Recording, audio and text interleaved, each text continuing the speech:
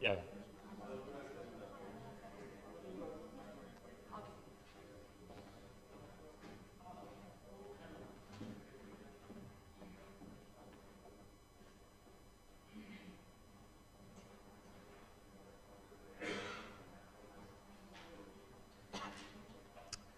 All right. Well, welcome everybody to day 2 of the conference, Ahmad Shah Massoud and the Past, Present, and Future of Afghanistan.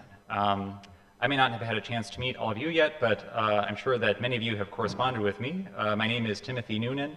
I'm the acting chair in global history at the Free University of Berlin, and together with Zalmay, Shivan, Mareed, and Ruhullah Amin, one of the co-organizers of the conference and a member of the academic committee. So on behalf of the kind of brains and muscle behind this event, welcome again to day 2. We have another really exciting program for today.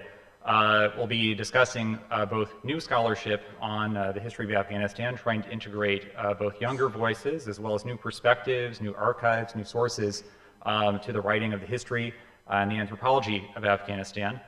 We'll be having a discussion in the afternoon after lunch about options for decentralization in Afghanistan, drawing on recent research in political science. And for our last 2 panels, co-sponsored by the Asia Center at the University of Sussex, as well as the Afghan Institute of Strategic Studies, we'll be looking at Afghanistan within a regional context, both from the bottom up, looking at anthropological perspectives on connections between Afghanistan and its neighbors, as well as the regional security situation. We'll be bringing on board perspectives about Afghanistan's foreign policy relations with countries such as India, Pakistan, and Uzbekistan. So we have a very rich program today. That program, however, kicks off with 2 keynote addresses that I'm very pleased to hand over the floor to be introduced. I'll be followed now by Maryam Azizi from Mosaic Afghanistan, who will introduce our 2 keynote speakers for today.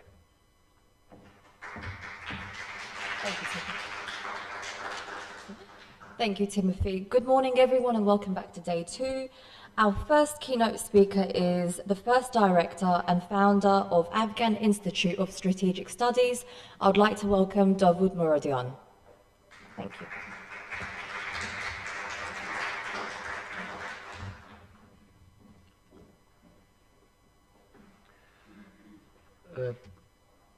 Good morning, ladies and gentlemen. It is a great pleasure for me to come back again to Cambridge University to give lectures. The first interaction that I had at Cambridge University, if Mr. Nishad recall, was in one of this famous Cambridge dinner function. And the topic was the relationship between Islam and the Western world. Rather serious discussion. But before the dinners, I don't know how come the conversation become a little bit colorful, and that was a question of the love of boy in Oriental society race and the discussion. So I was asking, so the lecture or the interaction on the history of the relationship between Islam and the Western world started by rather interesting conversation. Now, today I'm back at Cambridge University. I'm very grateful for colleagues who provide this opportunity for me and for all of us to come together to interact. And also, as the director of the Afghan Institute for Strategic Studies, as one of the co-sponsor of this event, so I'm very grateful to all participants and speakers who accepted our invitation to join us in Cambridge here. If you can see the title of my presentation, that I was encouraged by Mr. Nishad and Mr. Shivan, is 2 issues of if the Taliban is a totalitarian movement and British repentance, which would look at the relationship between Afghanistan and United Kingdom. So 2 topics and 20 minutes. So it is a little bit challenge for me in terms of how to make the 2 connected with each other's in the context of the times here. So and I will try to see, can we make a connection to characterize the Taliban as a totalitarian movement, and then link it with the UK policy towards Afghanistan. Let me see if I can make any case, a coherent case for that. On the question of the Taliban, if the Taliban are a totalitarian movement, I think one of the things that when it comes to the Taliban, there is a spectrum view of the Taliban.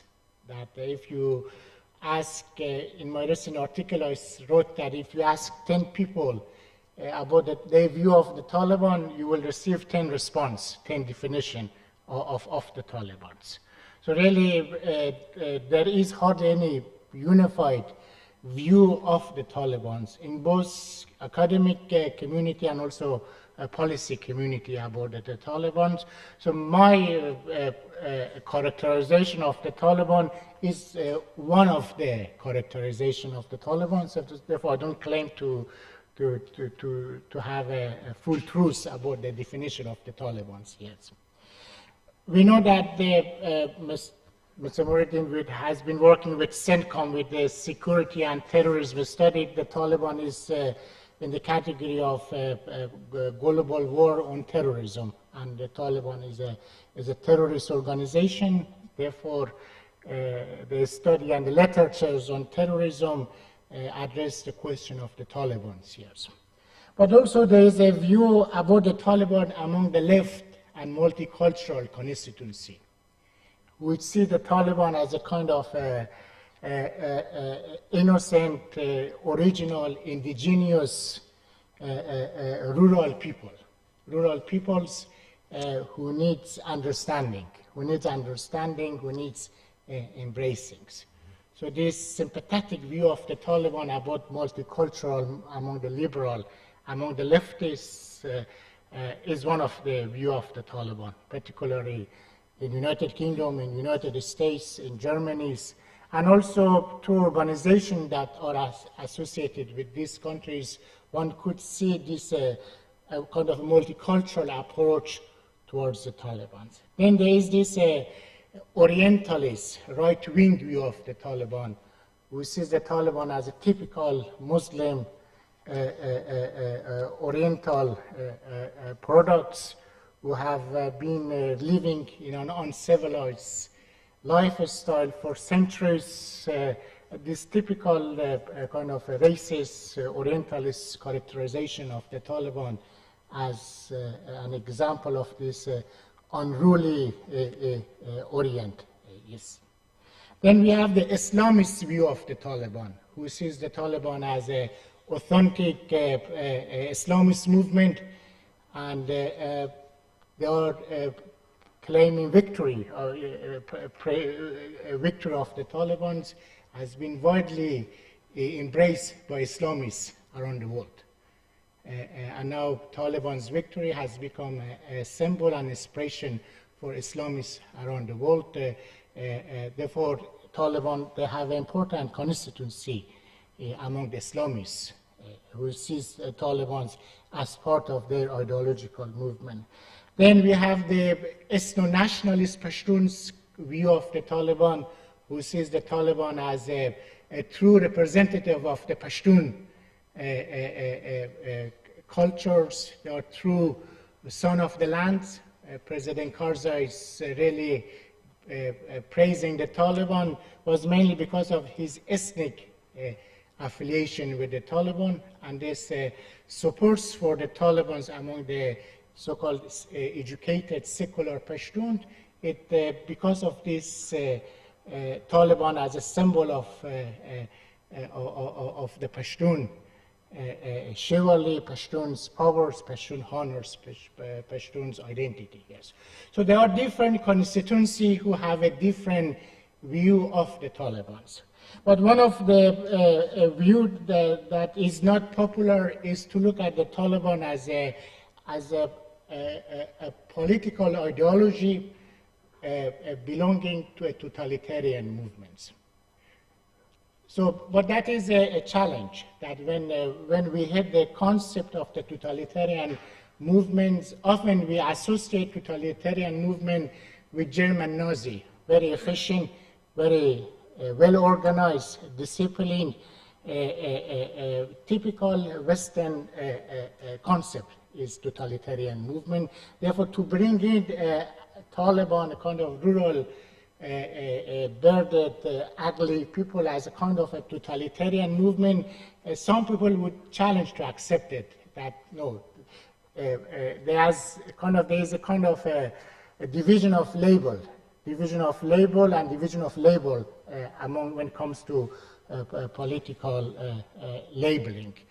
So it's very easy to label Oriental group as a tribal, but hardly you hear that in Western political discourse. We can say that tribal politics in Europe.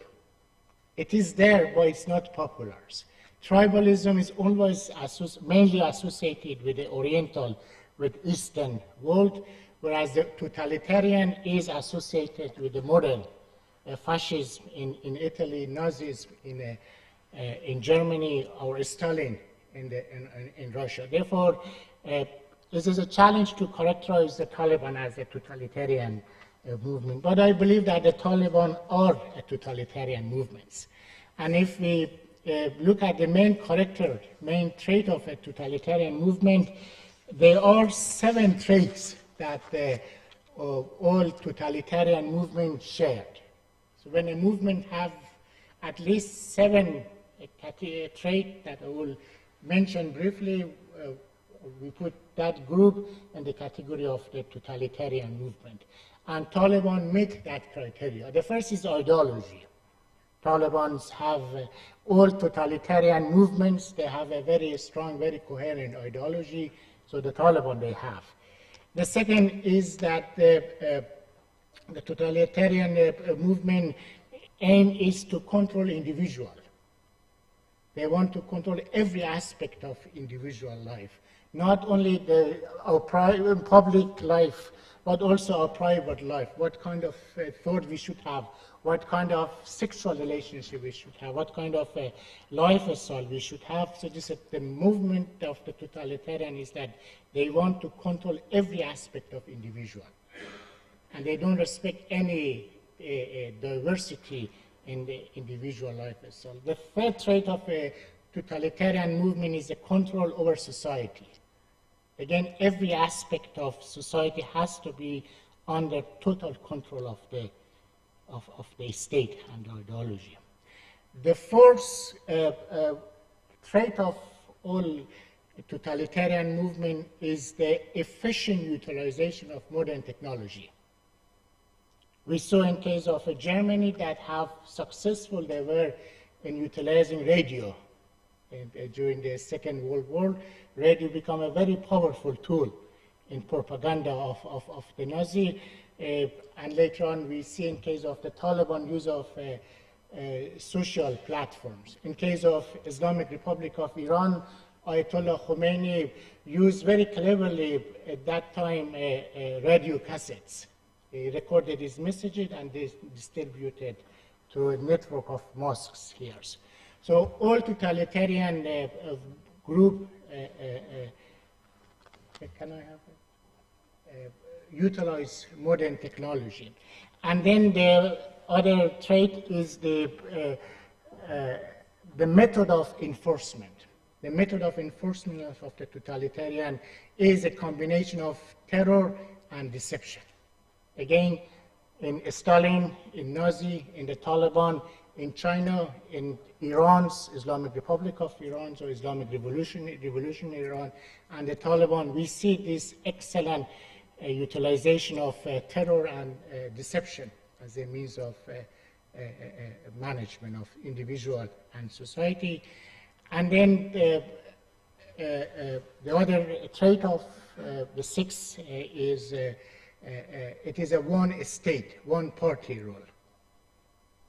There is no tolerance for democracy or pluralism. There is one state, one party. No pluralism, no democracy here.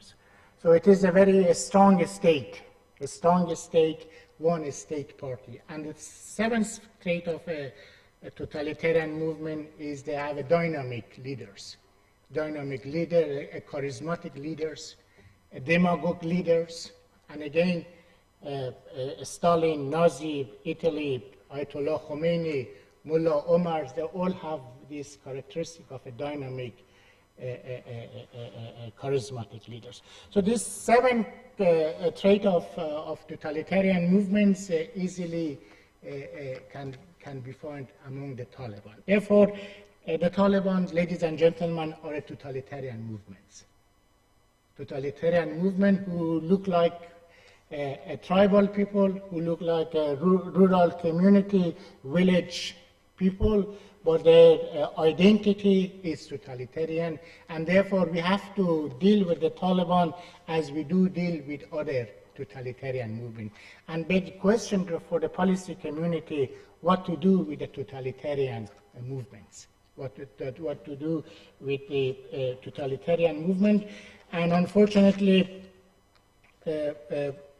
this has been one of the main failure of both Afghans leaderships and also our international partners not to accurately understand the Taliban. We thought the Taliban as a tribal groups, we thought the Taliban as a Pashtun group, we thought the Taliban as a kind of rural groups. Therefore, our prescription reflect our understanding of the Taliban, not necessarily the true nature of the Taliban as a totalitarian group. And the way forward to deal with the Taliban, again, example of fascism in Europe, Stalinism in the Soviet Union, or Maoism in China. There is no prospect of power sharing with totalitarian movements. So therefore, these diplomatic pressures on the Taliban that you should come to an agreement with Afghans to establish a broad-based, inclusive, participatory governance, it is against the very nature of the Taliban. We are asking Taliban an impossible things. We are asking the Taliban to change their entire identity, and they are not going to do it. And I will give them credit to their consistency. Their consistency that they say that we want to establish a true Islamic government. A true Islamic government.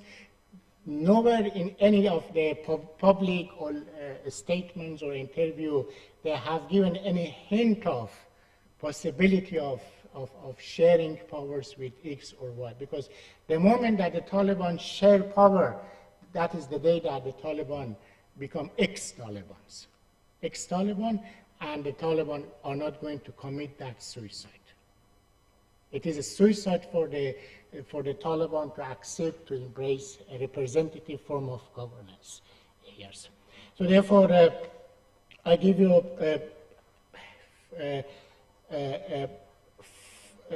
four examples that shows that how truly they are totalitarian of the nature of the Taliban. For those people still who are hesitant to accept the Taliban as a totalitarian movement, one is this concept of order among the Talibans. That today, for example, in Kabul, there is a lot of conversation among Kabul-based so-called minister of the Taliban. Minister of Taliban, so they have a lot of discussion, conversations, but when they go to Kandahar to present to the supreme leader, there is no discussion. There is no deliberations. When the supreme leader says something, then it becomes the law, as sacred as Holy Quran. And again, the Taliban have shown that incredible discipline among themselves. So when there is something related to the group's coherence, the group interest, it is one of the most efficient organization that one can find. Again, that efficiency, that order, that discipline is a key characteristic of a totalitarian movement. The second example is the Taliban's iconography. You know how obsessed the Taliban are with their flags. They want their flag everywhere. Even when I was at the Afghan, working with the Afghan foreign ministers, I will come back to this issue that there was a lot of pressure on us to endorse opening Taliban a political office in Doha.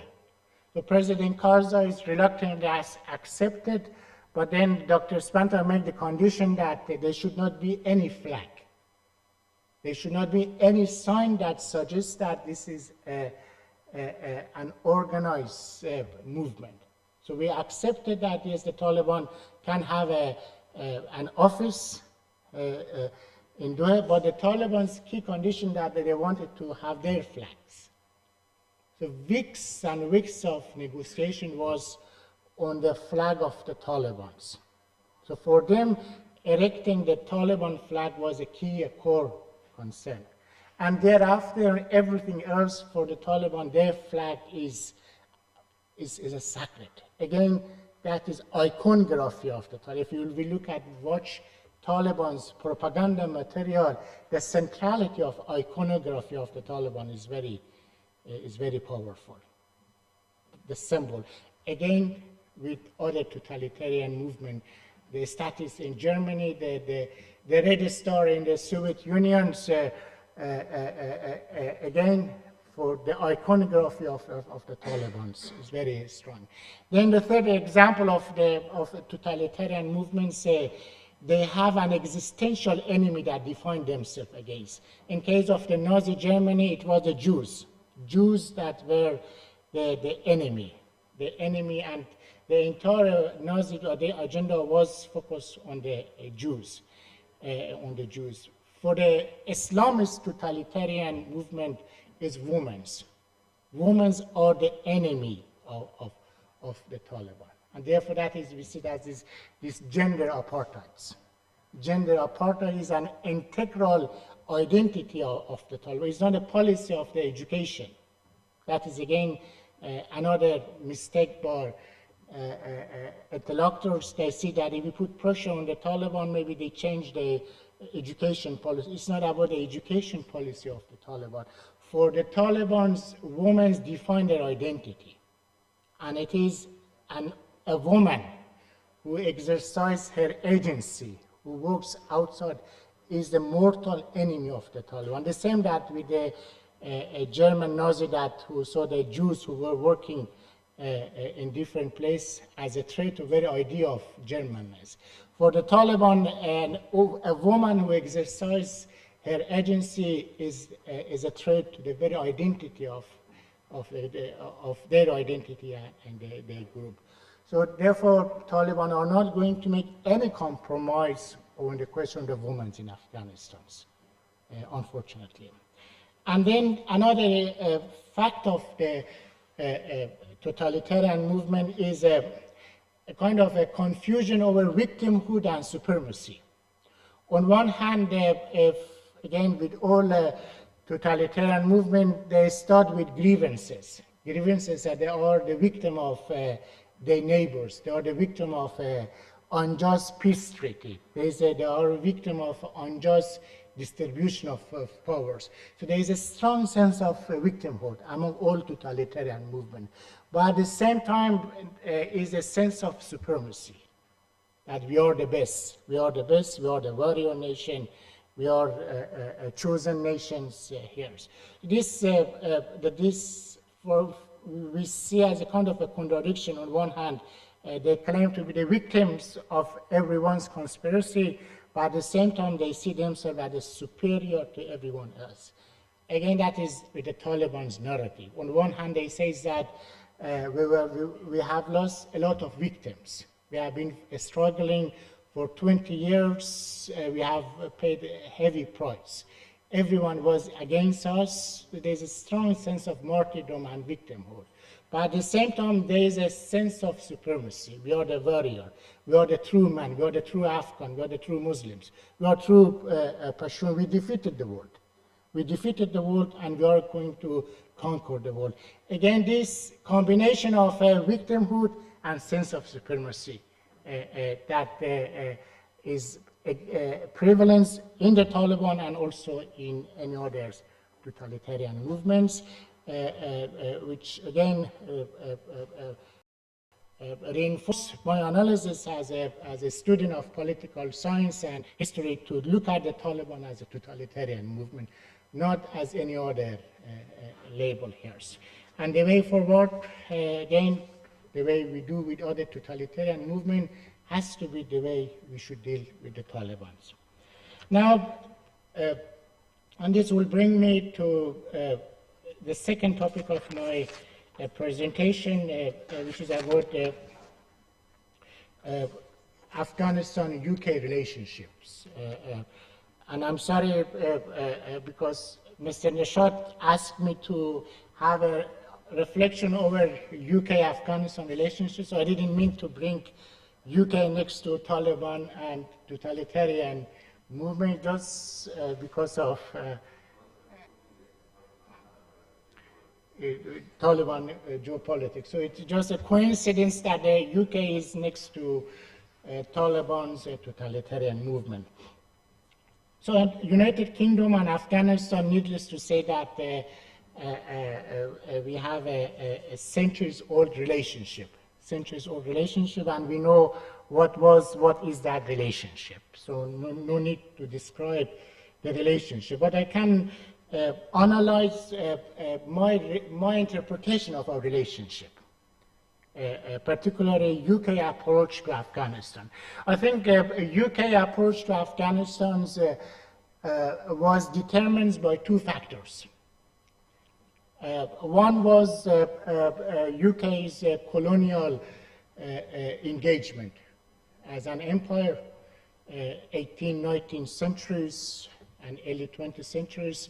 So Afghanistan, or the geography that is now called Afghanistan, was part of UK colonial kingdom. So therefore, Afghanistan is part of UK colonial legacy and history. And the second factors that determines and influence UK approach to Afghanistan is UK's global concern, global engagement, which I will briefly. Okay. So what are the manifestations of these two factors in UK approach to Afghanistan? And I can see a very clear consistency from mid-19th century to today's. I see a very consistent approach towards Afghanistan from London. And that is from early 19th century till the independence of India and Pakistan, it was an India-centric relationship. London looked at Afghanistan from its policy towards India, that kind of Afghanistan or Herat history as a gateway to India. So India was the central piece of UK approach to Afghanistan that look from London's. Therefore, UK was not interested in the history of Afghanistan. UK was not interested in the resources of Afghanistan. UK was not concerned about the people of Afghanistan. It was principally an India-centric relationship. Yes. From 1947, India was replaced by Pakistan. And from 1947 till 2022, it is Pakistan-centric. Again, this is the right of United Kingdom that how to characterize, formulate this foreign policy. As an Afghan, it's not up to us how other countries conduct their foreign policy. But I can observe that, reflect that it is a Pakistani-centric relationship, that United Kingdom does not have an independent Afghanistan policies toward Afghanistan. And again, for those who are not about my backgrounds, I was with the Afghan government till 2014. So it's not only a historical, some books, but also my interaction with my British colleagues, the British Foreign Office, British military, British intelligence, British development. So I could see that it is a Pakistani-centric. One of the, I do not want to name that ministers says to my boss, Dr. Spenta, he says that, Mr. Spenta, our Afghanistan policy is determined from Birmingham. And Dr. Spenta didn't know about Birmingham. Where is Birmingham? What is the relationship with Birmingham? Then I told him because there is a large Pakistani population in Birmingham. Birmingham's, therefore, whatever United Kingdom does in Afghanistan and for Afghanistan, the primary calculation is how it impacts its Pakistan policy, including Pakistanis of British Pakistani relationship. Therefore, my proposition is that the United Kingdom has had a consistent policy towards Afghanistan. First, it was India-centric, followed by a Pakistani-centric policy. The second considerations that impact the UK policy towards Afghanistan is UK global concern, global engagement.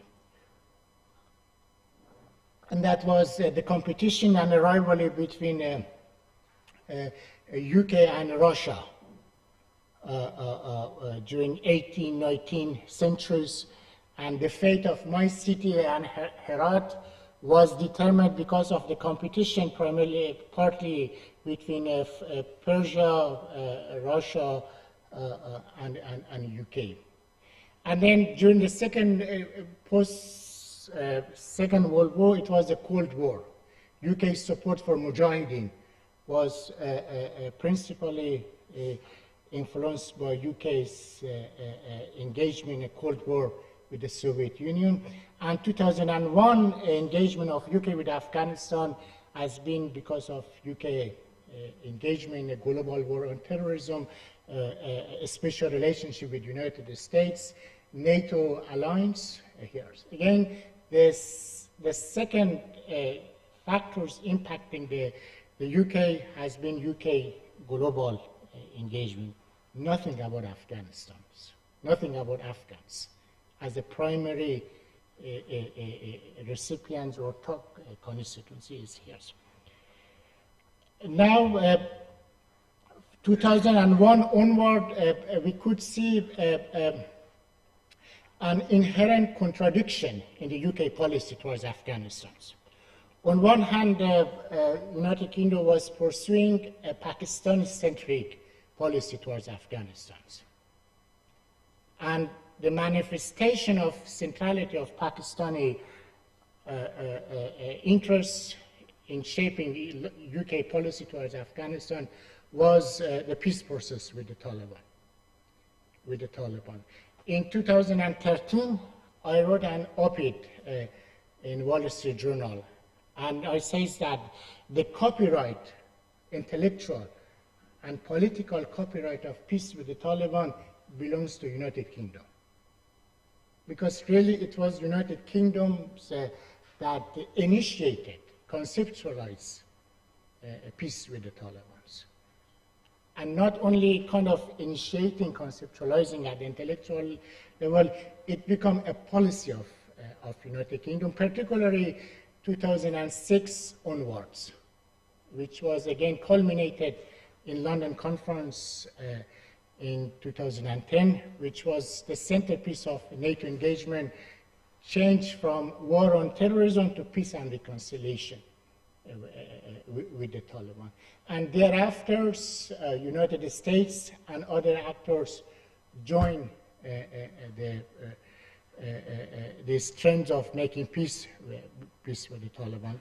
But again, my proposition is that the copyrights of making peace with the Taliban belong to United Kingdom.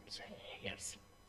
But then United Kingdom was a part of a global coalition against terrorism. It was a part of NATO alliance, and therefore United Kingdom wanted to have a democratic Afghanistan. He wanted to have a peaceful Afghanistan because of it was NATO alliance policy was for a democratic and free Afghanistan. So therefore, United Kingdom had to struggle with this contradictory. On one hand, promoting a kind of a Pakistani-centric strategy to Afghanistan, which was against an independent Afghanistan, which was against a democratic Afghanistan, which was against a pluralistic Afghanistan. But at the same time, United Kingdom was supporting a process that aimed to create an independent, pluralistic, and democratic Afghanistan. So United Kingdom has these inherent contradictions towards Afghanistan, between a kind of a Pakistani-centric approach versus United Kingdom members of a global community to help Afghanistan. And we know the last year's August, it was the result of that, our collective failure August was visible to all of us. I was at Kabul airport, and I think Your Excellency, we also were at Kabul airports as British ambassadors. So we were both at Kabul airports for different reasons. I was there to being rescued, and you were there to rescue people, but we saw that it was a collective failure as Afghan leadership, Afghan elite, and Afghan security forces, and Afghan regional partner and our global partners. So that August 15, 2021 was also a testimony to the failure of, or the result of UK's contradictory approach to Afghanistan, in addition to other factors. Now, the way forward, what I can see, that there are three thinking emerging in London about how to deal with Afghanistan. One is a kind of I would say it's a kind of a Brexit approach to disconnect from Afghanistan, to farewell to Afghanistan, to Afghanistan, and one can see this receding interest in Afghanistan in the fact that, for example, Chevening scholarship has been stopped for Afghan students. For example, during the debates in the conservative leadership, there was hardly any reference to Afghanistan's the rule of UK policy towards Afghanistan. And if you check the UK public diplomacy tools, there's hardly anything original or initiative coming from United Kingdom. And more importantly, the fact that this Afghanistan citizen resettlement scheme has not started practically. There has not been one single Afghan that has been brought to the United Kingdoms, whereas other nations, despite being involved with Ukrainian crisis, but they have still time and space for Afghan refugees, Afghan citizens. Whereas for UK bureaucracy is not, I don't see as a bureaucratic reasons that they are busy with Ukraine, but I see it's a kind of a policy reflection on part of the UK government or establishment what to do with Afghanistan. So one is school of thought is emerging in London that we have had enough with Afghanistan. Let's move on from Afghanistan, and good luck with Afghans, good luck with the region to take care of its problem with Afghanistan. The second thinking that again is visible is back to business as usual. This tempting again with the Taliban. Your successor, huge, is a Charge Affair, what's his name? Sure. He wrote an interesting piece for the Tulu TV websites about UK Afghanistan. Really, it was in a kind of, I think it's a masterpiece of writing a diplomatic piece. So I recommend you read that op-ed here, which was published a few weeks ago. He says, if I can quote him correctly, that we are ready to put aside our historical differences behind. That was his message to the Taliban. historical differences behind that and move on. That the Taliban, if they want to be embraced by international community and the UK, they should adhere to their commitment. Again, this second thinking is that the United Kingdom again wants to put its Afghanistan policy based on a reformed Taliban. On reformed Taliban that they can deliver some cosmetic change, but in return for recognition of the Taliban and engaging. And the fact that if United Kingdom can have a working relationship with UAE, with Qatar, with Saudi Arabia, with other authoritarian regimes, why not with the Taliban? So the second thinking is that kind of engaging with the Taliban. And the third is, which I see it here as a kind of a total goodbye from past, and initiate a truly new relationship with Afghanistan, and that new relationship based on a democratic and a pluralistic Afghanistan. Again, I see as a historical analogy in the United Kingdom, and that is the relationship that the United Kingdom has with South Africa. We know that apartheid regime in South Africa was somehow tolerated by the United Kingdom for many decades, despite a lot of pressures to sanction South Africa, to cut relationship with South Africa. But the vested interest of the United Kingdom allows United Kingdom to have a functioning relationship with South Africa. But as a result of pressure from within UK Church, UK University, UK, even late Queen Elizabeth was one of the few occasions that she made her view different from her government was on the relationship with South Africa. And there was quote that she confronted Thatchers about UK relationship with South Africa. We really hope that these trends becomes a reality in the United Kingdoms, and the United Kingdoms align itself with the democratic, pluralistic Afghanistan. The way that now United Kingdom has the same relationship with South Africa. But again, the onus is on us Afghans that we should have an anti-apartheid movement inside Afghanistan if we want to support our external partners. Once again, I'm sorry that I speak far more than what I should speak, and I look forward to listening to yours during the day. Thank you.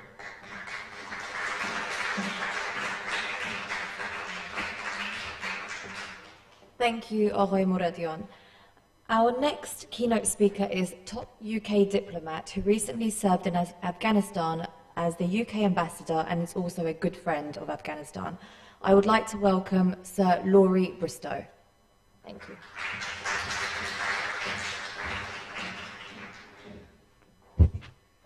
Oops. Thing where you drop all your papers on the floor before starting. Well, good morning, everyone. Thank you very much for the invitation today. I should say before starting, I am no longer a UK diplomat. I have left government service. I'm now up the road in Cambridge at Hughes Hall. I will, of course, make remarks informed by my government service, but please do not take what I say as UK government policy. One of the great freedoms of having left government is exactly that. It's the freedom to say, to speak on your own behalf. So that what I'm going to do is open a completely different window on these questions from the previous speaker. The window of a practitioner. And of course a practitioner last summer in that unique situation that we had around the time of the fall of the Republic, the chaos in Kabul airport and what happened afterwards. And for any practitioner at any time, there are two really big questions that stand in front of you. What are we trying to achieve, and what are we going to do in the realm of practical possibilities here and now? And your options are always shaped by the context. How we got here, what else is going on, how did we get to this point? sometimes your options are constrained. Sometimes your options narrow to essentially one or even none. And in those circumstances, you play the hand you're dealt. That's what you have to do. So I was the UK ambassador from June 2021 to after the fall of Kabul and the evacuation. I arrived in Kabul on the 14th of June 2021 alongside really big uncertainties about what would happen when NATO forces left. They were leaving as I arrived. But there was no sense at that stage that the whole thing would be overturned within 8 weeks, which was what happened. My previous 3 months in London had been dominated by the planning. I led a planning cell in London for the transition from NATO's Resolute Support mission. So the decision had been taken, or more likely confirmed in April, to end NATO's military mission to Afghanistan after the 20-year campaign. For the diplomats, though, the question was how to stay, and also to a very large extent why to stay.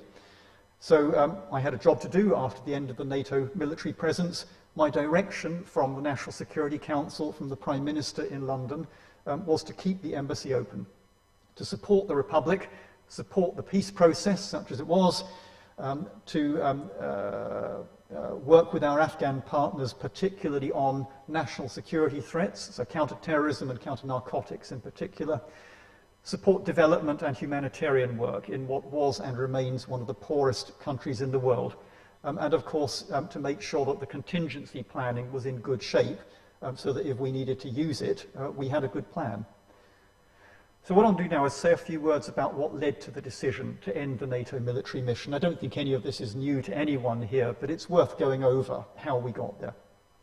So in February 2020, under President Trump, the US signed the Doha Agreement with the Taliban.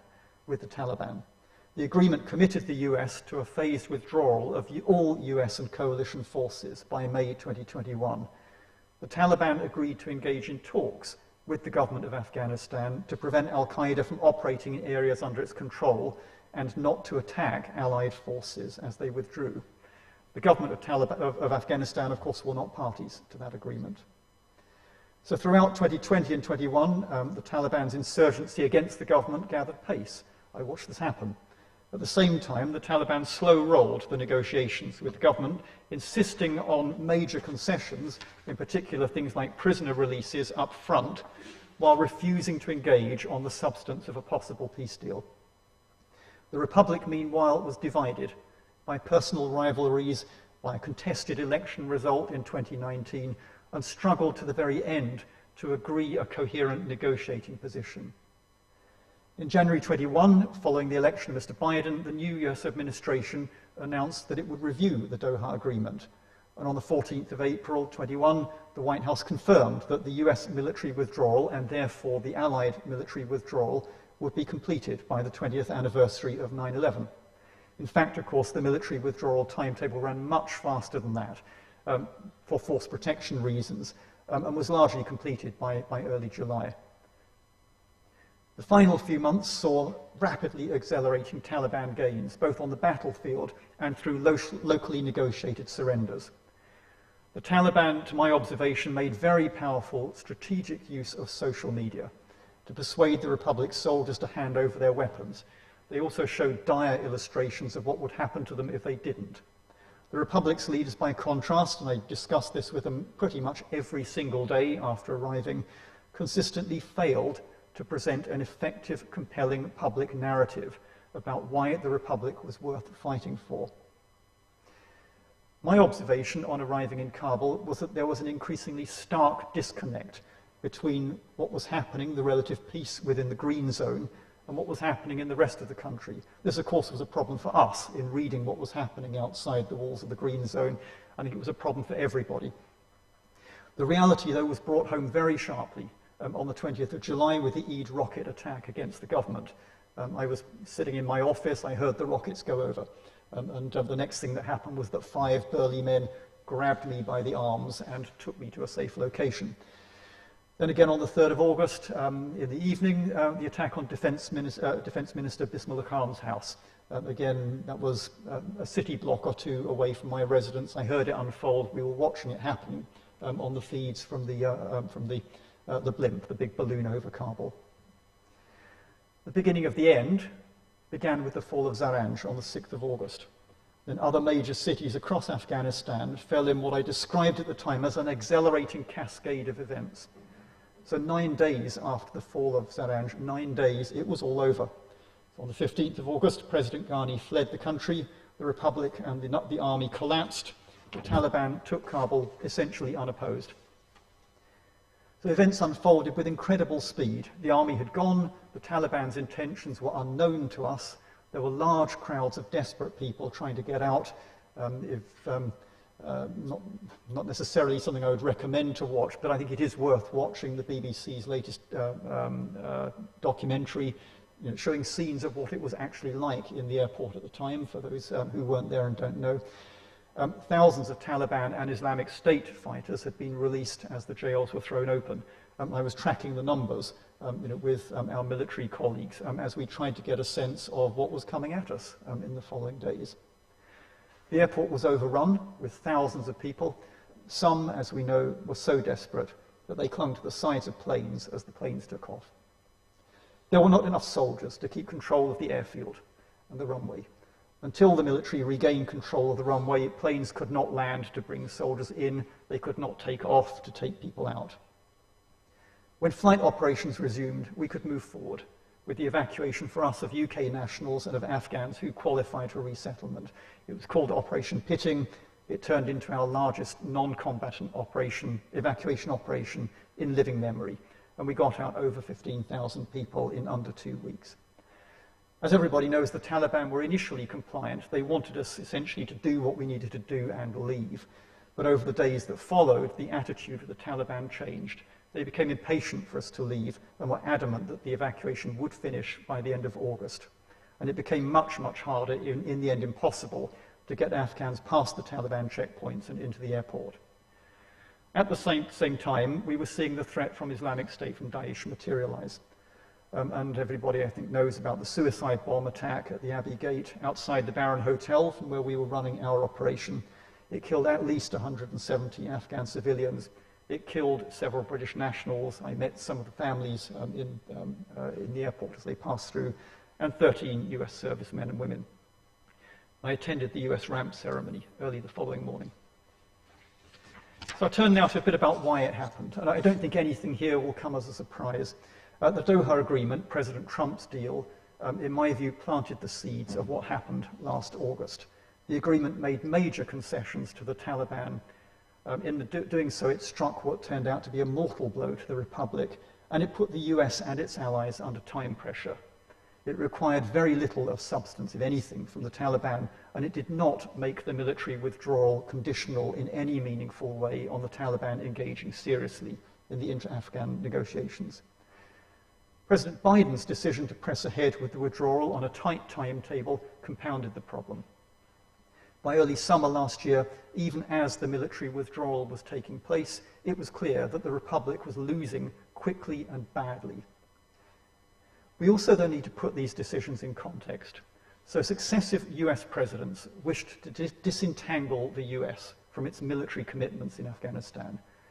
The roots lie in part in public fatigue and exasperation with the costs of the wars in Afghanistan and Iraq, lack of clarity about why we were there, and the sense that the wars were simply, by that stage, unwinnable. Mr. Trump's Doha Agreement was also driven by the US electoral timetable. Mr. Biden's decision to press ahead with the withdrawal from Afghanistan was driven by his well-known and long-standing skepticism about the purpose, conduct, and costs of the war. I also suspect that the circumstances around the beginning of Mr. Biden's presidency, the insurrection on the Capitol, encouraged by Mr. Trump, meant that he needed to demonstrate grip and deliver an important, difficult foreign policy goal early in his presidency. Now, this is the difficult bit. In my view, there were valid political and strategic choices behind the decision to focus resources and attention elsewhere. Mr. Biden set this out very clearly in his statements in April and June last year. The US and its allies needed to refocus resources and attention on different challenges. The re-emergence of great power rivalry with China and Russia. I've been working on the second of those since the beginning of this year. The systemic challenges of COVID and climate change. Not spoken by Mr. Biden, but I think also a factor, the urgent need to address the domestic issues that had led the US to an outgoing president contesting an election result and the very troubling events that followed in the US. President Biden was and is, in my view, not wrong about those priorities. They are some of the major challenges of our time, and as practitioners, we need to accept and address that. But it does not follow from that that we have or had the option to walk away in Afghanistan. So we need a proper reckoning of why the 20-year campaign ended in the way that it did, to which conferences like this can contribute. We need to understand the failures of policy and strategy that were made along the way so that we can understand their consequences. So I don't have many answers, but I have lots of questions, and I'll lay some of them out. Should we, could we, I think, picking up on some of the things the previous speaker was saying, have brought the Taliban into a peace agreement earlier, a peace settlement earlier, perhaps much earlier, the best part of 2 decades earlier? What was the effect on Afghanistan's society and politics of the vast military presence and the operations it conducted, and of the huge resources that we poured into the country? Did we deceive ourselves about what could be achieved, in particular through counterinsurgency campaigns? Should we have managed things differently with Afghanistan's neighbours, in particular with Pakistan? Did Afghanistan's leaders, all of them, take seriously their responsibility to lead the country? Could we have incentivized them better to do so? Could we have conducted the military withdrawal, if we had to do it, differently, making it clear to the Taliban that their only viable path to power was through negotiation? I touched earlier on the difficult choices, the real choices that leaders have to take every day in democracies. Our public was no longer convinced that we had enduring interests in Afghanistan and that protecting these required accepting also the costs and the risks of doing so. It's not hard to understand why large parts of the public had lost patience with the Afghanistan campaign. The costs were huge, human as well as financial, but little evident gain. The UK lost 457 soldiers in Afghanistan. Many more suffered severe physical and mental injuries. The US lost nearly 2,500 soldiers and spent over $2 trillion on that campaign.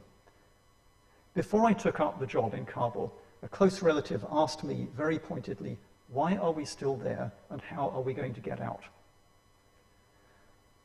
I'll try and sketch out a few, not really answers, but again, things to think about as we try and reach our way towards answers. Why does the failure of that 20-year campaign matter? It was a failure. First, we need to go back to why the US and its allies intervened in Afghanistan after 9/11. The public may not be much interested in Afghanistan now, but they are certainly interested in the consequences of failure in Afghanistan.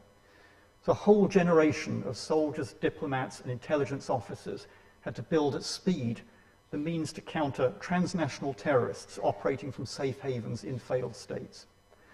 We've seen this happen repeatedly, and we will again face the dilemmas a generation of policymakers and implementers faced in Afghanistan: countering terrorism, countering insurgency, narcotics trafficking, trying to build a state in a country where the state hasn't so much failed as never even existed in a form recognizable to us, addressing grinding poverty, illiteracy, and misogyny, dissuading people from migrating en masse to find better lives. Who blames them? Many of them turning up in small boats trying to cross the English Channel. The political debate in the UK focused in particular on our relationship with the US. It's been said openly, including by me, we did not agree with the decision to withdraw NATO forces in the manner and on the timing that we did. And for the UK, it was a very uncomfortable moment about the limits of our influence on US decision-making that was exposed there. But it didn't tell us anything we didn't already know. It was a jolt, but I don't think it was a Suez moment. It was also a difficult moment in the transatlantic relationship for similar reasons, the wider transatlantic relationship. But talk at the time of a more serious rupture, I think, was overblown. And it's been comprehensively overtaken now by the clarity and unity of response within NATO, as well as the G7 and almost all of the EU, to Russia's invasion of Ukraine. But we do need to build on that solidarity. We need to reinvest in the transatlantic security bond. We need to maintain a strong consensus that Europe's security and US security are not divisible, and that we need to address together the same underlying challenges. One key element of that arises out of the exit from Afghanistan is how potential adversaries read our actions, our intentions, our will. I do not believe that the decision to withdraw forces from Afghanistan was a deciding factor in Putin's decision to attack Ukraine. But I do believe it was a contributory factor in Putin's catastrophic misreading of the West's will to protect its interests. We need to address that because, as Biden set out, acknowledged in his decision, we are entering a new phase of great power competition. What happened in Afghanistan was not a military defeat for US-led forces, whatever the Taliban say, nor was it the outcome of great power competition. But a renewed focus on great power competition was a reason for changing US defense and foreign policy priorities. And these are things we're going to need to work through over the coming years. We also need to think very clearly about our values and about how they relate to our interests, including our security interests, and how we promote and protect them. Last year, before and after the fall of the Republic, we spoke a lot about protecting the gains of the previous 20 years, particularly in terms of education and health, and above all for girls and women in Afghanistan. And I don't need to explain to this room, girls and women, Afghan girls and women, have been the biggest losers by far from the Taliban's return to power. That is a political, a moral, and a reputational problem for us, not least because of the resources and the priority we gave to improving access to education and health, particularly for Afghan girls and women. And now, with intense pressure on aid and development budgets, we need to restate the case for human development in poor and war-torn countries. We need to restate the case that this is in our own best interests, including our national security interests. So finally, what did we learn? What do we need to learn? I'll set out in outline some purely personal thoughts. These are not, I repeat, UK government policy, although I hope that they are at least lodged in the UK government. A political choice was made to end the military presence. That is a perfectly legitimate democratic choice. But a time-based rather than a conditions-based path to the door handed leverage to the Taliban, in my view, unnecessarily.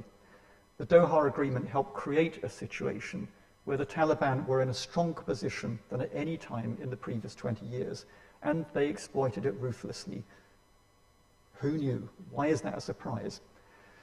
We missed the opportunities to bring the Taliban into a negotiation on more advantageous terms. But a different path would undoubtedly have meant accepting more risk. We chose not to do that. Second, the size and posture of the Western military presence and aid flows helped create a dependency culture. Some Afghans did very well from this, people who knew how to engage with us and tell us what we wanted to hear. But we need to ask what we missed about how wider Afghan society works.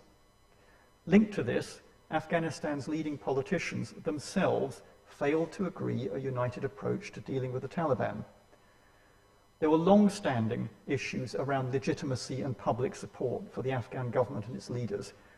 This is partly a story of corruption and predatory behavior, of weak state institutions, of weak personalities, and of compromised political leadership. But that isn't the whole story. It's hard to build legitimacy and public support when you're fighting a counterinsurgency campaign. I don't need to spell out why. It's even harder when your ability to do so depends on a massive alien foreign military force. The Taliban exploited the government's disconnect from ordinary people's lives, putting in place parallel governance and strategic communications that further weakened the republic. This problem did not start with the Ghani government.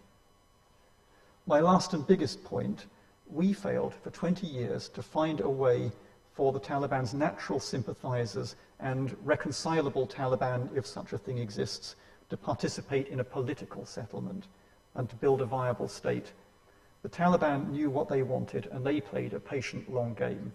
We struggled to identify what we wanted or to exercise the strategic patience and the willpower to achieve it. I do, though, want to finish on a more positive note. In my short time in Kabul and since, I have met some of the most courageous and principled people I've ever known. Afghan women and men who put their lives on the line to defend their right to live freely. And our own military development people and diplomats who believed in a different sort of Afghanistan and were prepared to take personal risk to help Afghans achieve it. It's too easy to think that Afghanistan is yesterday's news and it isn't our problem anymore. Neither is true, and we shouldn't allow ourselves to believe otherwise. Thank you.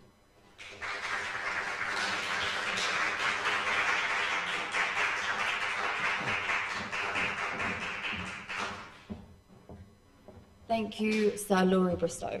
As we are nearly 40 minutes behind our schedule, I kindly ask you all to take only 10 minutes break. The coffee will be through the double doors. Please ensure that's 10 British minutes and not Afghanistani Afghan minutes. Thank you.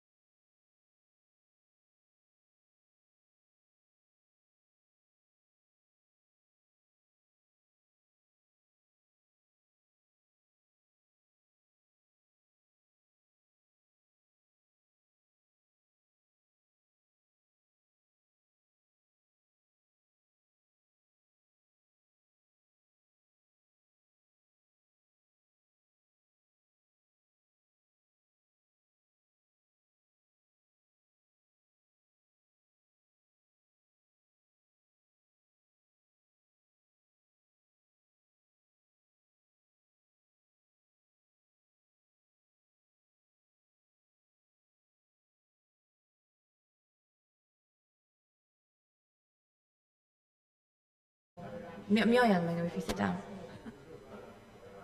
Shall I just start?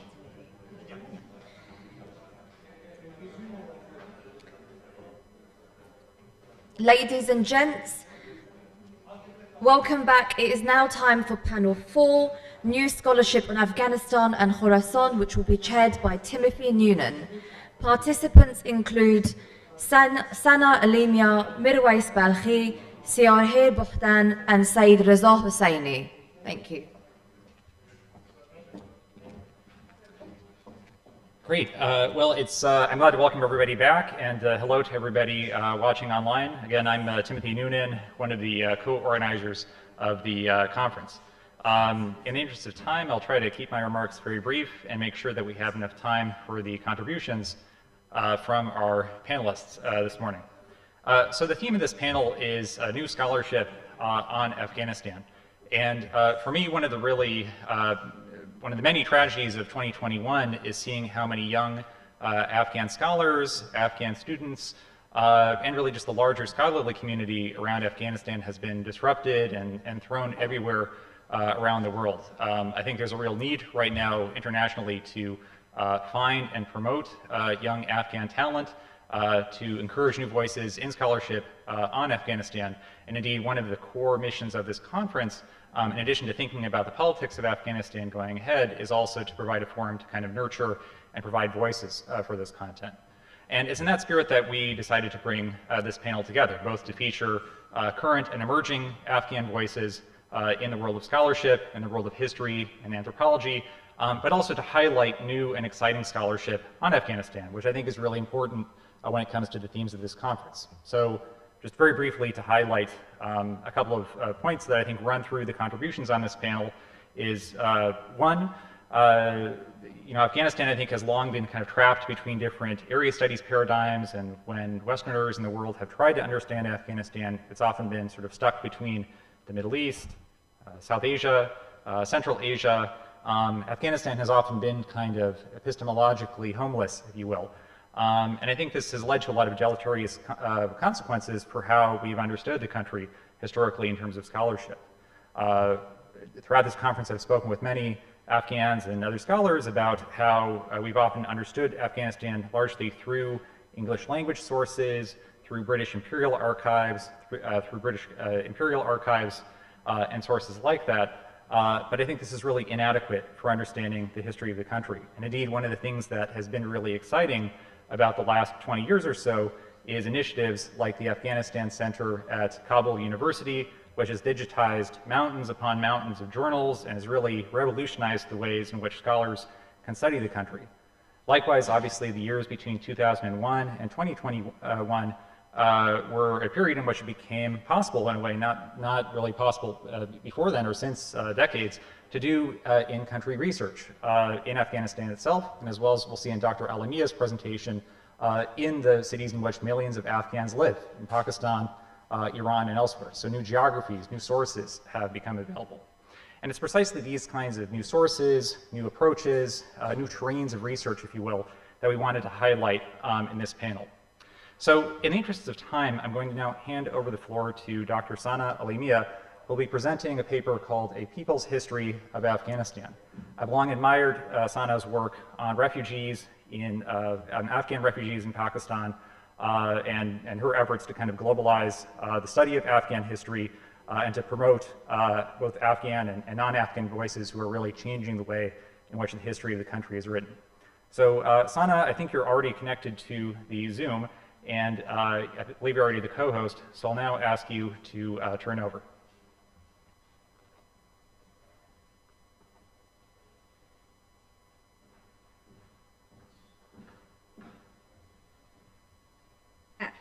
If I could just have a thumbs up or thumbs down if you can hear me. I'm actually perfectly on the balcony and hiding from my children, so I've tried to keep the acoustics as easy as possible. But if you see children running through, forgive me, I'm on maternity leave at the moment, and this is just how it goes when we are living our lives as full human beings, we hope. Thank you so much, dear Timothy, for inviting me to participate in such a wonderful conference. And thank you so much to all of the organizers who have done a lot of the work behind the scenes. I'll be discussing today, as mentioned, the idea of writing a people's history of Afghanistan. And I'll ask a few questions. What would a people's history of Afghanistan look like? And as scholars and practitioners and others, why should we be interested in writing and reading this history, or histories rather? And what efforts can we already see on this front in new and emerging scholarship? Allow me, however, to start in a somewhat different location, geographic location, the United States, whose recent history is, of course, intimately tied to that of Afghanistan. And I turn to the work of Howard Zinn, the American historian, playwright, and activist, who in his seminal text, A People's History of the United States, says, "One can lie about the past, or one can omit facts, which might lead to unacceptable conclusions." Zinn spent much of his life both in and outside the academy, taking to task conventional readings of the history of the United States, often produced through the lens of the white Christian settler colonial male, if you will. And in the text, Zinn unpacks nationalist myths that surround the so-called glory of the United States. American history, he tells us, was not glorious for everyone. Not for the First Nations peoples, not for those who were forcibly enslaved from West Africa and transported to the Americas, not for the poor, and not for countless others. Zinn's work spoke to and continues to speak to existing works by indigenous, Black, feminist, and other activists and scholars who had already been laying bare the violent foundations of Western liberalism and so-called civilization. Now, why I start here, or why do I start here? Afghanistan has not been a settler colonial state, and nor has it been an imperial power in the way that the US or other European countries have been. The layers of hypocrisy to reveal, if you will, in a Zenonian fashion, are not as dramatic as they are for, say, the US. And if anything, of course, we know how imperial influences from the British to the Russians to the Americans have shaped Afghanistan. Nonetheless, this tradition of writing history from below, as it has emerged from workers' histories, from peasant studies, from feminist, anti-colonial, anti-racist, post-colonial scholarship, and now decolonial scholarship, is important to offer us a route as to how we could and should study Afghanistan and its diasporas that moves beyond certain tropes that we have become so accustomed to. The call to work on a people's history of Afghanistan is not necessarily a call to romanticize the country, the poor, and so-called marginalized groups, but instead, it's a call to try to tease out some of the omissions in the studies of Afghanistan, to weave in crucial sideline stories, and to show how people can and do join together to coexist, to resist, and to occasionally win. In the words of Zinn, he says, "I'm supposing, or perhaps only hoping, that our future may be found in the past's fugitive moments of compassion, rather than solid centuries of warfare." This is then, in effect, a call to try to imagine possibilities of a better future within the country by a greater examination, both of the past, but also of contemporary society. And it's through these processes that we hope we will be able to broaden our capacity to theorize concepts that we often use quite sweepingly when it comes to the understanding of Afghanistan, state, society, culture, both past and present. Now, this is a project that I don't suggest remains within the ivory tower of the academy. And the ways in which we move beyond our own echo chamber is an important question, and one that we must ponder on. And I won't have the answers, and I don't have the answers for that in this moment and in this talk. Still, I hope that we can use the conversations that we have today, and I really do wish I was in person to be able to have some of these conversations in person. But I hope that we can use this as a starting point for a reimagining of Afghanistan beyond the tropes that we have become so accustomed to. And of course, as Timothy mentioned in his opening remarks, the recent efforts that we see of reimagining Afghanistan's history and scholarship offer us a crucial and important contribution to bringing into question myths that surround the nation, both within Afghanistan and also outside it. And I'm going to turn to discuss this now with 4 broad themes, and I'll also link it in a little bit eventually to my own work. But the 4 themes that I'll discuss, of course, are Pashtun domination, the question of gender, and the latter part, violence and the territorial nation state. Now, as we know, and as I'm assuming will have been discussed in the conference given the schedule outline, myths surrounding the Afghan state remain strong, and particularly the idea of Afghanistan as an ethno-national Pashtun state with its genesis linked to Ahmad Shah Durrani and the founding of the Durrani Empire. Respective works of historians, including Sheikh Mahmoud Hanifi and Jamal Hanifi, of course, have shown us that even a rudimentary examination of the Afghan state and its historic character show that the rulers exert and exude a Persianate culture and political character. Benjamin Hopkins' work has examined how Mount Sion Elphinstone's epistemological ghost hangs over how Afghanistan has been governed throughout the 20th and 21st centuries, both from inside and from outside. And I don't want to labor this point, this obvious point, too much, that within Afghanistan in the 20th century, the fixation on a Pashtun culture emerged as a way to mimic Eurocentric notions of ethno-national purity, in the words of Sheikh Mahmoud Hanifi, in which other Persianate groups and ethnic groups were marginalized. But I do mention this point here because there is, of course, increasing and frankly quite exciting scholarship, oral history projects and artists' works and digital archives that are taking place both within and outside the country that are uncovering a much more complex picture of Afghan history, in which we see groups such as Hazaras, Tajiks, Turkmen, Uzbeks, and others who are understood to be key makers of Afghan state and society. And I know some of the speakers will have been touching upon this throughout the conference today and yesterday. In some cases, we see quite literally how the lives and labor of, say, Hazaras have contributed towards the consolidation and the making of the Afghan state. For example, Ni'matullah Ibrahimi's 2018, The Hazaras and the Afghan State, has been an important contribution to understanding the Hazara relationship with the Afghan state and how frequent episodes of ethnic cleansing, mass dispossession and forced displacement, and social and economic exclusion have been central to the makings of the Afghan state.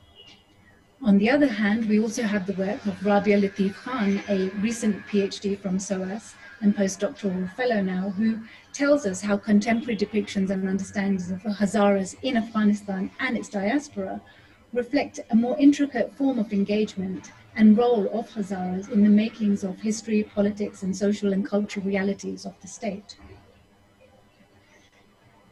Let me turn now to how a people's history, or reading histories from below, has also been an important way and can offer us an important way to re-examining one of the bigger questions that has dominated understandings or debates around Afghanistan, and that is with regards to gender.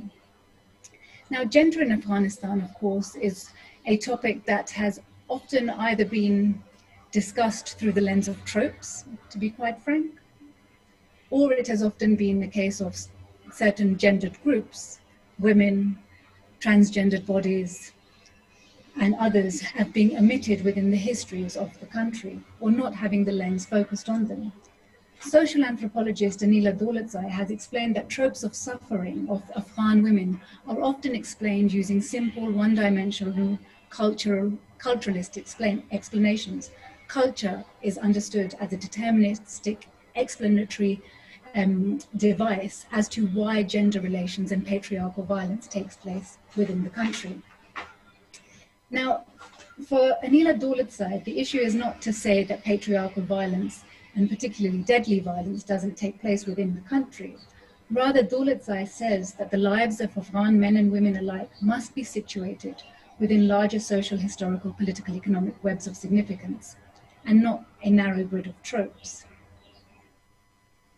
Faniz Musawi Natanzi's recent publications and her postdoctoral work at Duke University have examined, for example, how it is that women and artists contextualize their lives under geopolitical conflicts and contexts and move beyond these tropes. Meanwhile, there are bodies of works that are being taken place by exciting historians, both in and outside of the country, who are unpacking and picking away at the omissions of women in history. Historian Maria Hanoun, who is now based at Exeter University, uses Cynthia Enlow's methodological approach of a feminist curiosity to re-examine archives and show the role of Afghan women in Islamic reform in the making of the modern Afghan state. And I'm very sorry that I missed Munazza Ebtikar's work yesterday, but I, of course, was a big fan of her 2021 article on Rabia Balkhi, Afghanistan's most female poet, an article that brings to light hidden figures within Afghan history. And also there is the work on Afghan masculinities that has been taking place by figures including Aziz Hakimi, who unpacks and tries to understand how Afghan masculinities challenge tropes around, or gendered tropes, not just of the Afghan woman who's in need of saving, but also of the Afghan man who's often constructed in British terms. I'll move on now to another trope that a people's history could perhaps help unpack when it comes to our studies, imaginings, and understandings of Afghanistan, and something that I'm particularly interested in. And that is the third trope or myth that I wanted to challenge, of violence. Now, when it comes to violence, the phrase that I mentioned by Howard Zinn, to question solid centuries of warfare, seems apt when we think of Afghanistan, because it is a trope that we have become familiar with. In Nivi Manchandana's 2021 publication, Imagining Afghanistan, in her book, she tells us how Afghanistan represents an intrinsically violent place in the imagination of, say, the transatlantic Anglosphere. All the while, the US and the UK may maintain that they have nothing to do with this violence, even though this is clearly not the case. Shah Mahmoud Hanifi's work shows how after 2001, there was a proliferation of literature on Afghanistan that centered on military expeditions, be it of the Great Game, the Soviet-Afghan War, or the War on Terror.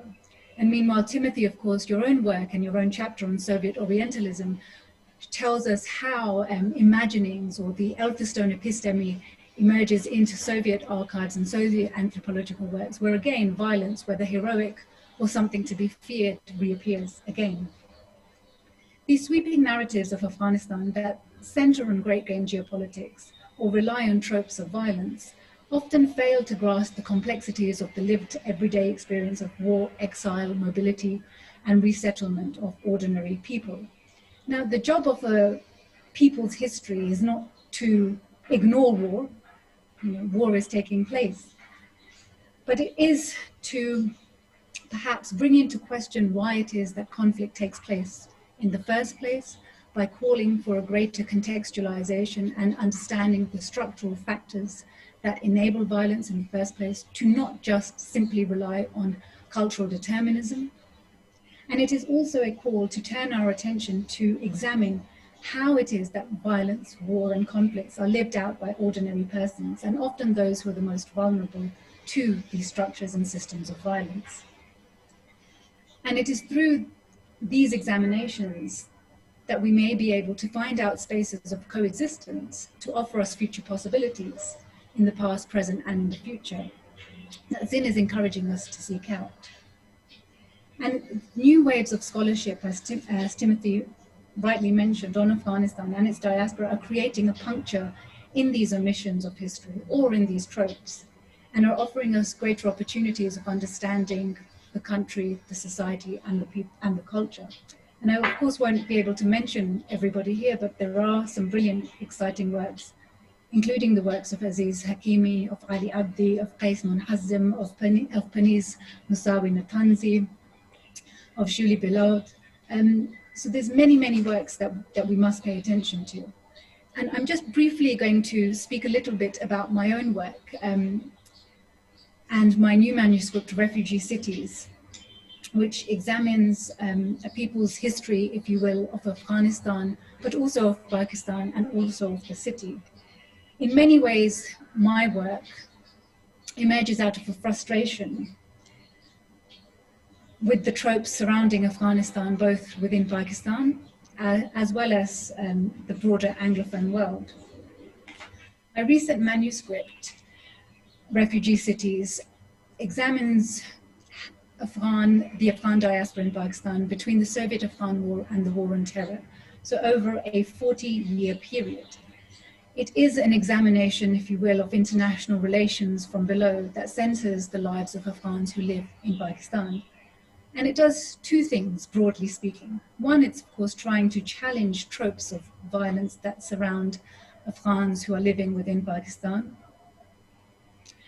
And it is also trying to understand and seek out and understand the spaces of coexistence, which often are unpopular amongst jingoistic nationalist rhetoric frankly, on both sides of the border, but to understand and examine spaces of coexistence that do take place over a 40-year period.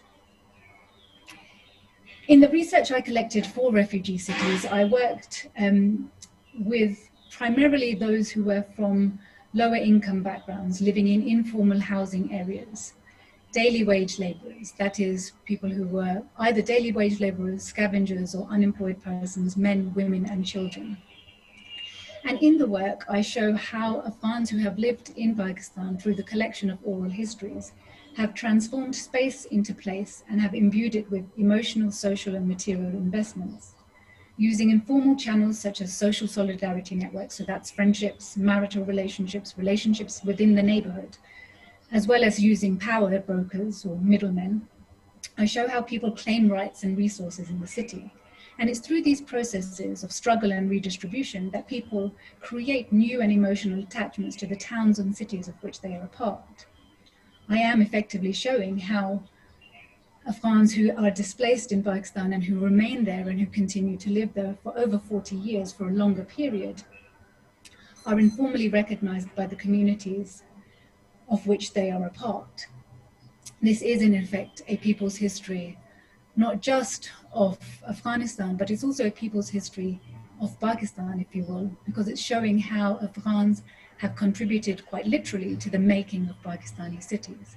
And in many ways, it's an effort to engage in a people's history of cities and how people make cities in transnational ways.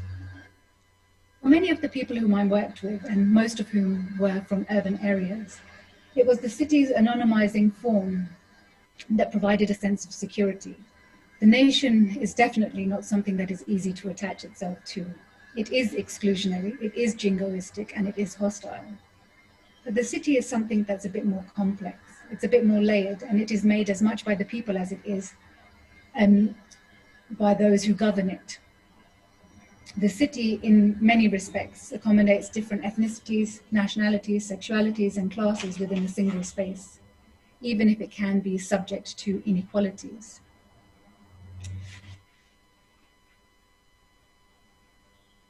If we are to speak of a people's history of Afghanistan, a project that I really hope an emerging scholar will undertake, we will need to look at the complex lives within the country and also amongst its diaspora. We will want to engage in a project that seeks to unmake some of these myths surrounding the country, and we will also want to engage with those who exist outside of its borders and outside of its boundaries. I'm going to leave it there just because I'm quite aware of time, but I hope that in the question and answer session, we'll be able to perhaps tease out some of these thoughts as to what a people's history of Afghanistan could look like, and what are the ways in which scholars could potentially go about doing such a project. Thank you so much for your time, and I hope everybody could hear me okay. Thank you.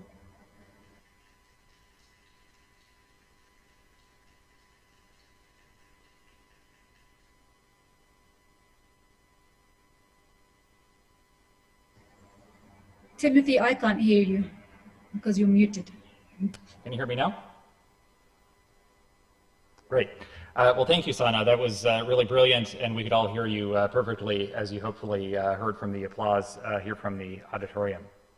We're currently having a bit of difficulty with one of our speakers, Dr. Balkhi, so I think we're going to jump ahead in the schedule to our next paper from Dr. Serhii Bodan, joining us from Berlin. Dr. Bodan will be speaking on some of his recent research in the journals of Jamiat-e-Islami.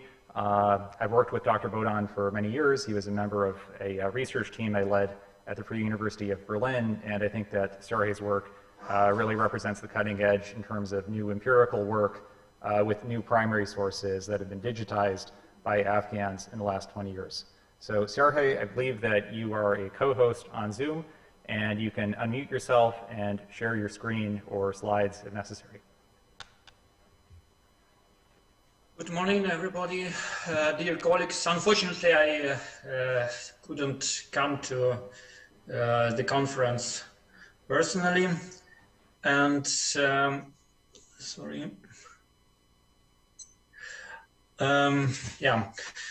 and have to participate indirectly.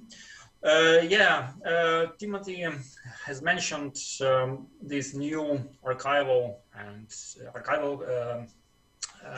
collections and also online publications of materials by Kabul University.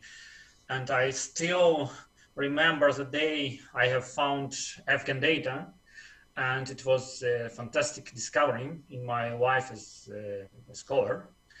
I think that it is still something to be reprocessed by many scholars in the years to come. So it was a fantastic job done by some enthusiasts in Kabul, in Arizona, and elsewhere. Yeah, and now to my presentation. So it is just a second.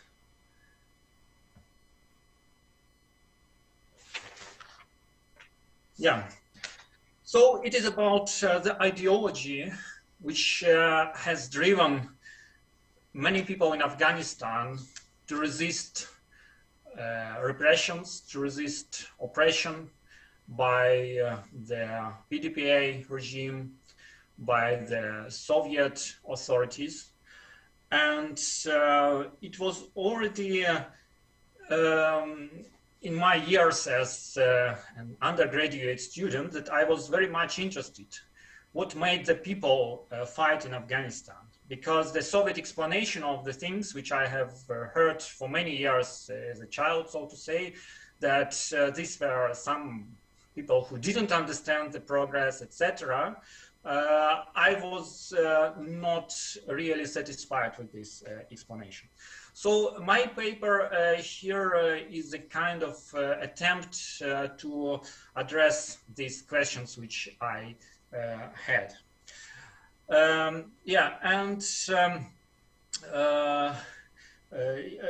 I tried to analyze the ideology and politics of the Jamiat-e-Islami Afghanistan, so the Islamic Society of Afghanistan, ISA, in the 1980s, by looking into the movement's periodicals and publications in Dari, Pashto, Arabic, and Urdu. Here we have many publications now online in Afghan Data and elsewhere, written by the ISA members for fellow members and supporters, and these sources can reveal something of their motivation which drove them to resist the oppression back then. So the ISA considered itself to be a revolutionary movement and its members to be ideological fighters for the revolution. Here is how the struggle was presented, for example, in the early phase. A fierce and bloody battle between revolutionary mujahideen of the ISA and Russian occupation forces and the internal communists. It can also be seen in the description of celebrated figures, heroic figures. When a martyr is emphasized, you can see it here as coming from a committed and revolutionary family, and so it was, so to say, a revolutionary identity of the ISA, which is very clearly visible here. Probably the most influential contemporary thinkers whose concepts were prominent in the ISA ideology back then were the Egyptian Said Qutb and Iranian Ali Shariati. The former represented the major strand of Sunni Islamism, of course, the latter that of Shiite Islamism.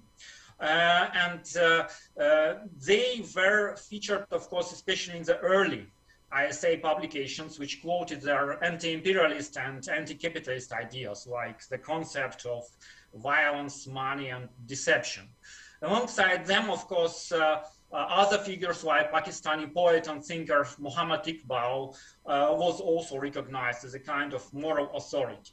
So in general, the ISA, of course, referred to the history, ideas, and figures of the international Muslim Brotherhood movement so often that it can be effectively considered a part of it. Inside this movement, the ISA seems to be the closest to the Syrian chapter of the Muslim Brotherhood, at least by the mid-1980s.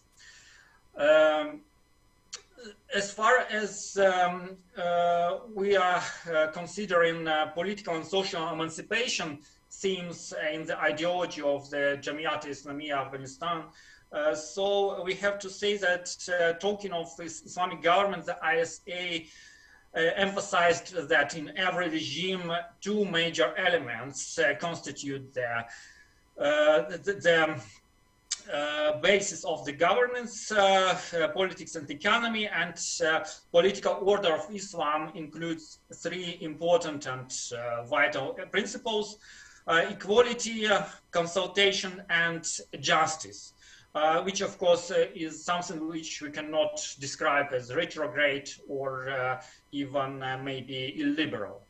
Of course, the movement's ideologues and activists wrote repeatedly of downtrodden and deprived masses, and it was them who had to be protected, of course. You can see here some examples of this rhetoric. The ISA publications highlighted its link to the poor. Here again is just one example of many obituaries of Shahids which stressed these traits of the ISA fighters. And for example, like he suffered much from the poverty of his society and people, and he was convinced that whoever claims a link to Islam, he cannot simply accept imprisonment, tyranny, and suppression. And you can see also from this fragment that the ISA activists considered the time before the Saur Revolution and after the Saur Revolution of the PADPA as essentially the same time of oppression of downtrodden masses. We have, as I say, many examples of exactly such rhetoric, and you can see that here Islam doesn't mean social conservatism at all. Yeah, and even the criticism of socialism didn't mean the dismissal of the social equality message altogether in the ISA publications, at least until the mid-1980s or even the late 1980s. The criticism of socialism meant, first of all,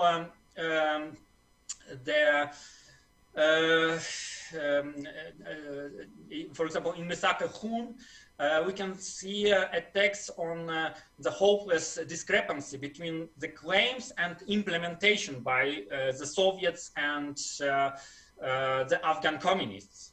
It derided the so-called main headquarters of peace and socialism, noted that they call their claims, their crimes defense of peace and socialism, but then illustrated it with many examples that there is no peace and there is no social equality.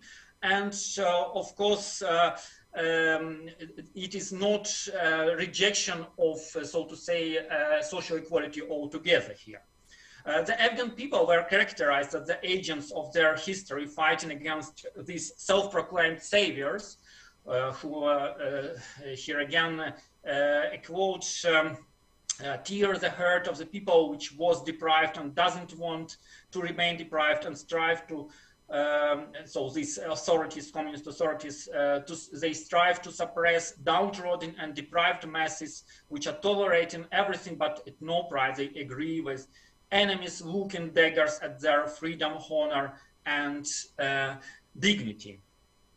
And at the same time, of course, the ISA urged another approach to social reforms, as can be seen from its approval of the ideas voiced by Ghulam Muhammad Niazi, which meant first preparation of social transformation of Afghanistan or also other countries. And here you can see a longer quote from a publication by the ISA, and again that we can see similar ideas repeated again and again, that simply radical reforms, they cannot like those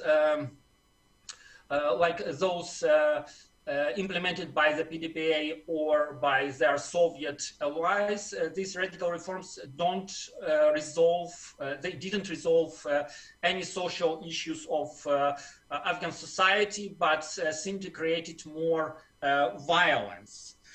Yeah, of course, the emancipation pursued and demanded by the ISA, activists meant not only social emancipation, but also emancipation of ethnic groups of Afghanistan and the Afghan nation as a whole. The development of competitive politics in Afghanistan was paralleled by establishing ethnically based movements and parties able of entering even mainstream politics in Kabul, and even communists split back then along some ethnic and cultural lines. But the Islamic Society of Afghanistan was one of the parties which in the 1980s combined the recognition of non-Pashtun ethnic groups' rights with a consistent policy of reaching out to various nationalities of Afghanistan, also the Pashtuns. And for example, in the 1988, the ISA leader Burhanuddin Rabbani urged that Shia and, here is the quote again, Shia and Sunni, Baluch and Turkmen, Tajik and Uzbek, Pashtun, Nuristani, everyone must participate in governing Afghanistan.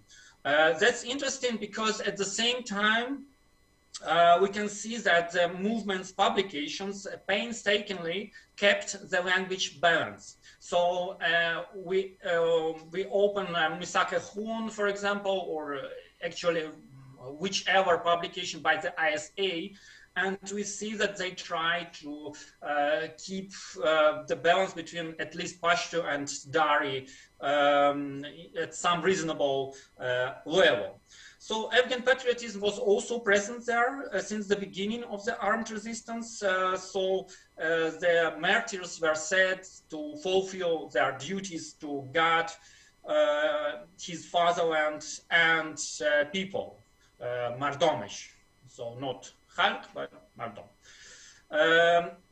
There are, again, it is a consistent line that the Shahids, they are fighting for Afghanistan, so to say, and not only for some ummah or for God or for some theocratic government. Actually, there is till the late 1980s, I have found nothing of it in the ISA publications.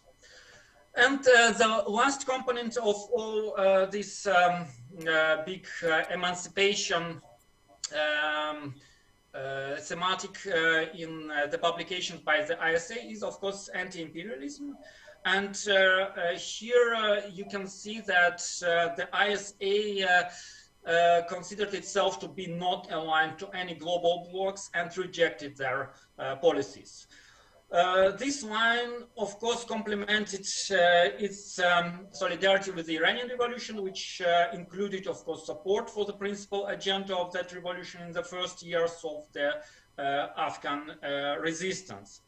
The ISA and the Iranian revolutionary regime shared this opposition to both superpowers at the time, and Rabbani told of savage superpowers, Vahshi, Oberqudratuna, namely world-eating America and blood-drinking Russia. Actually, the ISA even actively used this Maoist term of social imperialism, writing about the Soviet Union. To cut it short, because we have no time, of course, it is the 1986 and later years, which of course are a different epoch. So I'm emphasizing that here I have told you what I've seen in the ISA ideology before this time. In 1986, the ISA accepted the idea of going to Washington and to conducting talks. And of course, again, it had to justify itself by referring to a consensus decision of all major resistance groups. So it's actually what I wanted to say, and there are a couple of very brief conclusions here that, of course, it is important to talk about this ideology of the ISA and other Afghan opposition groups of the 1980s because actually here we have because it is a time, it's now a time to recognize the existence of several political currents with emancipatory aspirations in Afghan opposition at the time, and there were also other emancipatory projects besides that of the PDPA or other leftists.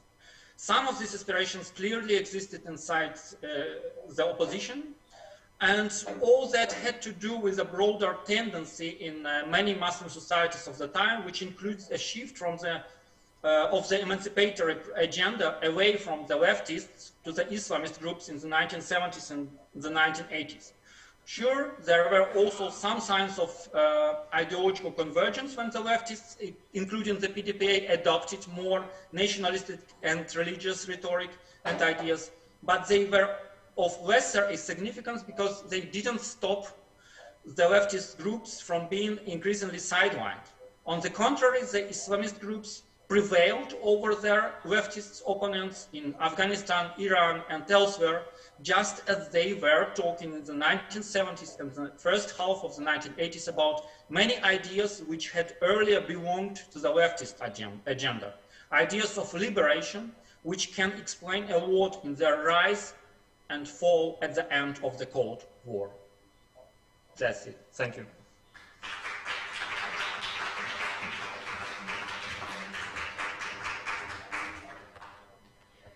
Excellent. Thank you so much, Sergey, for this presentation. And I think on behalf of everyone here, thank you to Sana and Sergey for keeping to time. It looks like lunch, timely lunch may be within reach, something that didn't seem possible recently. Given that we're still having some difficulties with Dr. Mirwais Balkhi, I'd like to invite the next speaker on the panel, Saeed Reza Husseini, to come up. Dr. Husseini will be speaking on his research on Bactria, taking us back in time several centuries, but we're really pleased to have him and feature his work in this panel on new scholarship on the history and anthropology of Afghanistan. Dr. Husseini.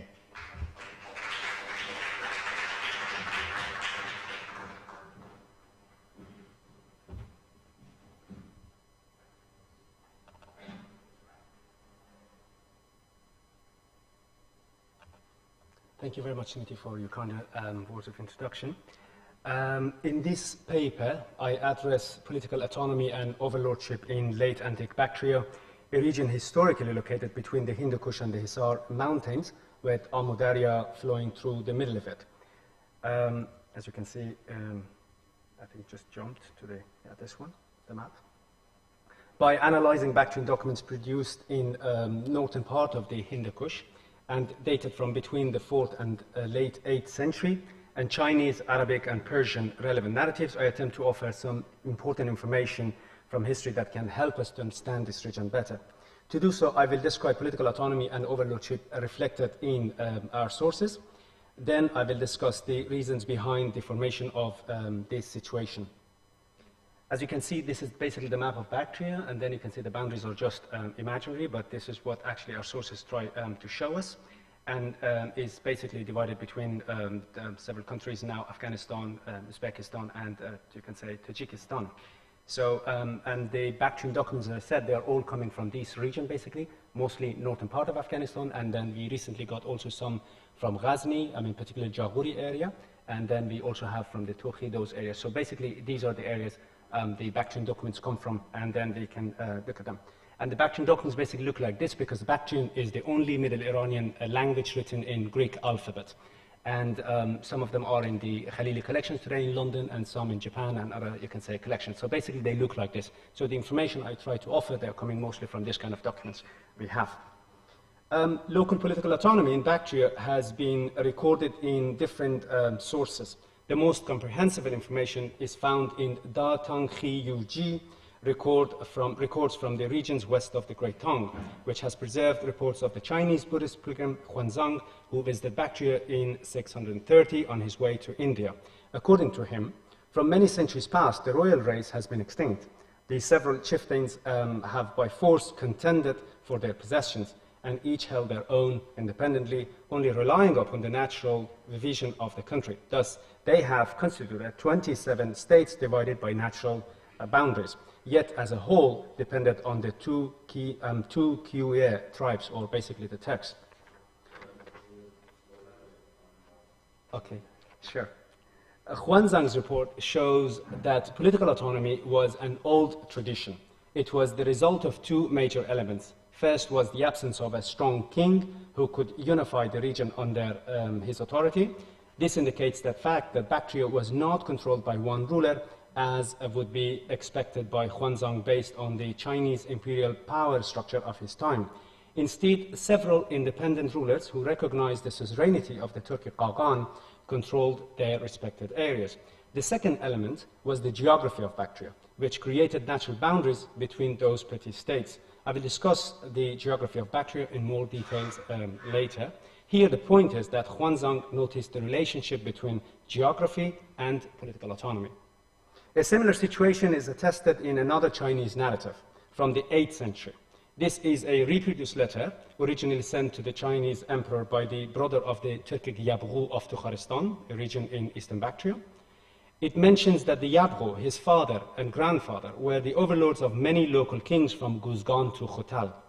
Their overlordship was recognized as far as Kapisa and Zabulistan in the south of the Hindu Kush. He claimed overlordship in Bactria while the Abbasid forces were expanding their authority in this region. Local political autonomy and overlordship continued in the Islamic period. The 9th century geographer Ibn Khordad Beh refers to 8 principalities who controlled their areas from the Marvarud to Khotal. Each king had a different title, like Buraz Banda, Kaylan, Shah, Sher, Shar, Barazan, and Khuda. A similar report is given in the Hudud al-Alam, or Boundaries of the World, written by a native of Guzgan in Guzgan in the 10th century. It mentions that Guzgan had different local rulers who recognized the overlordship of the Farigunid king Muhammad bin Ahmed, who was under the suzerainty of the Abbasid Caliph. It shows that recognition of the suzerainty of an overlord was necessary for being part of a larger political structure at a regional and imperial level. These reports indicate that Bactria has not been a politically unified region under one single command. Local rulers controlled their areas independently while they recognized the suzerainty of an overlord. This raises an important question. Was this model politically, or you can say, what was this model really practiced in Bactria? Is there any internal views attesting to it? Bactrian documents, Arabic and Persian narratives, and numismatic data showed that at least 10 local principalities coexisted in late antique Bactria. Local rulers controlled economic resources, supervised administration, commanded local forces, and performed social justice. These principalities were located in 4 main areas that I call Western Bactria, Bactria proper, Northern Bactria, Southern Bactria, and Eastern Bactria. Discussing all these areas in detail is beyond the scope of this presentation. However, I will briefly explain them to clarify the point. Western Bactria covers, as we can see here, Western Bactria covers all areas from Badghis to Balkh. It had 4 main areas of political control, namely Badghis, Marvorud, Gharchistan, and Guzgan. Badghis was controlled by the rulers known as the Nizak in Arabic narratives. The Marvorud region did not have a local king, but a Marzban or Margrave. In 652, a certain Bazan was the Marzban of this region, whose ancestors served the Sasanian kings. Gharchistan was controlled by the Gharja Shah in Arabic, whose identity is unknown. Probably this title is related to the Bactrian Garig Shah, meaning king of the mountains, mentioned basically on some coins struck by the kings of Guzgan. The king of Guzgan was called Malik al-Juzjan and Guzgan Khuda in Arabic and Persian sources. 3 Bactrian legal documents produced between 650 and 671 in Guzgan show that a royal family called Guzgan ruled this region. This family worshipped Vakhsh, the god of Amudarya, the god of the Amudarya or Oxus, collected taxes in the name of the Turkic Aghan, and established their own administration. They controlled their kingdom from their summer capital in Garziwan and winter capital in Anber in modern Saripul. A military chief called the Ispalbet commanded the Guzgani forces. The kings of Guzgan recognized the Turkic overlordship. The Turkic Aghan, represented by a Tarkhan, a military commander, and a Tudun, or fiscal officer, stationed in Guzgan. Bactria proper contained the oasis of Balkh and Khulm, and the area of Gaz located between Balkh and Bamiyan. Today we know it as Boynapara or Dar Gaz or Sholgara, basically. In the 7th century, Balkh was a great Buddhist center. It didn't have a king, but the Barmak, the keeper of the Buddhist monastery of the Nawbahar, and the Spahbet, or military commander, jointly controlled Balkh. A Bactrian document dated to 693 shows that Gaz was under the authority of a Turk called the Ser of the Turks, whose identity basically is not clear. The Turkic Yabgu claimed authority over Balkh region in this period. Southern Bactria formed the kingdom of Rob. The Bactrian documents offer extensive information on political structure and administration in Rob. The ruler of Rob was called Rob Khar. Between the 6th and 8th centuries, the courts of the Khar of Rob basically were in Samangan, and Mal in an area to the south of Rob. Probably we know it as Madar and Kahmadar, basically Kahmar today. The king of Rob managed his kingdom with the help of a group of minor lords called Khuv. In different periods, the rulers of Rob recognized the overlordship of the Sasanians, the Haftalites, the Turks, and the Arab Muslims. For instance, a Bactrian document dating to 629 refers to the king of Rob with the Turkic title, Tapaklik il Tabir, or Tapaklik il Tabir, means respected chief, showing the king's recognition of the Turkic Yabbo, or the overlordship of the Turkic Yabbo. The Qaghan was represented by a Tarkhan stationed in Rob. Eastern Bactria covered all areas from Samangan to Barakhshan. Possibly Baghlan, Kunduz, and Karagistan were the main areas of political control in this region. The Haftalites and the Turkic Yabgu of Tukharistan were the dominant political power, or the dominant political groups in this region. We already spoke about the Yabgu. Baghlan was an important Haftalite center. The location of Karagistan is unknown, but it could be, to the east of Baghlan, basically, to almost Khost and Fring and those areas. Whether the ruler of Karagistan were the Haftalites is also not certain, but after 700, the Turks certainly controlled the region, as reflected in several Bactrian documents. In Karagistan, the Karagbid, meaning lord of the household, or master of the household, was the highest political figure. Possibly the Karagbid was the title of the governor in the Sasanian period, and later it became the title of the local king. Karagistan had local forces commanded by the Ispal Bed, or military chief. Like the rulers of Robe, the Karagbid of Karagistan recognized the overlordship of the Sasanians, the Haftalites, and the Turkic Aghan. The situation in northern Bactria is not clear. However, Arabic and Persian sources show that Chaghanian, Kaftan, Shuman, Akhrun, Qavadian, Khotal, and Tirmiz had different rulers. The king of Chaghanian, known as the Chaghan Khuda, resided in the upper part of the Chaghanian, possibly in Denau today, in this region. Possibly the rulers of Shuman and Akhrun were Turk and often were at war with the Chaghan Khuda. Tirmiz had a local king called the Tirmiz Shah or Tarmid Shah. On coins struck in the Sasanian style, most of these kings recognized the Turkic overlordship. The above mentioned examples demonstrate political autonomy and overlordship in practice. A close reading of sources shows that recognition or recognizing the overlord required local rulers. Sorry, just got to the wrong page. A close reading of our sources shows that recognizing the overlord required local rulers to acknowledge the overlords in their letters, giving gift and tributes, host the overlord's representative, accompany him in his hunting and ceremonies, and support him in his war.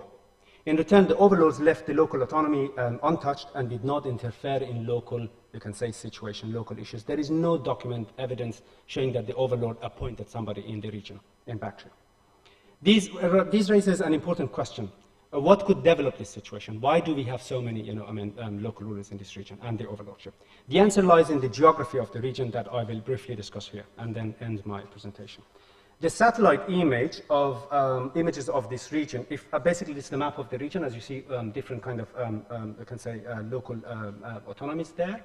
And then these, if you look at them in a diagram, basically they show all in a way where recognizing the overlordship of the Qaghan and then paying taxes to the Turkic, you can say, ruler.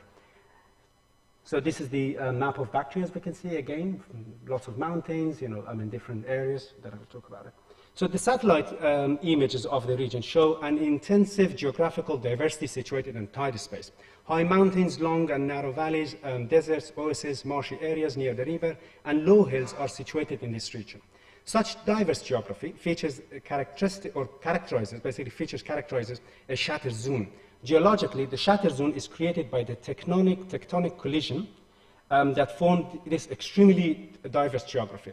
Bactria is part of the Makran-Pamir shatter zone, stretching from the Indian Ocean to the steppes of China.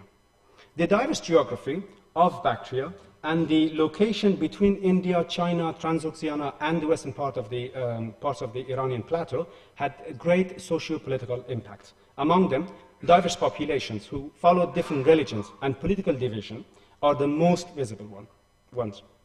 Our sources show that Aramaic, Greek, Bactrian, Sogdian, Middle Persian, Arabic, Hebrew, Judeo-Persian, Neo-Persian, and Turkic languages were spoken in this region. Similarly, the fire worship, image worship, Hellenistic traditions, Buddhism, Shaivism, Vaishnavism, Christianity, Judaism, and Islam left their traces in Bactria.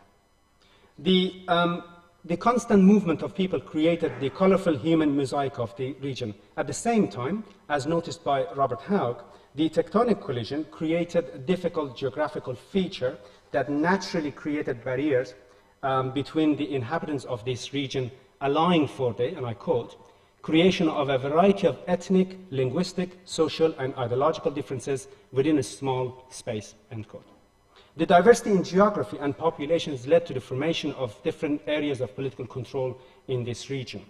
Bactria's political division and its strategic location in the main, or you can say on the main trade routes between India, China, and Persia attracted the attention of bigger political powers like the Sasanians, the Chionites, the Hephthalites, the Turks, Tang dynasty, and the Arab Muslims who tried to control this region.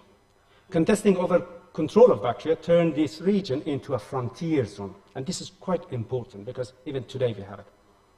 Each political power applied different strategies to control the region. However, none of these rival powers disturbed local political autonomy, as they needed local support to control diverse populations in this region.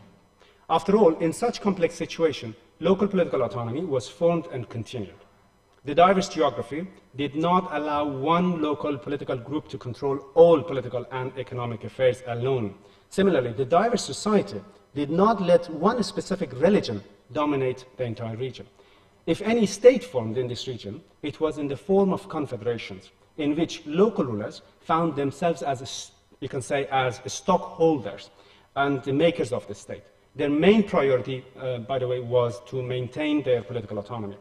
Continuation of this political model, despite regime changes, indicate its stability in this region. The fact that this model was developed locally, and I emphasize on this model was locally developed, is quite important. Made it last for such a long time in this region. This is a historical lesson that I hope we can think about it further. Thank you.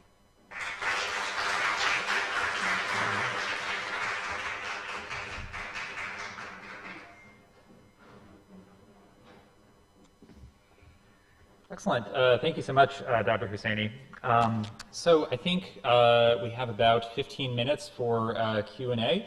10 minutes, I think, Shivan is saying. So we'll have 10 minutes for question and answer just to make sure we can get back on time. But I also want to make sure to respect the contributions of our panelists. So I will pick up the beloved question and answer microphone ball. And if anyone has questions they'd like us to start off with, I will go ahead and toss it to them.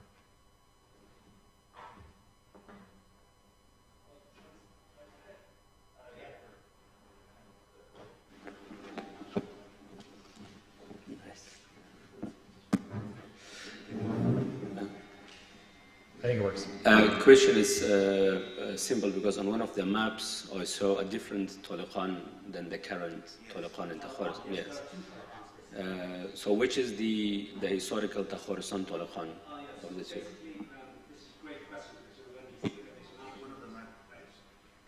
Oh, what shall I?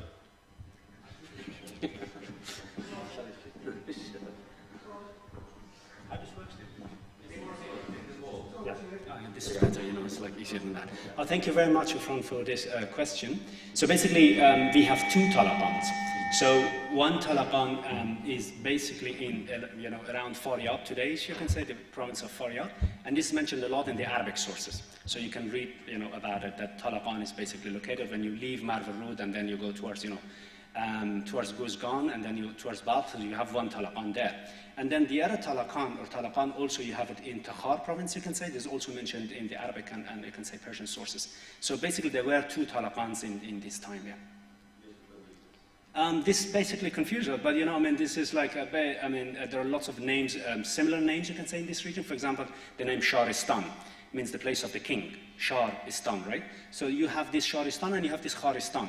And you have Kharistan, for example, in a Tabari's report when it comes, talks about the great, rebellion in Bactria around, 634.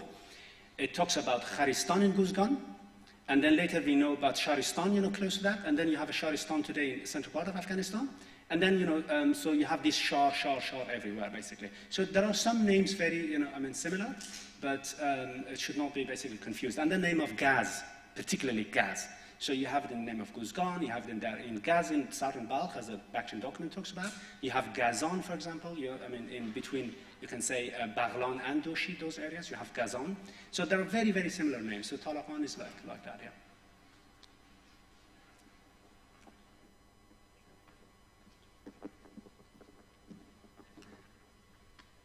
Other questions from the audience?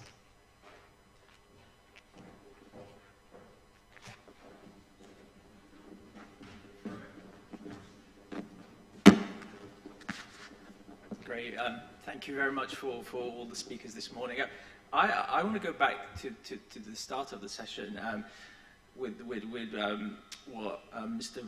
Barodian was saying, but also what Laurie Bristow was saying, which I don't think is here now anymore, where the former UK ambassador was talking about perhaps lessons learned in the political process with the Taliban and perhaps inclusion with different Taliban voices earlier on in the process, which was slightly contradicting what Mr. Dawood was saying, where the concept of power sharing goes completely against the ideology of the Taliban.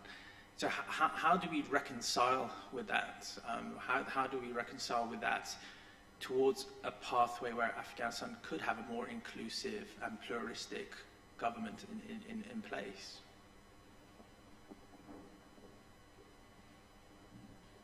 I think perhaps we can table that for the lunch conversation as long as we have our speakers online and Saeed here. Do we have any other questions for Dr. Alamia, Dr. Bodan, for Mr. Husseini?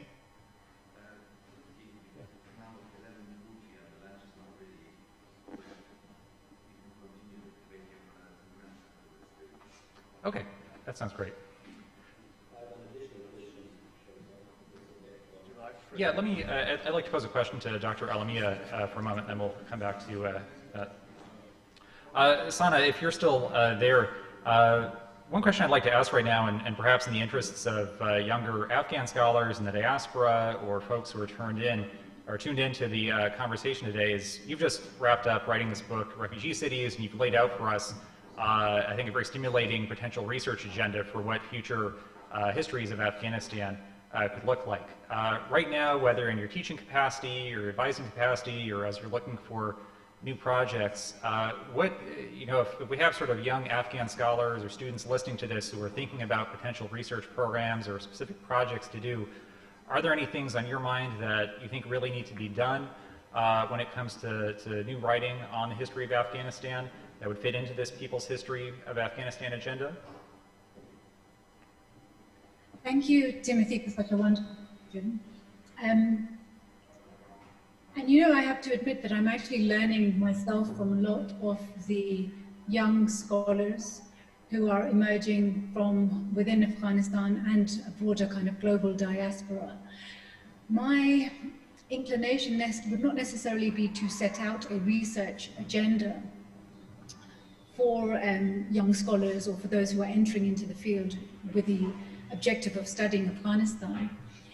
My two bits of advice would perhaps be question the tropes and question why it is that certain topics are being studied or get studied in quite a, or get funded or have their attention turned to in quite intense ways.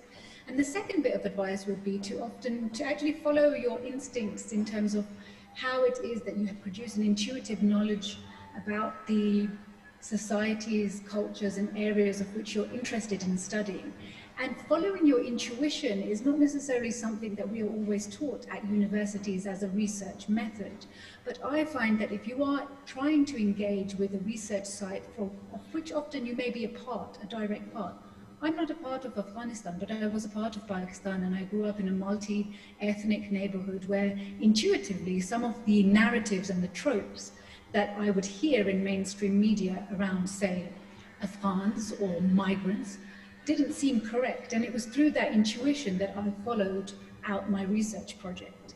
And I think following intuitions for young research scholars will allow you to produce ideas and to pursue work and a scholarship that will be creative, that will also have an honesty, and that will also perhaps be able to tell us something that many of us don't know, because the ivory tower, whilst we are part of it and can produce, and it's an asset, it's not necessarily something to be denigrated. We learn through education, and we learn through multiple forms of education though, and sometimes the local knowledges that we have are often the most interesting sites of interrogation. And I say that with regards to contemporary histories, but I know that, of course, for those who are looking at earlier histories, pre-modern, pre-colonial and the colonial era, there will be histories that will emerge within families, within traditions, within poetry that we within the academy and the Anglophone world perhaps are not familiar with, and follow those intuitions and those forms of knowledges. And really interesting things, I'm sure, will emerge. So thank you, Timothy, for that question, and I hope that answers it somewhat. Yeah, absolutely. Thank you so much for that response. So I think we have another question in the audience, perhaps for Dr. Husseini, perhaps for Dr. Bodan. Go ahead. This is regarding for Dr. Buddha's speech. I saw in his logo, there was written La ilaha illallah, Hamad Rasulullah. Is it Muhammad or Hamad? Thank you very much. This question, okay, it's for Bodan. All right. Can we collect a few questions and then deal with? I will use my privileged position as a moderator to ask you a question. From your presentation, I mean, although you alluded to the fact that these communities that you are studying are almost independent in terms of, and also they have been coexisting peacefully for quite some, perhaps, and in terms of governance and everything. But the new scholars of Afghanistan that I would perhaps, if there's a need, I could name, in terms of multiculturalism, they have been looking to other models in the West, like Canada or, I don't know, UK, in terms of coexistence of communities. What I was, my question is that your historical studies of the region, do you think, do we need to look at the West for multiculturalism, coexistence, and all of those? Thank you.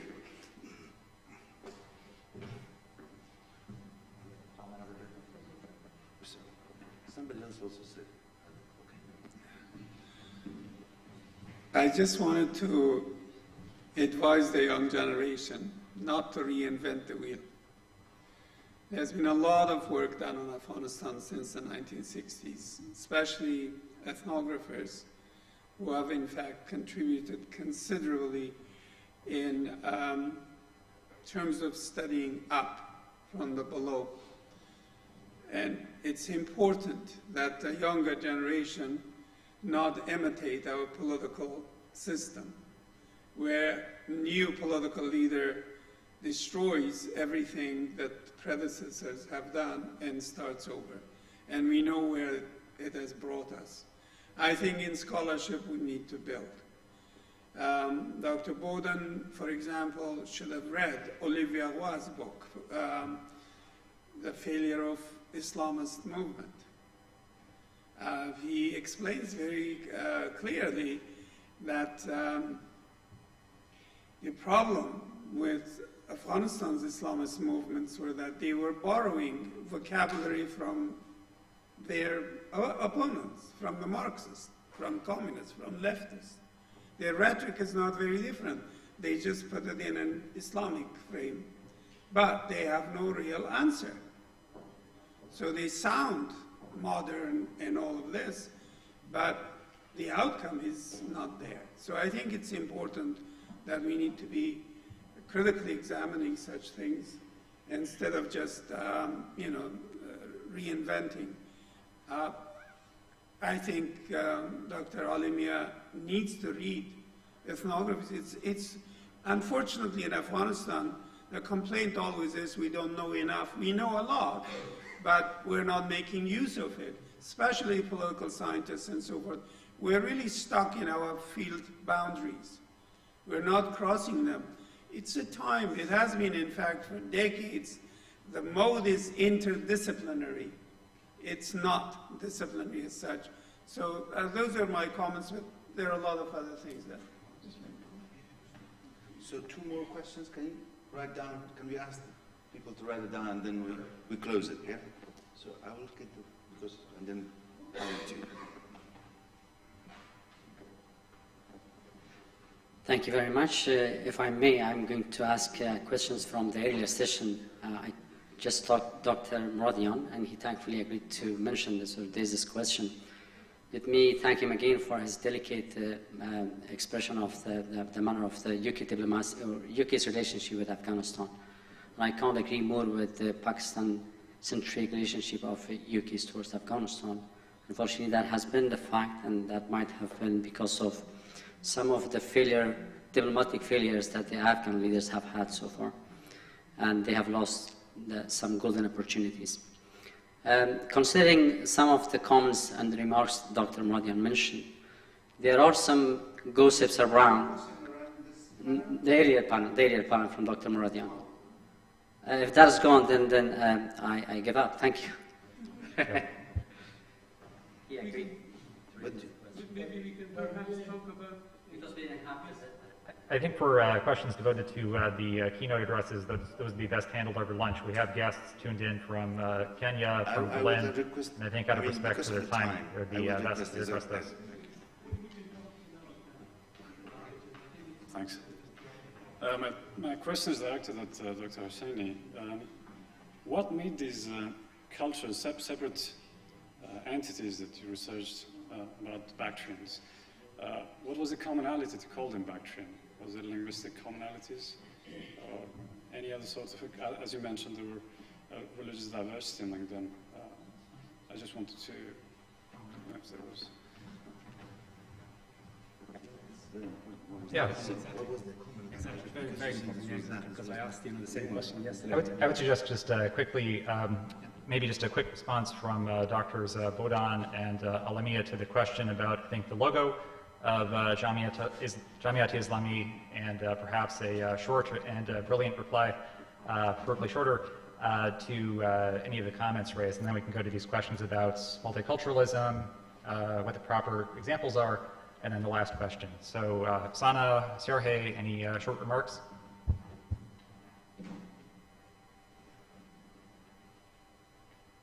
I'll just be very brief, and I think that, I think that the comments of not reinventing the wheel and looking for other forms of knowledge are very well taken, and I think that's a very important point to understand. And so I would thank, I'm very grateful for those comments. And then with regards to the broader question of multiculturalism and coexistence, is there a need to look toward the US, Canada, Europe, and the like? Of course, we should all be looking and learning from examples where things work. But again, this is perhaps another one of those instances where we could also be examining cases, perhaps through an unearthing of histories that we are less perhaps familiar with, or we are familiar with, of looking at how regional coexistence and local forms of coexistence across cultures and multiculturalism within Central and South Asia have existed as a way of going forward with governance. So I would take those both as just very brief comments, because I'm conscious of time as well, so thank you.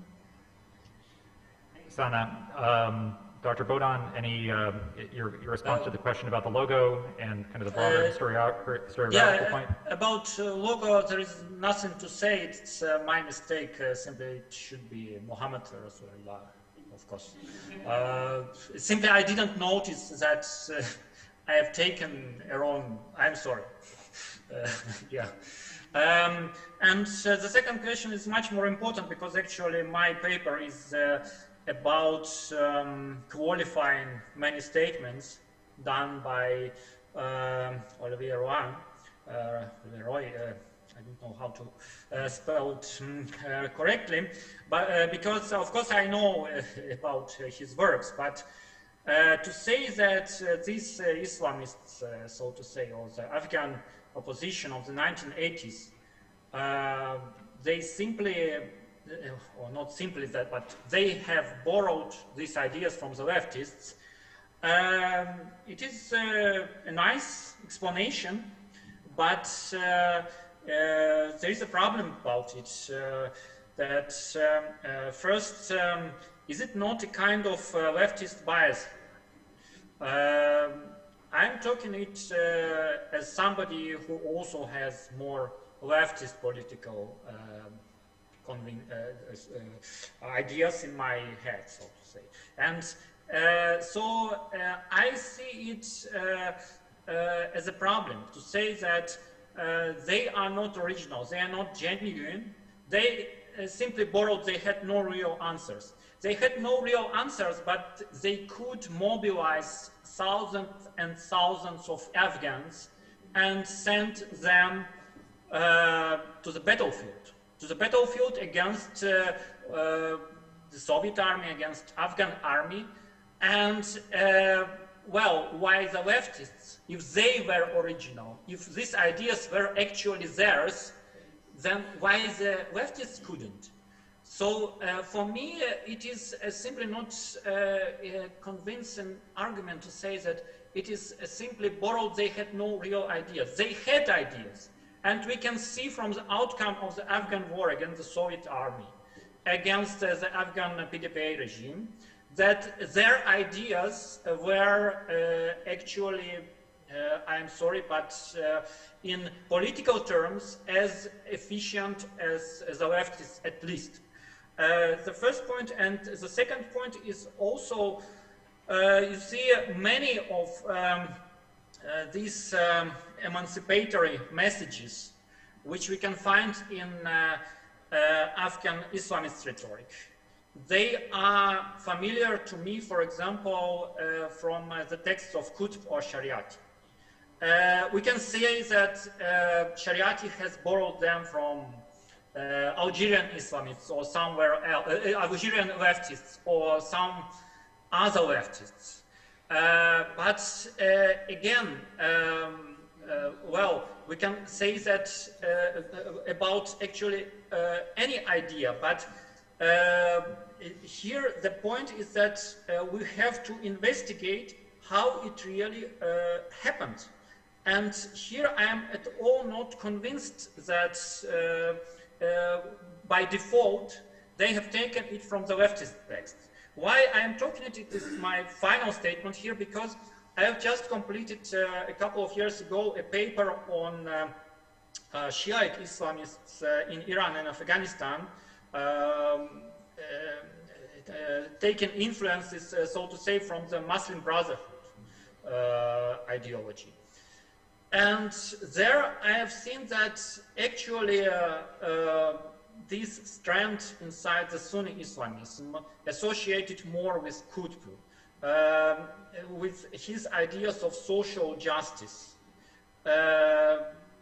It was a very influential intellectual phenomenon there, and actually at a certain moment the Shiite intellectual leaders, the Shiite Islamist intellectual leaders, they were really concerned about what is happening to our guys. They are reading Qutb, they are becoming too Sunni, they are going alongside the Muslim Brotherhood ideas, not our Shiite intellectual authorities, so to say.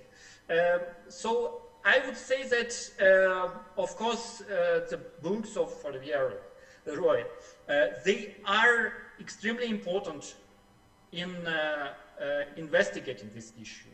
But I would like to go deeper and investigate whether many statements shall be qualified. Of course, they have read the leftist literature, but it was not all that we have to know about the ideology of Afghan opposition.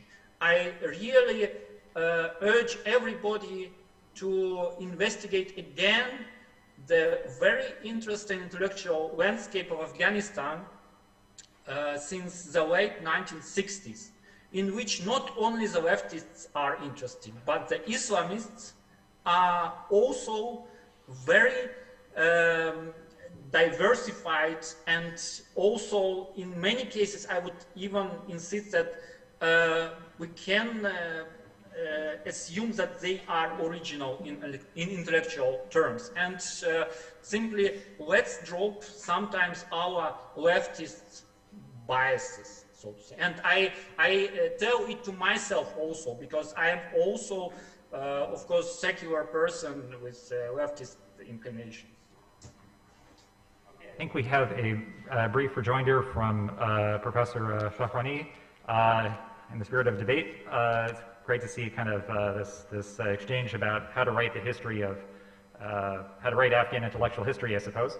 So a brief rejoinder from Professor Shahrani, then we'll turn to the questions for Dr. Husseini. I just wanted to make 2 points. One, regarding the suggestion that Dr. Bodan made about the mobilization of Islamist movement of the masses of Afghanistan. That is not correct. The Islamic movement pre-existed the war, and they had very, very little success in mobilizing anybody before the war began. It was after the success of the communists, when they came to power, people mobilized against them on their own. The masses of movement was in the rural areas. It wasn't in Kabul. A few people from Kabul went and joined them. So they were not really mobilizing, they were following the mobilization that had occurred. On Shariati concept, please, remember, he actually brought a new interpretation of Shiism. He introduced Alawi Shiism versus Safawi Shiism, which was a reinterpretation of Shia doctrine. And that was the powerful input that he had. He was not just following the leftists, he was a leftist. He knew the literature. And he made use of it, and he did it very creatively. And Alawi Shiism is his introduction, construction, and provision, essentially, for food for thought, which has had a very important impact in our thinking. Thank you.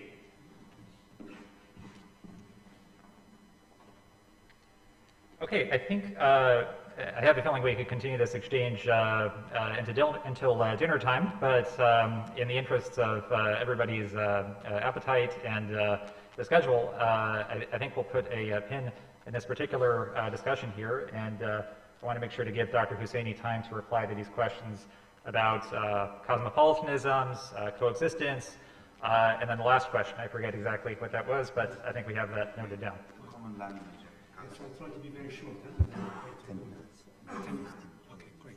So first, I think it's better to start with, is it working, right? You can hear me, right? Okay. So with Kambi's question, why we call it Bactria. So basically, when the northern part of Hindu Kush, historically called Bactria, by the, in the external sources, you can say. So you can see it from the Achaemenid period, it's called Bactarisha. And then you can see it in the Greek sources, basically, it's also called Bactria, Bactria, Bactriana.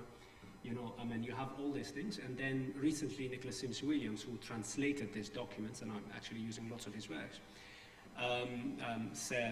argued that basically this Bactarisha, and then we have the the Eastern way of knowing Bactria as Bahlika in the Sanskrit sources, all this coming from the word Bakhdi, and then this Bakhdi actually is like a proto, you can say, Bactrian word, and then you see it in Avestan, for example, text. And then you also see that this Bakhdi actually, it is the root of these two. So the Bactria, Bactrish, and also the Bahlika. And then later this Bakhdi actually, develops and becomes Bakhl. And then Bakhl basically in the Bactrian language, you can see it in at least a document. And then also later on coins. And then this basically becomes the Middle Persian Balkh. And then the Arabic and the Persian Balkh. So basically the Balkh we have is all coming from that Bakhdi. And then because the two sides used to call it Bactria, the literature from outside used to call it Bactria, and then with the, you can say sometimes they call the northern part of the Hindu Kush only as Bactria, and sometimes the two sides of the Amudarya or the Oxus River is called Bactria.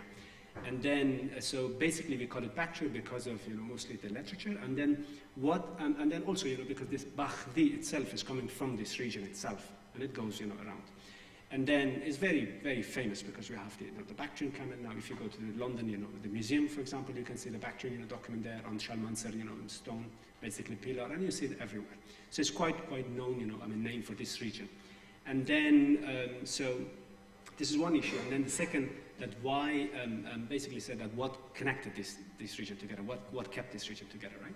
So this basically is a big question, so we have to talk a lot about it, but to make it very short, is yes, Bactrian language, in a way, yes, so because you see it is used, you know, in Kalf, or, you know, today Kilif, basically, in northwest of Balkh, you have a document from there. You see it in Guzgan, in Saripul, actually, they talk about it, so the same language of the administration at least. So you see it in Ghazni, in Jaburi, in, you know, I mean, recently we got, you know, an inscription from there. And then also you see, mostly in the northern part of the Hindu Kush, in Varno, probably near, you know, Qalaizal or Qunduz, those areas. So you see the documents actually coming there. So you see, you know, at least from the you know 4th century, early 4th century to the late 8th century, you see this language was spoken in this big area, right? So lots of documents are coming. So it shows that the language is connected in a way, I mean, these people together. And also, if you want to dig more, so you can see that the Kushans, I mean, also use this language as the language of, you can say, administration, at least in this region. Because you have a silver dish comes from Takhar, probably. It talks about this region, and then the language is Bactrian, and then you have lots of inscriptions in Surkhutal, in, you know, Brabatak and Ba'alan, sorry, near Samangan and Ba'alan. So those areas you have it. So basically, its language is there. And also is a kind of, you know, the language is basically, you can say, a major element connecting this area together. And then the other thing is we can see is a kind of a common understanding of justice, a legal system. So in this whole region, you can understand that these people had a very similar understanding of justice. What is justice? What is law? And then to them, basically, there are 4 elements. The government must protect the life, the property, the chastity, social position of people. So this means law. This means justice to these people. And then for a long time, this was basically the basic understanding of justice. And then you can clearly see this thing in the documents as coming a law, you know, talking, and then the courts and this and that. So basically language, and then, you know, what we have a kind of, I mean, unification happened under the Kushans, because the Kushans unified the 2 sides of the Hindu Kush and the 2 sides of the Amudarya. So this happens for the first time under huge, you know, overlordship, you can say. So this is, I mean, we can talk later about it in the, you know, lunchtime or, I mean, after. But going back to Zolmai's, you know, I mean, question, that do we need models, outside models, I mean, to apply or to understand Afghanistan? So, I mean, as we talked about it, you know, I mean, yesterday the panelists were talking about political, you know, theories and then comparative studies and all these things, right? The literature we have. It's great because it widens our horizon. It opens our horizon. We understand, you know, I mean, something in a global scale, you know, what is happening around in different societies, but not necessarily to apply what is happening in, for example, South Africa, you know, South America, you know, China, Japan, into a specific geography in Afghanistan. This is absolutely wrong and catastrophic, I call it, always said it. And then I have my reasons basically for that, because when we talk about a model, it comes from a very specific context, time, situation, place, people, and all these things, right? So for a specific area like this region we talked about, I mean, today's Afghanistan, the first element is it is a shattered zone geographically. You don't have such a thing, you know, around it. You don't have it in India. You don't have it in Iran. You don't have it in, you know, in China. You have it specifically here. You have it in Caucasus, in Gurjistan, Armenistan, like a little bit similar, but the 2 seas are not there in Bactria, in Afghanistan. But you have the Indian Ocean and Chinese, you know, I mean, steppe is there. So is the first important element that everybody forgets about it is geography, is the shattered zone. The second thing is this, like many people talk about it, is this region is a frontier region. It was a frontier region from the Achaemenid period. From the Achaemenid period 2,500 years ago, till today, and will remain, basically. So, I mean, in a way, if we want to talk about this, we have to put the history of these people, of, you know, basically, the more we understand from the past of this region, its people, culture, politics, whatever, then we can understand that, okay, what model, what political model can be, you know, at least can be suggested, at least can be brought to the dialogue. We don't need a model comes, you know, from, you can say, I mean, Zimbabwe and then, you know, apply to Afghanistan. This is absolutely catastrophic. So, I mean, the best thing is, I mean, at least that's my position, that we have to understand this region. Really, we get to the social history of this region, understanding it, and then keeping these elements in mind always, that this is a shattered zone, because Hindu Kush is not going to be displaced. It's not going to be in India or in Iran. It's there. It was there. From the tectonic collision it happened. So it is a shattered zone. It was a shattered zone for a long time. So if we want it, if we don't want it, it is, right? So then we have to address it, we have to understand these things. And then, so the best model perhaps would be a local thing. So this is what I tried actually to show it, that this is why it is so stable, because it's actually created in this region based on the realities of this region. That's the so I can say. Excellent. Thank you for that answer. I think that's as good of a place as any to stop. I think we've raised a lot of important issues to be continued perhaps over email discussions, to be continued over sandwiches and the offerings here, or to be continued over a wrap over at the park. So just before we transition to lunch instructions, I'd like to especially thank Drs. Elamia and Dr. Bodan for your participation in the panel. I know how difficult it can be to be kind of disconnected from the conference proceedings, but I'm really glad we were able to have some intellectual exchange and discussions about how to write the history of Afghanistan. And likewise, thanks to Dr. Husseini for your engagement and participation on the panel. So thanks to our participants.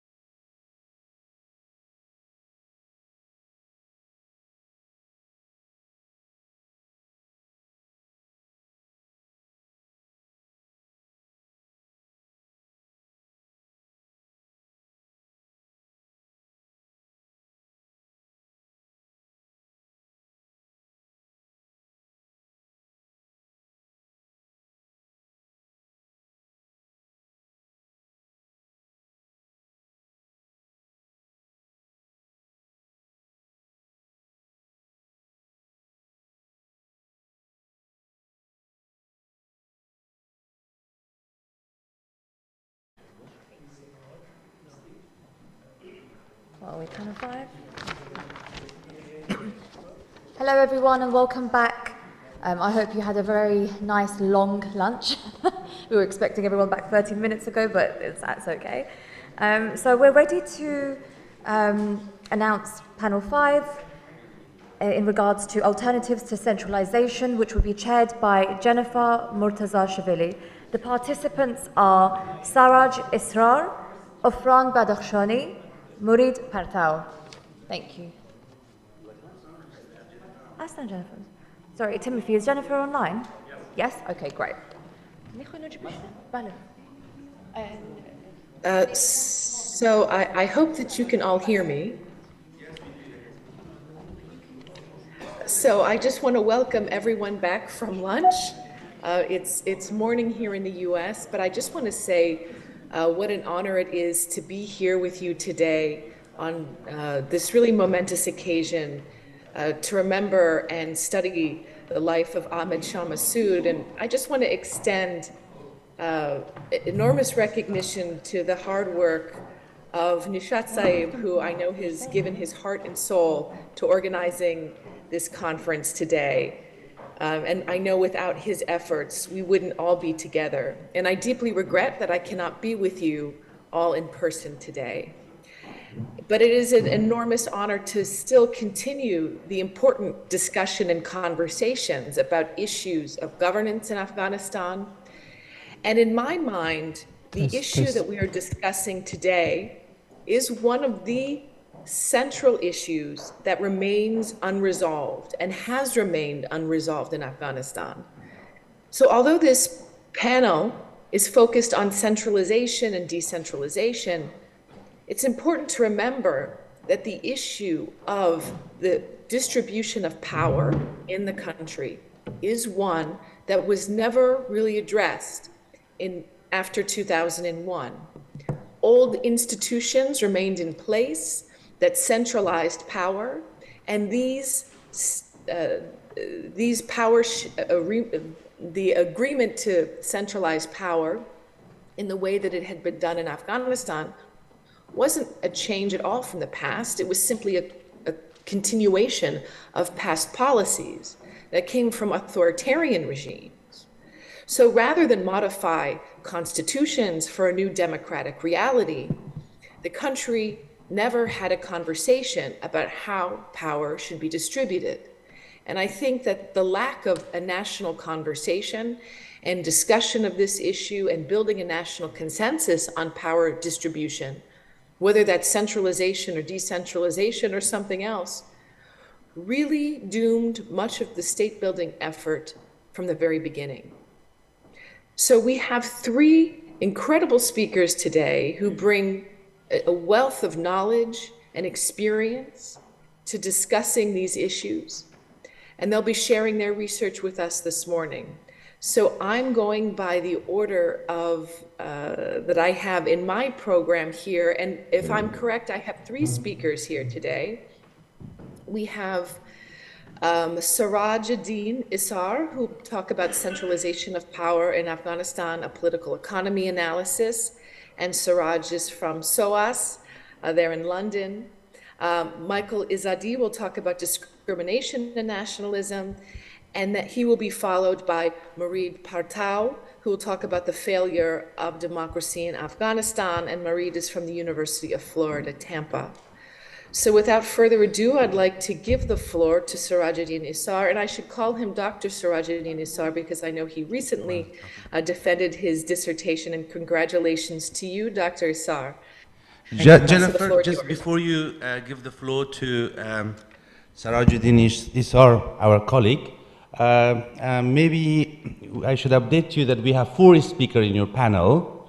The last one is Ofran Badakhshani, who is going to talk on federalism. If you don't have the latest iteration of our program, Timothy will send it to you. Sorry for this. No problem, and my apologies. And so before the final speaker speaks, I'll do a proper introduction so I can pull all of that up. So my apologies to everyone. So, yeah, I want to go first because Dr. Sharani and waiting, yeah. That's okay.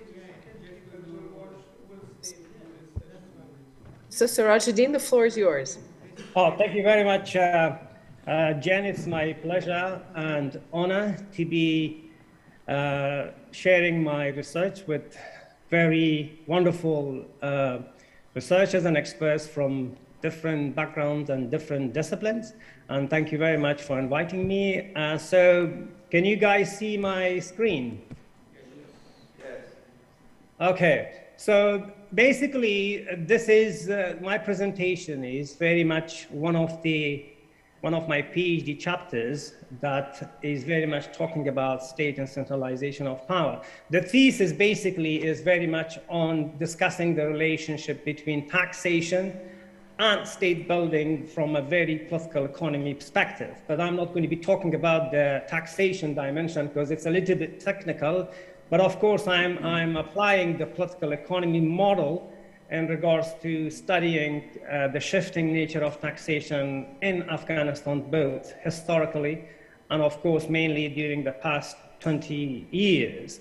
So this is very much on the power configuration and very much about how the centralization of power, delegation of power kind of has been impacting upon the state building process, but obviously the fiscal dimension of the state, which is the taxation. So what I'm going to be talking today is first is my research questions, then I'll talk a little bit about the analytical framework, and of course my research findings, both of historical overview and of course the post on Afghanistan. So the research questions are focused on three key questions. So A, or first, how the nature of political settlement evolved and changed, mainly in the past 20 years, but also historically. This is my how questions. And then I'll move on to explain or discuss what factors kind of been explaining this kind of shifts and changes in the nature of political settlement, and of course, the theoretical and policy implications, what are those? So the analytical framework, so I talk about so I begin by two models of state building. So the classic endogenous model of state building, I think most of you know Tilly, his big argument about capital coercion and legitimacy. So this is very much a Western European sort of model. And the three characteristics of state building literature on the Western European experience is very much focused on what makes state makes war. And this is very much the neutralization of external domestic rivals, where the rulers are arguing that there is an external threat. So they create wars, basically. And for that kind of threat to be neutralized, the state would ask the people that we would protect you against this sort of external or internal threat. And that is very much this kind of protection in the history of the West and European countries very much created the armies, or what we call them, the coercive power. And then the other dimension, which is very much important, so if you've got an army has got a cost. So that kind of cost needs basically revenue, capital, taxation. And that's where the tax administration creation or emergence in the context of European sort of countries gets developed.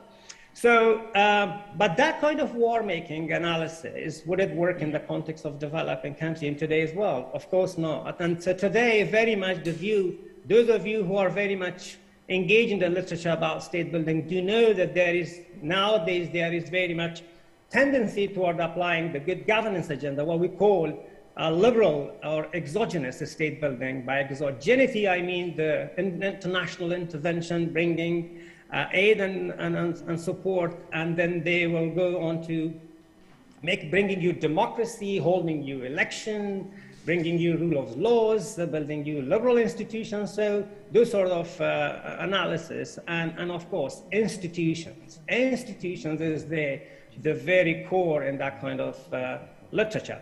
But my research is very much challenging both models, both the good governance in particular, the liberal approach. Why I do so? The good governance agenda is very much a universalized template. So you cannot apply a sort of a universalized template across all different countries with different contexts very much universally.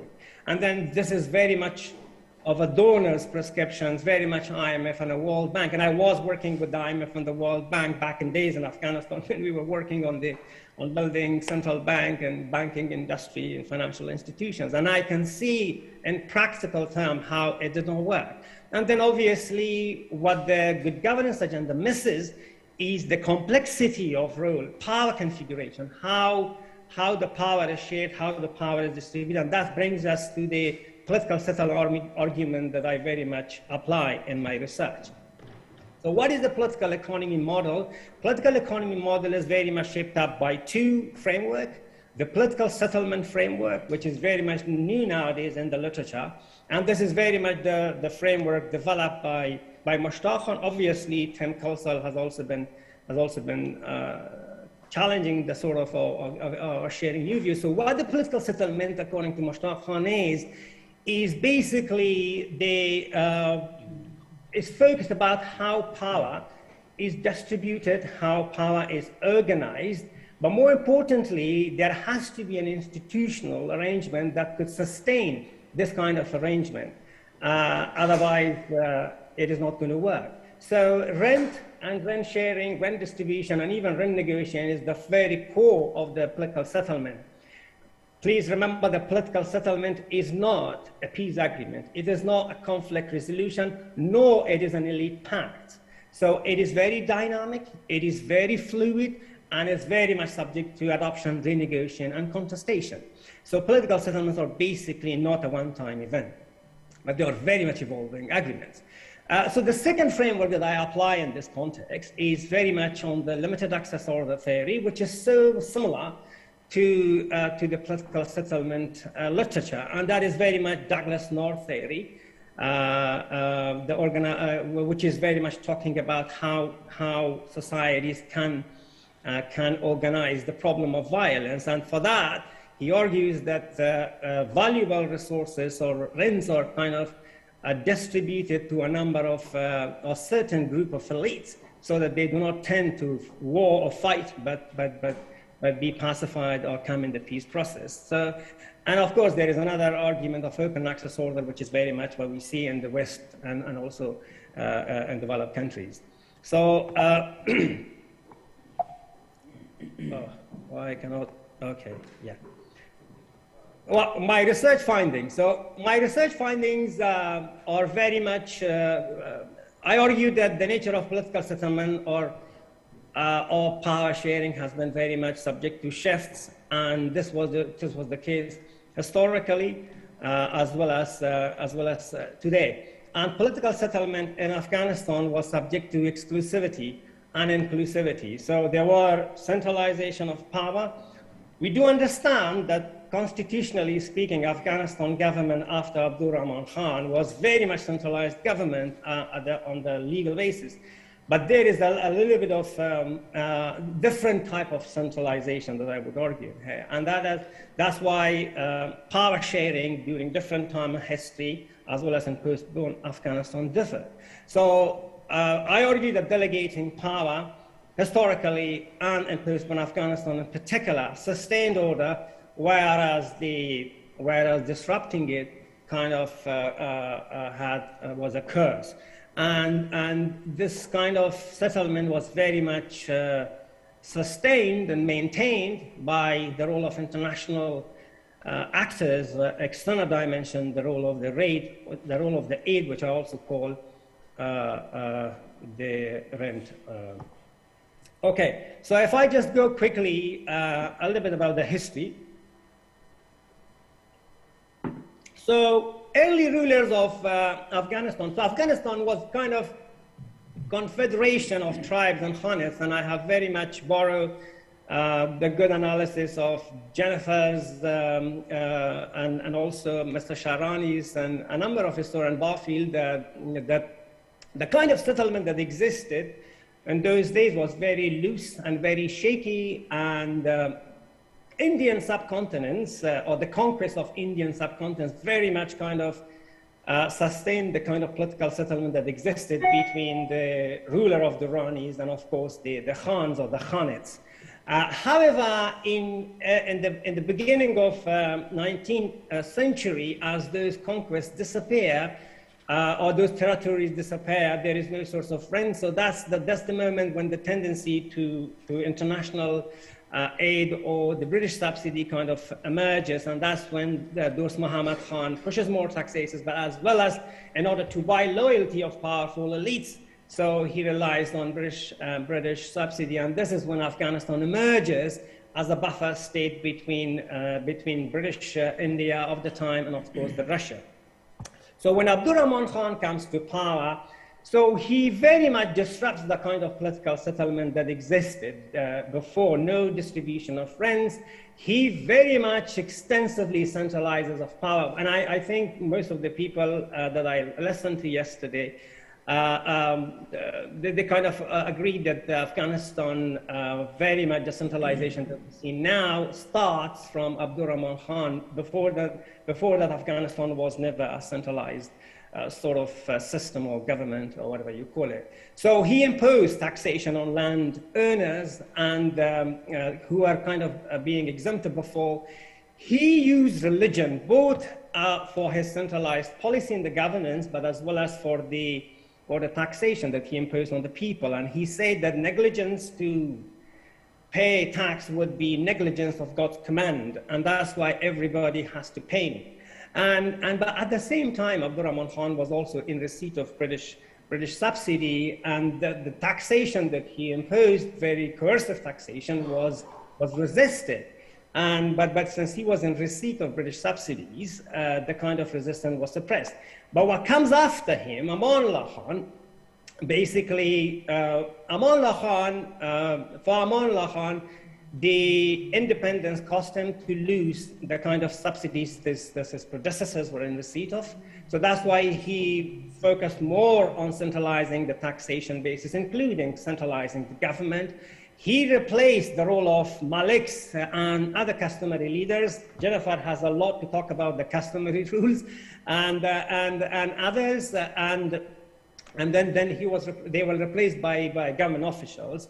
So, but the problem is that the kind of taxation that he imposed was resisted. I know there are a lot of arguments that Amanullah's social transformation, all these reforms was resisted, but one of the main important points that is missed in history is the taxation was the main thing that the people hated to pay. And I think everyone, even now, hates to pay taxes. So they resisted him, and since he was not in receipt of aid and British subsidy that Abdurrahman Khan was, so his government collapsed.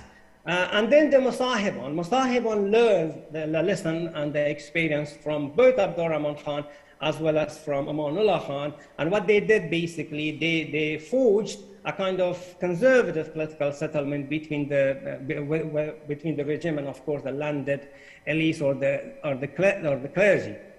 So there was a relation between the kind of political settlement and taxation. So he did not bother about taxing the people, because taxing would kind of meant that people would have to pay. And then also it would also mean that some people were in receipt of, at the peripheral level, basically in receipt of accessing these resources. So he didn't bother about this and let them enjoy whatever they could do. And that's why the cost was for him that, or for this Musahibun whole era, is that institutions were the cost.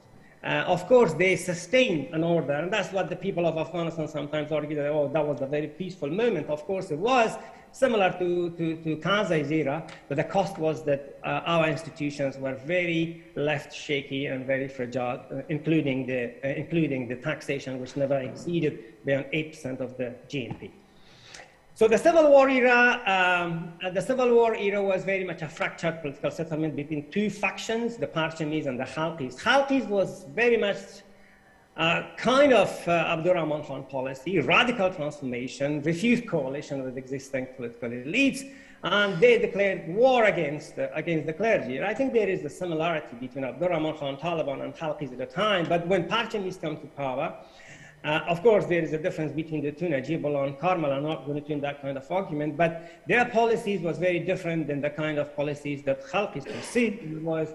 So the kind of rent sharing was allowed and powerful. Particularly the religion elites were not kind of challenged at the periphery, but the cost was again institutions and of course the taxation, but also importantly the war was also going on. And that kind of loyalty that President Najibullah was buying, like Dostum and others, it was very much dependent on the aid that he was in receipt of from Soviet Union. And as soon as the former Soviet Union aid finished or were cut off, so his government barely sustained 3 years and then it collapsed. So the civil war era, the Mujahideen time, it was a very much of a fragmented and shaky political settlement, 4 to 5 kind of ruling powerful factions controlled different trade routes and different custom revenues, and there was no aid money distributed to anyone. So that is very different moment, like that kind of fragmentation led for the political or power structure to never get forged. And when Taliban came, so Taliban, I call it Taliban 1, they pursued very much that kind of policy that Abdurrahman Khan pursued in regards to exercising power. They exclusively, a very exclusive nature of political settlement, very centralized, mainly the mullahs and Pashtuns were in the dominating power.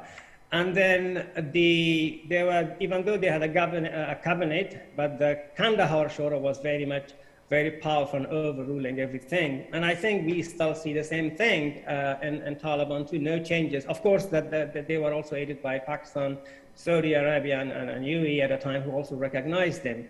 And then they had an informal type of taxation system. And it's interesting for you guys maybe, because Mullah Omar had a tin trunk full of cash under his bed that he would distribute to his insurgent groups at a time. So there was no taxation or institution being done. And I'm sorry, you just have 1 minute left. I'm sorry. Oh my God, okay. Okay, so I'm just 2 more slides about the current time. So when 9/11, Karzai, early days, I would say, I argue that Karzai, well, of course, Karzai as a whole was a patrimonial system. There were, in the early days, there was a strategy of institutionalization. There was some space for development. But in the early days, there were a lot of elite contestation between Pashtun technocrats or the West Pashtun technocrats, and of course the Karzai, led by Karzai, and of course the Mujahideen, mainly the Northern Alliance. And this was very much, this contestation was very much shaped up by the international dimension, who favored the Western Pashtun technocrats who were kind of in receipt of more aid and support. And you can see Ministry of Finance and Ministry of Rural Rehabilitation Development, Ghani and Atmar, whose ministries were receiving more aid as opposed to other ministries. After 2009, things have changed. There was a rise of insurgency. Taliban were mobilizing. They were shifting the nature of political settlement. These technocrats were being sidelined, and the power balance shifted away from them to Mujahideen back again. And then this is the moment that after 2009, that the presidential election happens, and the relation between Afghanistan, between President Karzai and the US gets very subject to tension, and this very much affected the kind of political settlement over there. So Karzai relied very much on informal institutions than formal ones. He established a kind of personally driven type of order. So rent was just this time is very much like the moment of, or the time of Mosahiban. So a kind of co-option policies. So what it did was it sustained a sort of order, a relative order in the country, but what was the cost? Again, the institution, including the fiscal dimension of the state or taxation. That's why Karzai, like Zahir Khan, didn't bother about taxation. And then Ghani, when Ghani comes, or the National Unity Government, so first of all, it was an externally political settlement, very much divided, very much competing between the two factions. And Ghani's experience is very much like, I would say, similar to Abdurrahman Khan. Of course, there are differences. he over-centralized and he disrupted the kind of shaky and fragile political settlement that was forced by his predecessor, by Karzai. He relied more on youths, many of them who are called on Tommies, you know, this brand Tommy and Hilfiger, the boys with suits and ties, but know nothing about the complexities of politics in Afghanistan, weak social basis, weak political basis. So Ghani excluded power brokers and the kind of friends that were there. I know that there was the US or international dimension aid shrine, and also the Doha talks gave more room for Taliban. But at the same time, and I think I and Jen agree on this argument, that these powerful power brokers, Ghani very much focused on weakening the Northern Alliance and these powerful brokers during his time, rather than focusing on his government. And one of the reasons that the government collapsed was because there was a weak peripheral political elite who could fight along the army against the Taliban. And you can see North collapsed at a very earlier than the South. And so we'll have to, we have final remarks right now because we have to move on to our next speaker, unfortunately. That's all, Jen. Oh. Well done, well done. Okay, thank you so much. And that was wonderful framing, I think, for our next paper, which is by Mourid Partau from the University of Florida, Tampa, who will talk about the failure of democracy in Afghanistan.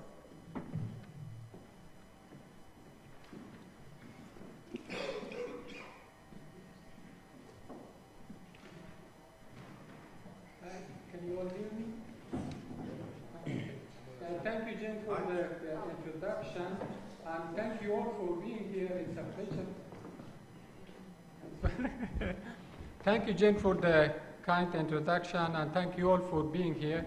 It's a pleasure to be in this prestigious institution, and it was an honor to work alongside the academic committee with Zalmay, Timothy, and Shivon, and Ruhollah, who couldn't join us, unfortunately, from Germany, to help organize this timely and very important conference. So my paper actually is on political legitimacy. Political legitimacy, as you are all aware, is a central, is a core concept in political science, but it's also broad. It's a very broad concept. But I will sort of, bring this, make it a little bit narrow, of course, in the case of Afghanistan, and bring it to a concept which is a new framework that I'm presenting, performative legitimacy.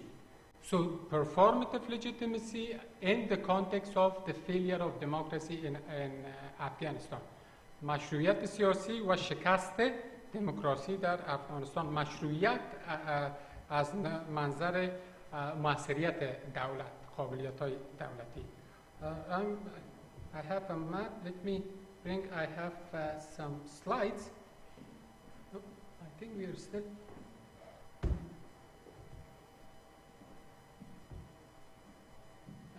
Okay.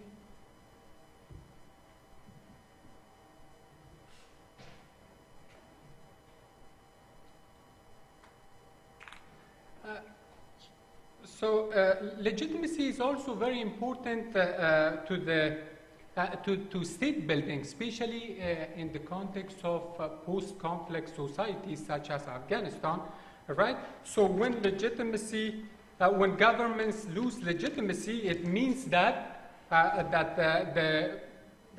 the people have not assigned political power to their leaders.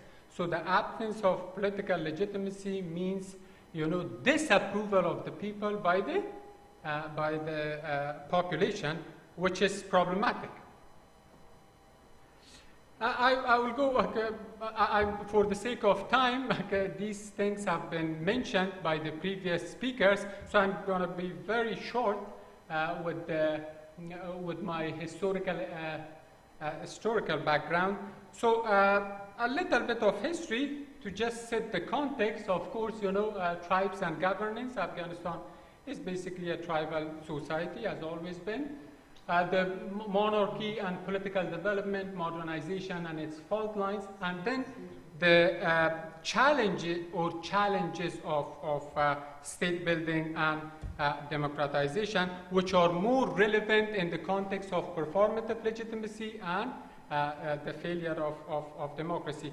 So, ladies and gentlemen, we have 4 periods of state legitimacy building or state building in Afghanistan since Abdurrahman Khan, which has been mentioned extensively. Actually, the previous speaker was talking about it, that I'm not going to waste our time on that. You are all aware that Abdurrahman created a highly centralized state, and then followed by Amanullah Khan, who tried to create a top-down modern states, which didn't work, and the PBPA's time, 1978 to 1991, and obviously, you know, the post-2001 Afghanistan, which started from 2001 to 2021. But one critical point is important in these 4 periods of state building and legitimacy building, that nothing, establishing political legitimacy has been extremely difficult during the history of Afghanistan. But nothing has hurt the country more than the fact that the people of Afghanistan have, more than the fact and charges that the government has been dependent on foreign powers, which I will talk more about the dependency and reliance of the Afghan state. Professor Sharoni was talking about the frontier state of Afghanistan. Afghanistan has always been a frontier state, meaning that the state has depended on foreign aid, starting from Abdurrahman. External pressures on Afghan state building, there were obviously some external pressures, because with the Russian invasion and American intervention, we see a clear imposition of state structure by these 2 superpowers. So neoliberalism and democratization in post-conflict societies, before we get to the performative legitimacy, just a little bit of context in that regard, that actually the Afghanistan democratization, as it was mentioned yesterday by one of our speakers, in 2004 there was a tremendous amount of optimism for democratization in Afghanistan. Actually, the turnout, the people's participation in 2014, which I remember going to vote, was all the data suggests was above 80%. But unfortunately, with the passage of time and the mismanagement and fraudulent elections after that, 2009, 2014, 2018, and so on, the number of participation decreased significantly. But in the first years, of course, there was a great, huge amount of optimism. And democratization process was considered to be an important political event for Afghanistan, and a major blow for the Taliban, because there was, as I mentioned, support for democracy. Proponents, there was also a historical point to this, that Afghanistan has experienced a brief period of time, a brief period of democratic time before, and they were, looking at the decade of democratization, which yesterday Dr. Musawi mentioned about that. I think we experienced 4 to 5 prime ministers during the decade of democratization, starting from 1963 to 1973, the last decade of King Zahir Shah's reign. So neoliberalism, there was definitely, neoliberalism was, of course, the American, style to build a democratic government in Afghanistan, but it had its problems. It had its significant problems in Afghan society. For one thing, as we mentioned, foreign aid, Afghanistan still remained to be dependent on on foreign aid. And there is abundance of literature actually in political science which suggests it's really difficult to democratize a dependent country, on the dependence of countries to democratize. And the top-down institution problems, of course, you know, we see a highly centralized political system being established in 2001, which ended good governance and popular legitimacy in the country. Of course, there was also a narrow focus on elections and inclusions instead of provision of goods and services to the people, which I will come back to the discussion of performative legitimacy here. So the field of political science actually identifies 4 types of legitimacy. As I mentioned, legitimacy is a very broad concept. So we have Weberian legitimacy, which is which according to Max Weber, there are 3 types of legal, rational, traditional, and charismatic leadership. Legitimacy. In this type of legitimacy, we see a shared beliefs by the people for the regime, that the collective number of people, the people as a collective think that this regime is good or this regime is ideal. We have then the second type as process input legitimacy. A process legitimacy would be related to a process like democratization that the political system gets from a process. Of course, you know, democracies rely on elections, which is a process. And we have performative legitimacy, which is an output form of legitimacy, the idea of providing goods and services to the people in order to meet the basic needs of the population. And lastly, we have the international recognition of sovereignty of the states, which is also known as external type of legitimacy. So what is performative legitimacy? As I mentioned, performative legitimacy is a byproduct of delivered core state services.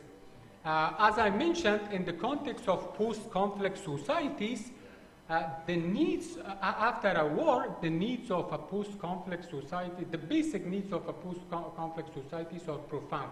So governments should be able to deliver basic services to the people in order to meet their expectations, and in return should get the approval and consent of the people, which is legitimacy. A performative legitimacy plays a critical role to garner the support of the populace for the national government. And performative legitimacy is, of course, the primary source of legitimizations in post-conflict societies such as Afghanistan when delivering services. So when the people see that there is a capable government which provides basic services to them, the level of legitimacy goes high. The rule of, now in the context of democratization, you cannot, Afghanistan is a very interesting case, ladies and gentlemen. In Afghanistan, especially the post-2001 era, democratizations need to be analyzed within a nexus. And that nexus contains insurgency, state building, and democratization. Within this nexus, without this nexus, you are missing some components which are very critical to the analysis. So, and specifically with the framework that we have been talking about, the new liberal framework, which obviously had its problems in the context of Afghanistan democratization. But from the performative legitimacy perspective, these concepts are interlinked, intertwined and interconnected. They work hand in hand. Oops. And we have 2 minutes left. Okay, I will make it very quick. So the role of performative legitimacy, that brings me to talk about the impact of legitimacy within insurgency, State building and democracy, very quickly, insurgency and the crisis of legitimacy. We witnessed during the last 2 decades, we witnessed 2 decades of an insurgency, Putin-Taliban insurgency against a weak regime. And as the government lost its legitimacy, the insurgency gained more momentum and became popular. Often in rural areas that towards the last days of the Republic, the Taliban were providing basic services. We witnessed that the performative legitimacy was done actually by the Taliban. They were providing basic needs of the people, especially from the judiciary perspective, which was swift and more reliable to the people, and also other basic services at the rural level. So the Taliban, the government, this development actually significantly undermined the rule of the government, impacting its performative legitimacy in across Afghanistan, but especially in rural areas among the general population. Performative legitimacy, the role of performative legitimacy in the state building. Afghanistan as a rentier state which has always been historically dependent on foreign powers for aid and subsidies. So that remained a big challenge in establishing political legitimacy. Because during the history of Afghanistan, as I mentioned, ladies and gentlemen, nothing has hurt the credibility of the regimes more than the charge that the regime has been dependent on foreign power.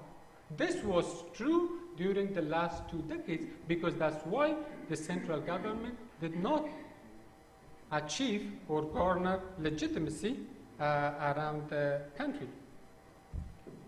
Performative political centralization. A little bit, previous speakers, as I mentioned, have talked extensively. So one of the main challenges with Afghan state building was, of course, the building of a centralized state, which prevented good governance and achievement of performative legitimacy by the government. Because the structure which was in place put the central government in charge of all governmental affairs. Usually at the local and provincial level, we didn't have any governance. So that political centralization, in other words, undermined the will of the Afghan populations to confer legitimacy to the people, and this was clearly demonstrated during the post-2000 governance systems by adoption of a highly centralized government. And we have talked, I can go on and on about centralization, but there is no need since we have been talking. So the failure of democratic process, definitely coming back to the failure of democracy, as I mentioned, the failure of democracy in Afghanistan had a multitude of factors. Okay, and these factors were domestic and external, internal and external, which was, of course, political centralization, rise of insurgency, lack of governance, and other factors, which I think, based on my framework in this study, the concept of performative legitimacy were among the most important variable and factor in the decline of democratization. The national government proved incapable to conduct credible elections. As I mentioned, that this was because of the legitimacy of the government, that the government did not enjoy popular legitimacy among the people.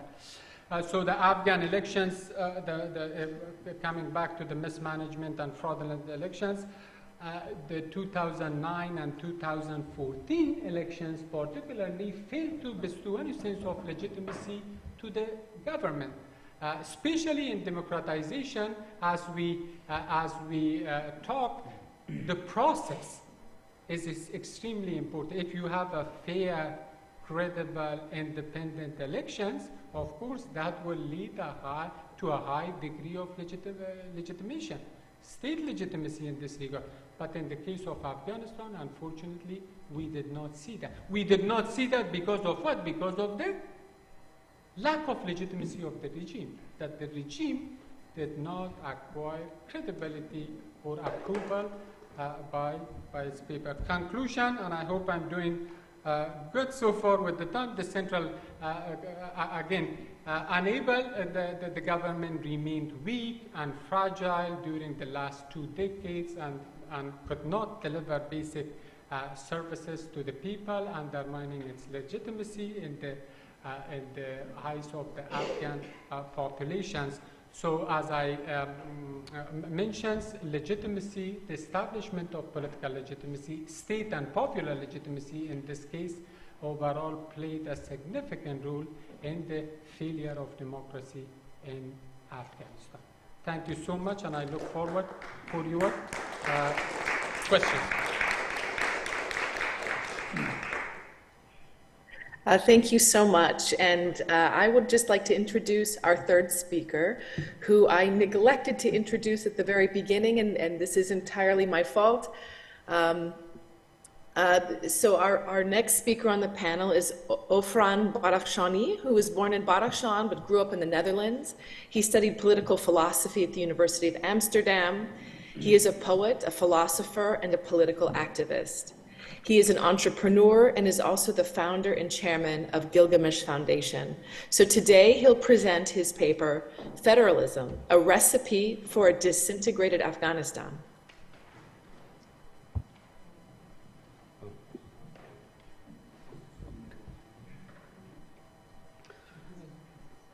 Of course. Dear women and men, I will thank you all later when this is done, so because we're running out of time. I wish we had a little more time to address one of the most complex subjects,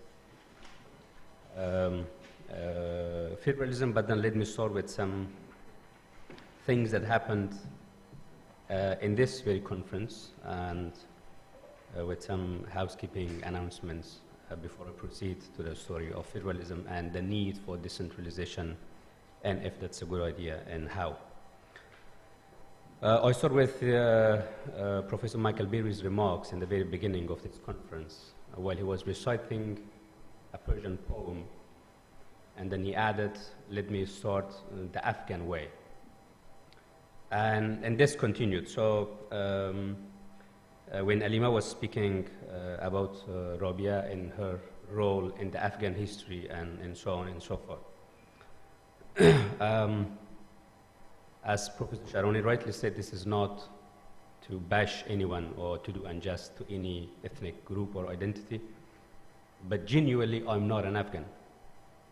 When you refer to this word, I completely feel left out, and this is not my story. And when Professor Riley at the end asked what the scholars can do and if what they do matters, it matters right here, it matters right now. Afghanistan is nothing more or less than a colonial 19th century centralist idea of a failed project. And while nationalism and European protectionism in its birthplace failed, and we are doing our utmost best to replace it with less borders and more democracy and more decentralization, when we are projecting this on a failed status and failed nation in Afghanistan, we are still emphasizing the need for everyone and for everything to be Afghan and Afghanized, and that must end here and now, especially with the scholars from Afghanistan. Lingually, it is possible. So when we are talking about Pakistan, like philologically, Pakistan and Afghanistan, they're the same construction. How does it happen that when we are addressing Pakistan, it's a Pakistani and a Pakistani history, and when we are addressing Afghanistan, then it's Afghan and Afghan and Afghan and Afghan? So the least you could do, just to do just lingually, you could say Afghanistani history, Afghanistani people. Not that it really then matters at the end, but at least we have made a distinction between the Afghans and the non-Afghan population of Afghanistan. And now, having said this, so every time if I say Afghan, by that I mean the Pashtuns and the Pashtun elite. Again, not to bash anyone, but that is how it is, and that's how it should be addressed. The story of federalism starts roughly 53, 54 years ago and in the personal diary of Tahir Badakhshi that I've read, and then in his political organization, the Revolutionary Organization of Toilers of Afghanistan, that for the first time in their political program, they mentioned the need for a federal system, but not only like a federal system, not a federal Afghanistan, but a federal Khorasan, and changing the name of Afghanistan to Khorasan is also what is mentioned in that political program of that political organization. But somehow federalism magically transcends its original meaning and becomes the second F word. So it becomes a big taboo. So everyone, of every time someone uses this word, then he will be labeled as a aspirationist or anti-Pashtun or infidel in some cases. And then so even now, 2022, everyone in Afghanistan who speaks of federalism, they are afraid of naming this word, and they use decentralized this and decentralized. It all has roots in that same narrative that was imposed on the majority of Afghanistan as not to use this curse word. And of course, then I don't have to go into the details from which political angle or which political narrative this comes. And then, as a student of political philosophy, and of course, being born in Afghanistan, it has always preoccupied my mind. And so along the way, then I asked myself the question of, is it true? Would federalism really lead to the disintegration of this country? And Zakhilwal had back then written an article, and the title was Afghanistan, a recipe for disintegration of federalism and recipe for disintegration of Afghanistan. And then that made me think, and I took that same title and went for a small research, see, okay, what federalism really is, and some of the nations that are successful federal states, what were their reasons to become federal? And then there are, of course, a multitude of successful federal states, all federal states that are successful and didn't disintegrate. But I selected initially 3 that, in terms of social composition and ethnic composition, or have some similarities to Afghanistan. And there was India, Malaysia, and then Swiss. All of these 3 countries, they become federals for different reasons. But then some of the arguments put forward by those against federalism, so I tackled those and compared the social composition of Afghanistan and searched really deep in the history of the federal thought. If there are any federal states, or if there are any country that as a result of decentralization, they disintegrated, that never happened. They come sometimes with an example of Russia or Yugoslavia, former Yugoslavia, but they were not federations. They were like administrative divisions, accompanied by lack of democracy and all other factors that contribute to their disintegration, which has nothing to do with the federal thought. And this is, in terms of Professor Shahroni, this is a kind of a descriptive thing, just simply to explain to the youth of Afghanistan, but also to those, because most of those who are against federalism in Afghanistan, they have no background in social sciences or in humanities. They are just against federalism as it doesn't work. So that is not how it works. So we cannot, it's not a soup to be liked or disliked. We need to understand how it works. And of course, any form of decentralization will enhance democracy and will enhance political culture and will enhance a sense of citizenship. But it must be understood truly and then profoundly to make a decent. And of course, there are no single design of federalism that will fit Afghanistan as there was any design for India or for Germany or for Nigeria or for US. And most of scholars have come to agree now that federalism, more than anything, is just a process. It is the process of becoming a federal state or a decentralized country or state or whatever you call it.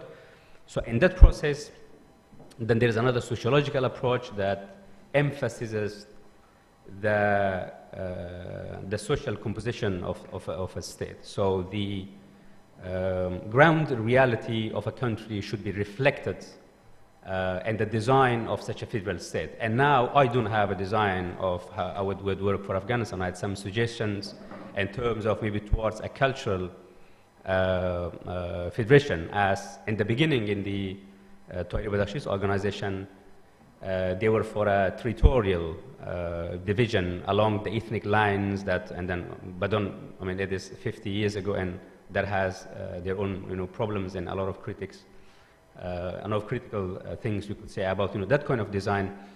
But recently, so after the Malaysia, that book I published, so in the hope that we will read and understand at least this is where federalism comes from. And the case of Switzerland, it starts from the 13th century. It's almost 700 years process of federalization. And there are still some adjustments and amendments being done. And in case of US, in case of Germany, and in case of India, in case of Pakistan, in case of Brazil, in case of Nigeria. And now I'm studying the process of federalization of Germany and Nigeria. So in Nigeria, after the British withdrawal, there are only 3 states, and that became 6 states, and that became 12 states, and that became 19 states, and currently there are 43 federal states, and in the quest for a true federalism, they are even working maybe to go towards 74, just to be able to represent more than 250 ethnic groups that are in that country from north to south. So there is an unending process, but then our job is to do just to this philosophical or political theme, and to understand and to see in which way and in what way could federalism or decentralization can enhance democracy and that sense of citizenship as worked for some of other countries. And we have seen that in all decentralized states. And there's one important distinction that I want to make between decentralization and federalism, and why is that important? Especially in case of Afghanistan, that what makes a federal system different than a decentralized system, there is a legal and institutional difference. So in a federal system, the division of power is done constitutionally, and that constitutionally matters. In case of Afghanistan, take the last 20 years, we put in the constitution a 25% quota for the presence of women both in the parliament, in the politics, and et cetera, et cetera. And I'm absolutely positive that if it wasn't, because in the beginning it was something very artificial and something symbolic just to have 25% of women present anywhere. But then along the way, in 25 years, women learn to organize themselves, and women learn to define or to interpret their interests into policy making. And we see that it becomes even in the 4 villages that otherwise a woman would have never been elected to a post to the parliament or any other post. Then we see that it works. So if it's institutionalized and it's so that is the main difference, that why we should not say that like, oh, decentralization is the same as federalism. No, every federal system is decentralized, but not every decentralized system is a federal. So that distinction should be made. And in most of these cases, even in the non-federal decentralized countries, out of all these stories, it is very clear that the problem of state failure and nation failure in Afghanistan is a question of legitimacy. And the legitimacy is because of a top-down approach and the great distance between the state and between the people, and the lack of a true representative design of the state. And this problem of legitimacy through a decentralized system or through a federal system, we are breaking down governance in different levels. So from the national level to the provincial level to the very local level, and the involvement of citizens in different levels of decision making brings them closer to the government, and then it resolves the question of legitimacy and trust building and sense of citizenship, but also a political culture. And out of this, because we have this in the, if you go, I have only seen Badakhshan, unfortunately, in that first 11 years of my life. So my examples are from there, but then we have Uzbeks and Tajiks mainly, and of course, I mean, some of our small ethnic groups, but mainly Uzbeks and Tajiks. A lot of issues are just resolved because they have a common problem and they come together and they solve their problems. And Dr. Sharoni's example yesterday about people going to the judges. They do not trust the judge, so they go to the elderly of the village to resolve their ethical problems or whatever issues. So that kind of relationship at the bottom and the grassroots, it has always been there. Though the only thing is we have ignored it and we have not seen it, and we didn't translate that into the policy making and into the process of state building and nation building. So I keep it short, and I hope we are now, despite all the misery that is now caused, as the English say, is an hour zero for Afghanistan. This is a great opportunity to rethink Afghanistan. It doesn't matter in what political system, as again yesterday was correctly argued. The political culture and acceptance. I grew up in the Netherlands, and the Netherlands is known for their culture of compromise and dialogue and consensus. And this consensus in the Netherlands, that is very old, comes from the 13th and 12th century, also born out of a necessity of different groups facing one danger: how to manage the water. And that drove them like to think and to compromise that culture of dialogue that is still outstanding and one of the most open societies. So all these basic elements are there. What we need is to rethink Afghanistan in its totality, its name, its imposed identity, and its so many peoples, and a diversity and unity that Dr. Sharoni yesterday emphasized on America's case. So if we are going towards, if we believe in a shared tomorrow and toward a common sense, then it cannot be done anymore, and the emphasis should not be in saving already failed nation and state. So, but then that starts with very simple things. That starts with words that matter. That starts with, and we should be taking it serious. It is also the scholars from Afghanistan and from Dr. Partaud, all of us that you are sitting here, we know deep down that all those terms are imposed and they are fake. But then again, we reproduce the same thing. The same structures we are reproducing, we are part of the problem ourselves.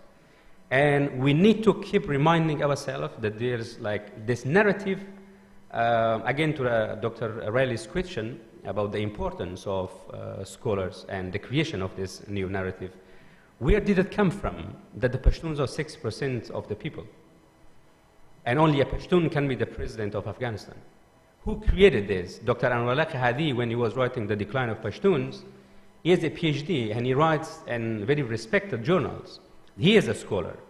If he comes and fakes history in front of our eyes, and we are repeating this and making the same mistakes, so the change starts here, with me, with you, with all of us. Remind one another. It is very important. It's not fun, okay, it doesn't matter. It does absolutely matter. If this is a genuine story, and if we want to be like for the sake of credibility, for the sake of scholarship, for the sake of doing just to a country that the diversity which is done, all the minorities who are the absolute majority of that country, in the last 128 years, they have not been part of any narrative of any story.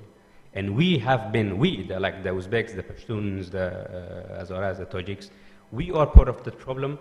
And the non-Pashtuns, I invite you to think differently, to see differently, and to say differently. Just follow the rules of the grammar of English and the Dutch and French and Persian and whatever language you write, and do not mistake and do not reproduce the same colonial and 19th century centralist and nationalist views imported and exported from Europe and imposed on us. Thank you very much.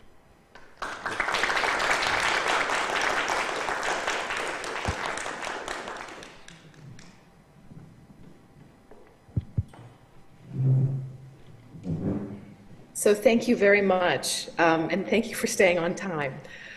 So I will, our panel will conclude with Michael Izzadeh from the New York Institute of Technology, who will discuss discrimination and nationalism in Afghanistan. Thank you.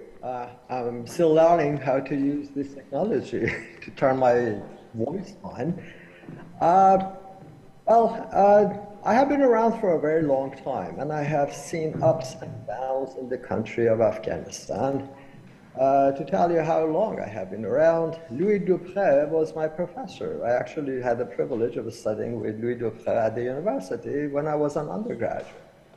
And that was in the early 70s. So I learned from him a great deal.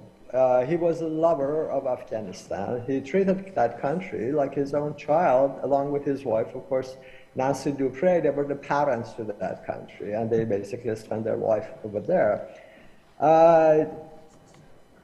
He shared something with me, which at that time, well, I was too young to quite understand what that is, namely, he was worried about the future of the country of Afghanistan as a country, actually, as a unit, because he believed, and now I see it is happening, has been, of course, dead for a very long time, that Afghanistan, if it goes on the way that it is doing now, it is almost certain that the country will break up into components. Why? Because we can compare Afghanistan to other multi-ethnic societies in the world, in the neighborhood, or in Europe, or in the Americas and other places, to have a variety of examples, which I intend to actually include in my writing, and see which one has survived and which one has broken up. Invariably, those who that actually have broken up, they have broken up because of the rise of violent and extremist. I don't like to use the word fascist, but actually it is fascist, because fascism was an idea in the 1920s and 30s that banked on using very strong violent nationalism as a form of legitimizing the government and forcing everybody else in the country to take orders from the government, because, well, the government is the backbone of this nationalism and this nation. All right? Have they survived? I'm afraid not. They all have broken up. As long as the terror has been maintained, the empire has survived. You can call the empire by any name you wish, call it the republic or anything else. It is an empire ruled by a dictator. He or the government dictates, and people have to follow. And we have seen them in Europe, places like Yugoslavia, places like Austrian Empire, places like, well, Russian colonial empire that picked up the name of Soviet Union, but the policy was the same thing. That is one group wishing to force itself on the others, but particularly when that one group turns out to be a minority.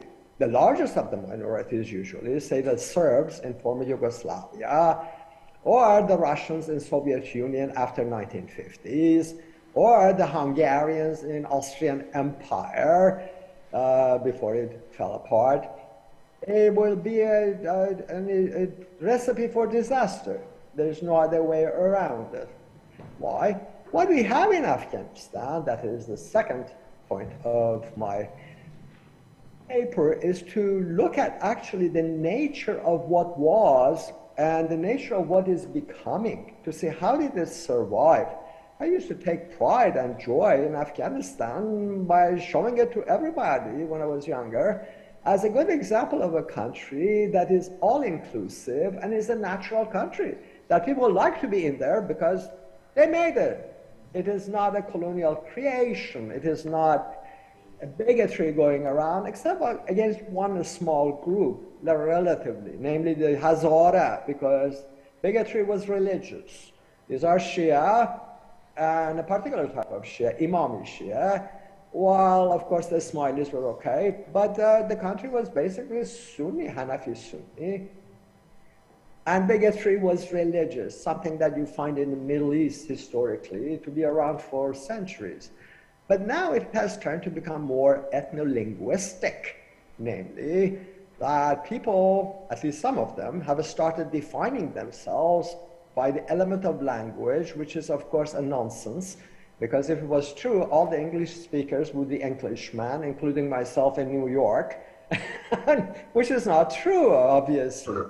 Afghanistan was held together by a language that traditionally has been there and is not an ethnic language, namely Persian.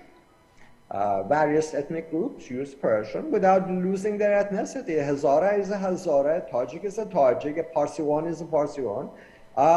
And in fact, about a quarter of the Pashtuns in Western Afghanistan speak Persian and usually nothing else. But they are Pashtun. Why? Just like English.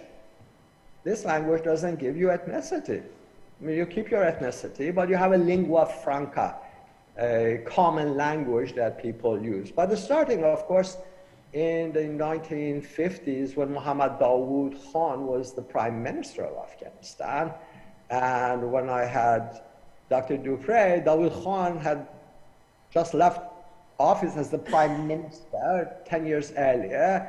But of course, we know in a few years, Dawood Khan would be coming back, getting rid of the monarchy and establishing a very short-lived republic that he implemented what had he started earlier, namely forcing Pashtun nationalism on a country which was an all-inclusive country. Live and let live. And he actually had a very funny story Dupre told me and has included in his writings. You have seen it. Namely that it was during the time of Dawood when all the government organizations were told that memoranda, that is inter-office memoranda, got to be in Pashto. So of course always was in Persian, naturally. And then he tells us of what happened because the people mostly couldn't actually use Pashto, couldn't speak it, and those who could, they couldn't actually write it. So they would have a minister in the department of X is writing to the minister in the department of Y, having someone in the office to translate his Persian into Pashtun, type it, send it to the other office. Upon arrival, that would be given to another one who could read Pashto to translate it back into Persian so that the minister could understand it. Minister could be an Uzbek, the minister could be a Turkmen, could be a Baluch, could be anyone. This is the lingua franca, the working language. But after, of course, Dawood left, and then Dawood came back again, this ethno-nationalism was rejected largely by the communists who took over. Although they were largely Pashtun themselves, in fact, specifically Qilzai Pashtuns, and removed the Abdali government altogether, they implemented Persian as the language of the government. So it became monolingual, actually. Looking at the literature that is produced is monolingual. That is going back to in time and saying, look, this is no one's language. It is an intercommunal language. But with the coming into power of Taliban, which are again Qilzai themselves, not Abdali largely, they had implemented Pashtun only, not just Pashtun mainly, but Pashtun only policy within, using it within their own system. In 2001, and the invasion of the country by the NATO forces, well, the Abdalis were brought back into power. So you had people like Karzai, and then eventually Ghani and the other ones. They neglected the government and how to rule in the area, but Pashtun became more and more an issue with the arrival of millions of Pashtun refugees from Pakistan into Kabul, the capital city, which of course was always a Persian-speaking city. That it was chosen specifically by of course, Timur Shah because of that, to move the capital from Kandahar to Kabul to get rid of the undue influence of the Pashtun leaders in that area. The new government of Afghanistan, namely the Taliban, has done exactly what the old Taliban was doing, and now it has implemented a policy progressively of Pashtun only.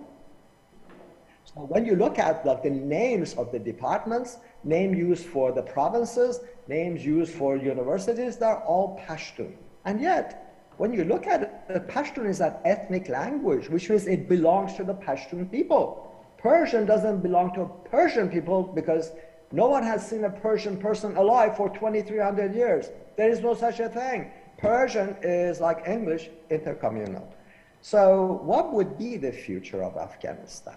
If this continues, this forcing of an ethnic language on people at the primacy and the power of one group over everybody else because they are Pashtuns and naturally their language is becomes the language of administration, I am afraid for Afghanistan, it may go the way of former Yugoslavia or Soviet Union or Austrian Empire. Namely, it will only survive as long as terror is maintained, dictatorship. Otherwise, if it goes democratic, if it follows the discussion of the previous speaker here and goes, say, federal,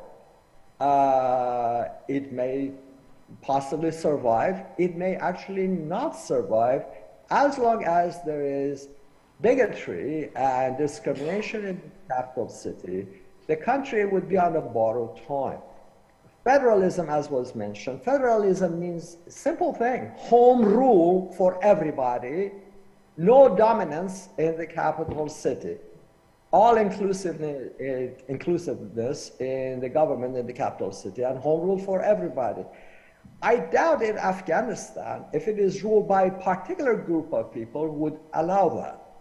If the president of the country got to be always a Pashtun, if the name of all the organs got to be in Pashtun, and if broadcast on TV and radio is going to be Pashtun, the stamp of the country is in Pashtun, how exactly would this survive? We saw how quickly former Yugoslavia fell apart. The moment Tito, Marshal Tito, who was a multi-ethnic person, left, and you have demagogues like Milosevic and the other taking over, and the country came asunder and became, of course, a territory for civil war, destruction, and, of course, hatred among the people. So on that note, I don't want to carry on more because, of course, you are on limited time, and my colleagues had so much information that they needed more time to present them. So I stop at that point, actually. And of course, I will entertain any questions that later on the audience may wish to ask me. Thank you very much.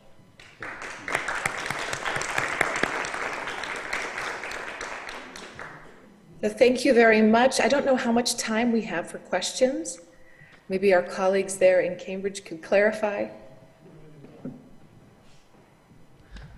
Jane, actually, we are running late today, and I think we can have 15 minutes if you want. Then it will give us some time to drink a coffee quickly and start the next panel at 3 o'clock, because Magnus has next panel, and he's kind of, anxiously waiting. Thank you. Okay, so in the interests of time, maybe we'll have 10 minutes of questions just to see if there's discussion on these very important papers. And I could speak for a long time. I have a lot of questions for all of the presenters, but maybe we could look to see in the audience if there are questions, comments.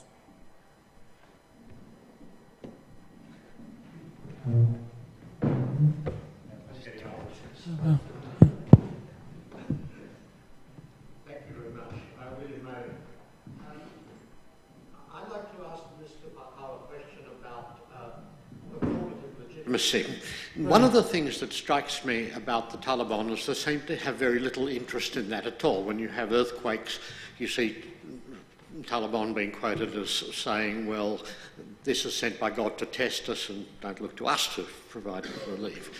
And it makes me wonder whether they're actually pursuing another kind of model of legitimation, which was discussed from a theoretical perspective in the context of the Soviet Union, namely what Rigby called goal rational legitimation, where you'd seek to legitimate your regime in terms of the goal which you are purporting to realise through your actions, in this case an Islamic State. That would seem to foreshadow real difficulties for the Taliban regime, partly because there are very few examples anywhere of regimes that have successfully legitimated themselves solely on the basis of the goal that they're setting out to pursue. And that might suggest that what we're going to witness is in fact a higher level of coercion, since coercion and exchange are alternatives to legitimacy as basis for regime survival. And I'd be interested in your reflections on that. Sure. Thank you. Thank you for your question, Professor. I was mainly talking in the context of Taliban insurgency. Now that they have full power, of course, they are desiring for recognition and political legitimacy, that they are doing their best to provide, to get recognition and also provide governance and basic services to the people. But during their insurgency, during the last 2 decades, the central government actually remained extremely weak. During this 20 years, there was no potent, powerful, forget about powerful, just a capable government in Kabul, neither during the Karzai time or Ashraf Ghani's. Actually, during Ashraf Ghani's, we saw a policy of, state marginalization and destruction of state institutions, which further weakened the already weak and fragile Afghan state. But in that context, of course, the Taliban, by the time Ashraf Ghani was power, had gained a significant portion of Afghanistan. They were active in more than 100 some kind of districts, and they were providing services to the people, because especially in terms of judicial services, judiciary, that the rural people relied on the Taliban, because the government could not meet those challenges, those basic needs of the people. The government didn't even meet the basic needs of the people in some urban areas. Forget about the rural areas. Afghanistan is a rural society. 80 to 80% of this society are rural people. I mean, roughly speaking. So in that case, one of the reasons that Taliban, that the people, depended on their provision of services, especially in terms of judiciary, was because it was swift. It was much efficient than the central government's process, which was corrupt, which was inefficient, which couldn't provide those services. So I think the factor of legitimacy was extremely critical. Of course, as I mentioned, this is a historical problem in Afghanistan. Successive Afghan regimes and Afghan governments have strived to gain legitimacy. One is because of their dependence on foreign powers, that the general populations have been not willing to grant legitimacy or credibility to the this is the main factor. And the second factor, as I mentioned, was provision of services, or a capable, efficient government to gain legitimacy through performativity. Thank you. Afghanistani governments. Afghanistani government. Thank you. Great. We have time for just one more question. Jane, there are 2 people, and at least I can see, want to ask question. Maybe we can get both quickly in succession, and then ask them to reply to those questions. Is that okay? You guys? I have a very quick and very technical question. There has been this talk about federation, federalism, and so on, and the dangers of it. and obviously also some of the advantages of it seen in different parts of the world. One word that I have not heard used is the idea of confederation, which is a much looser federation where degrees of sovereignty are sent down to the various elements of the federation, and where there is a deliberately weak central government. Is that something that should, in one form or another, be considered?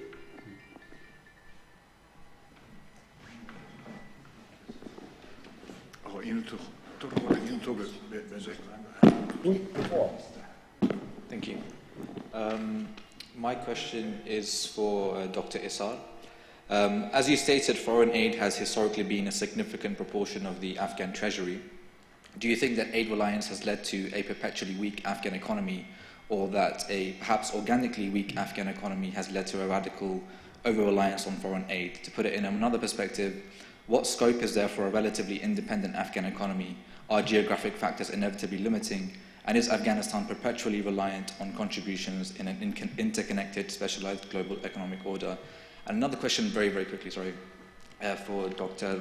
Badakhshani, is how do you think a federal initiative will affect the relationship between different ethnicities in Afghanistan? And what type of federalism can you imagine that will not be based on territorial ethnocentrism?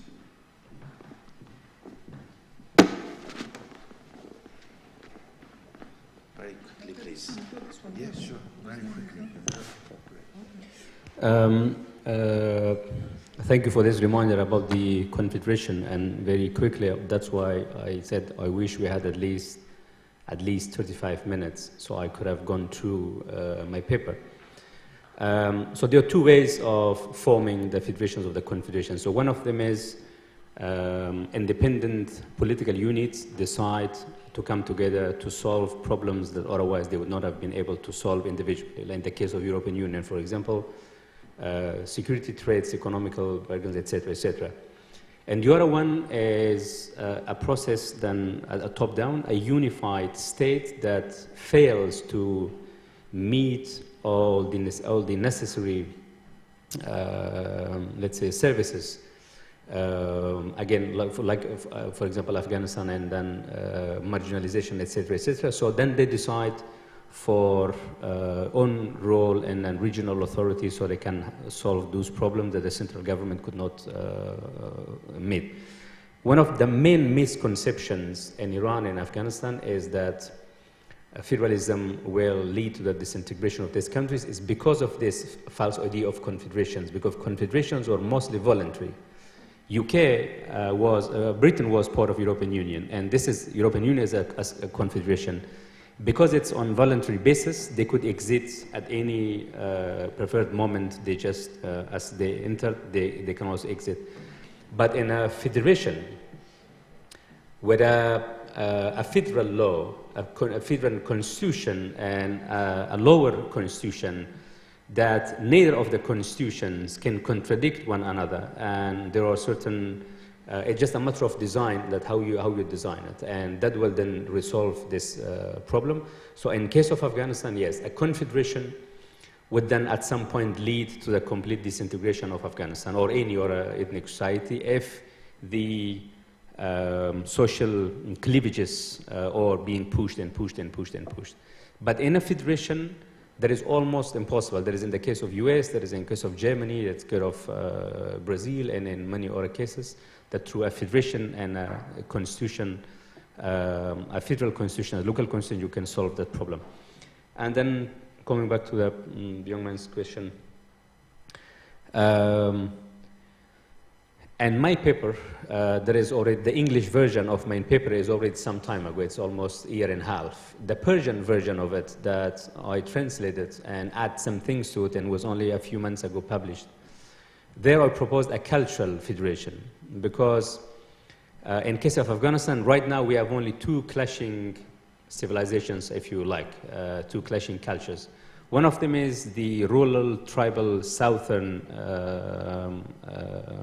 version, which is historically actually not true. They are part of this civilization, they are part of this language, they are part of this history. Only they have managed to exclude themselves from that shared past. But then for Uzbeks and for Hazaras and for Baluch and Aymokh and Tajiks, that shared past goes like, very back into the history. And recently I wrote an article on the use of Dambura, for example, through the whole ethnicities, that the same shape, the same two strings, not only in Afghanistan between the Uzbeks and the Hazaras and Tajiks and Aymokhs, etc., but then Kazakhstan and Tajikistan even goes beyond our imposed national borders, binding different ethnic groups only with two strings. So there are a lot of shared elements. So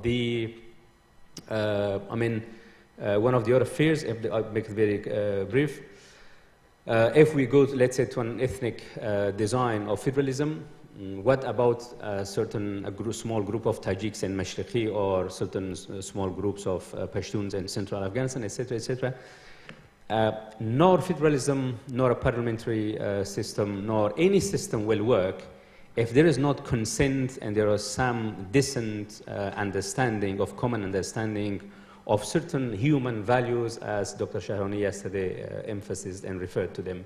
So that should come first. But then the culture of acceptance and the culture of the mutual understanding, if that we put first, but then do not ignore each other or do not deny each other's right and ideological preferences and diversity and culture, etc., we have the new other way. We are then bound to embrace one another. And that is, I think, the only way forward.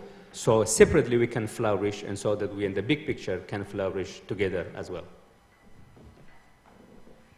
Oh, can I just address the question, Jen? Please. Okay, so the question about whether it was aid that has led to weakening the economy or whether it wasn't a weak economy, I think it is mutual, basically. Afghanistan has historically been an agricultural-based economy with 12% of arable lands, with 40% of mountains, so that has the potential to not develop. But at the same time, aid and the aid modalities in the context of Afghanistan have been a curse, more of a blessing. I have written an article about this aid frontierism in Afghanistan, whether it's been a curse or a blessing. So based on my findings, aid only in Afghanistan, in many countries, if you're an aid rentier economy, there are two types of rentierism. So if you're a natural resource oil type of rentier government state, or one of aid rentier state. So if you're an aid rentier state, which we were for the past 2 centuries, I would say, not even less. So there are several negative consequences. The accountability will be impacted.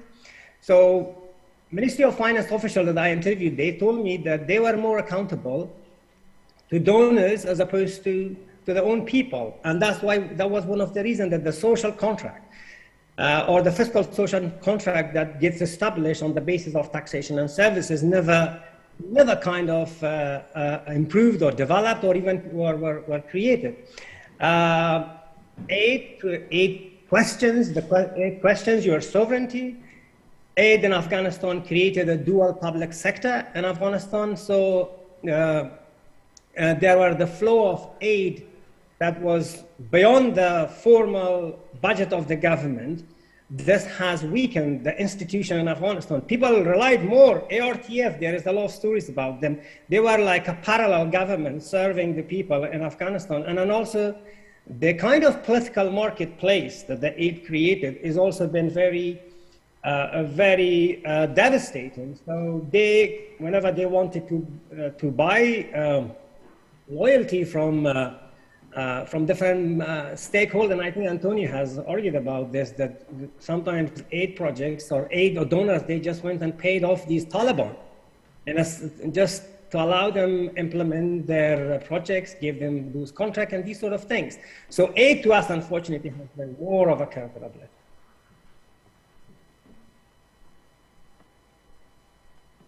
Yeah, thank you.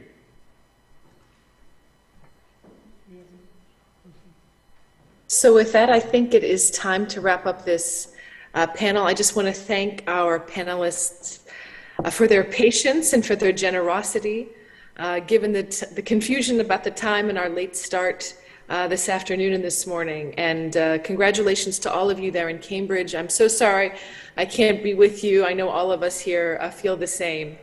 And we look forward to watching the rest of the conference this afternoon, and enjoy your coffee.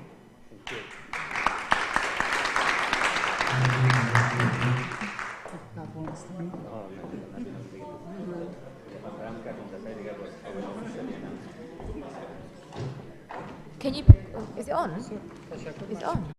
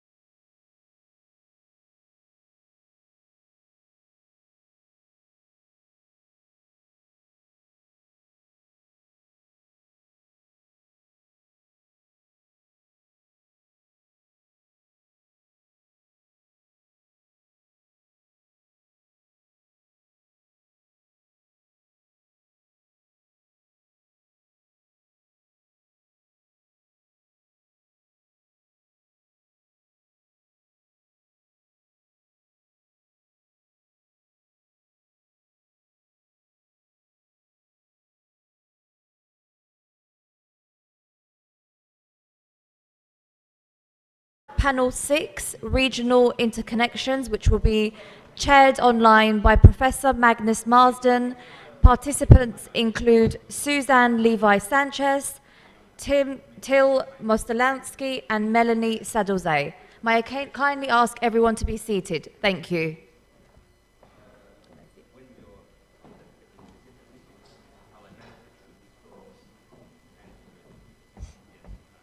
Professor Magnus, can you hear us?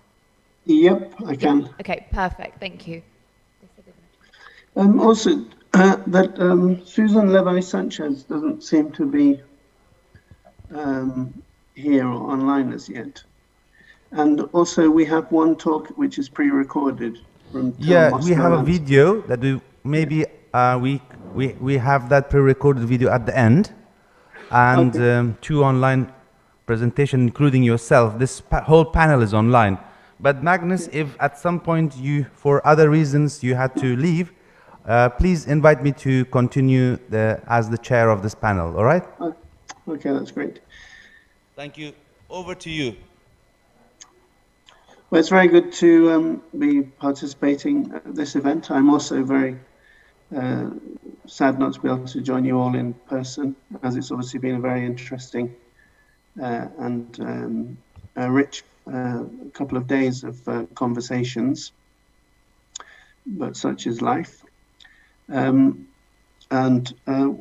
the aim of this panel is to explore trans-regional connections, which are of course such an important part of Afghanistan's history and contemporary dynamics, but to do so not through the sort of usual focus on abstract interstate relations, but to instead to address particular issues and dynamics in a specific context, which for the purposes of today is that of Badakhshan, which of course is a region that's crisscrossed by the national state boundaries, not only of Tajikistan and Afghanistan, but also proximate to Pakistan and China.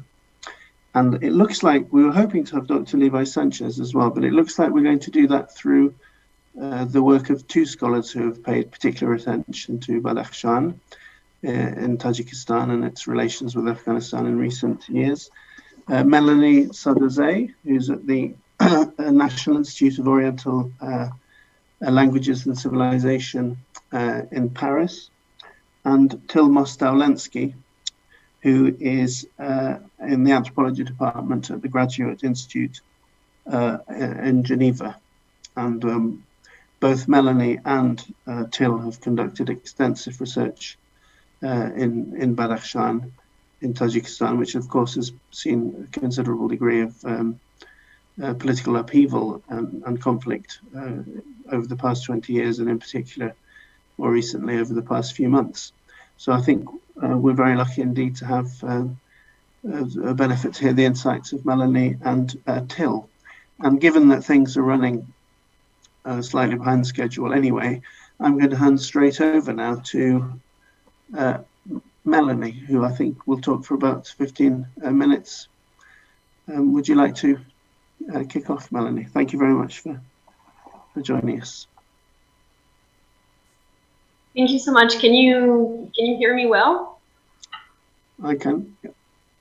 Okay, awesome. Well, thank you so much. I'm very honored to be part of this beautiful conference, and very humble as well, because there's a number of scholars online, but also in the room that I truly admire, and I use their work in my own research. So I hope this will be interesting for those of you who are from Badakhshan, actually, but who also study Badakhshan.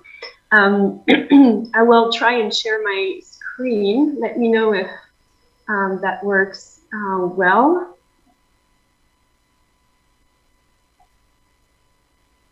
So you should be able to see the title. Yep. Okay, awesome. So I slightly changed the title of the presentation because I meant to present an article that I co-authored with my colleague from Switzerland, Suzy Blondin. And this article is about the paradox between remoteness and connectivity in Badakhshan, Tajikistan. But for this conference, I will talk about Badakhshan in general, so not only in Tajikistan, but also in Afghanistan, so like the historic Badakhshan region.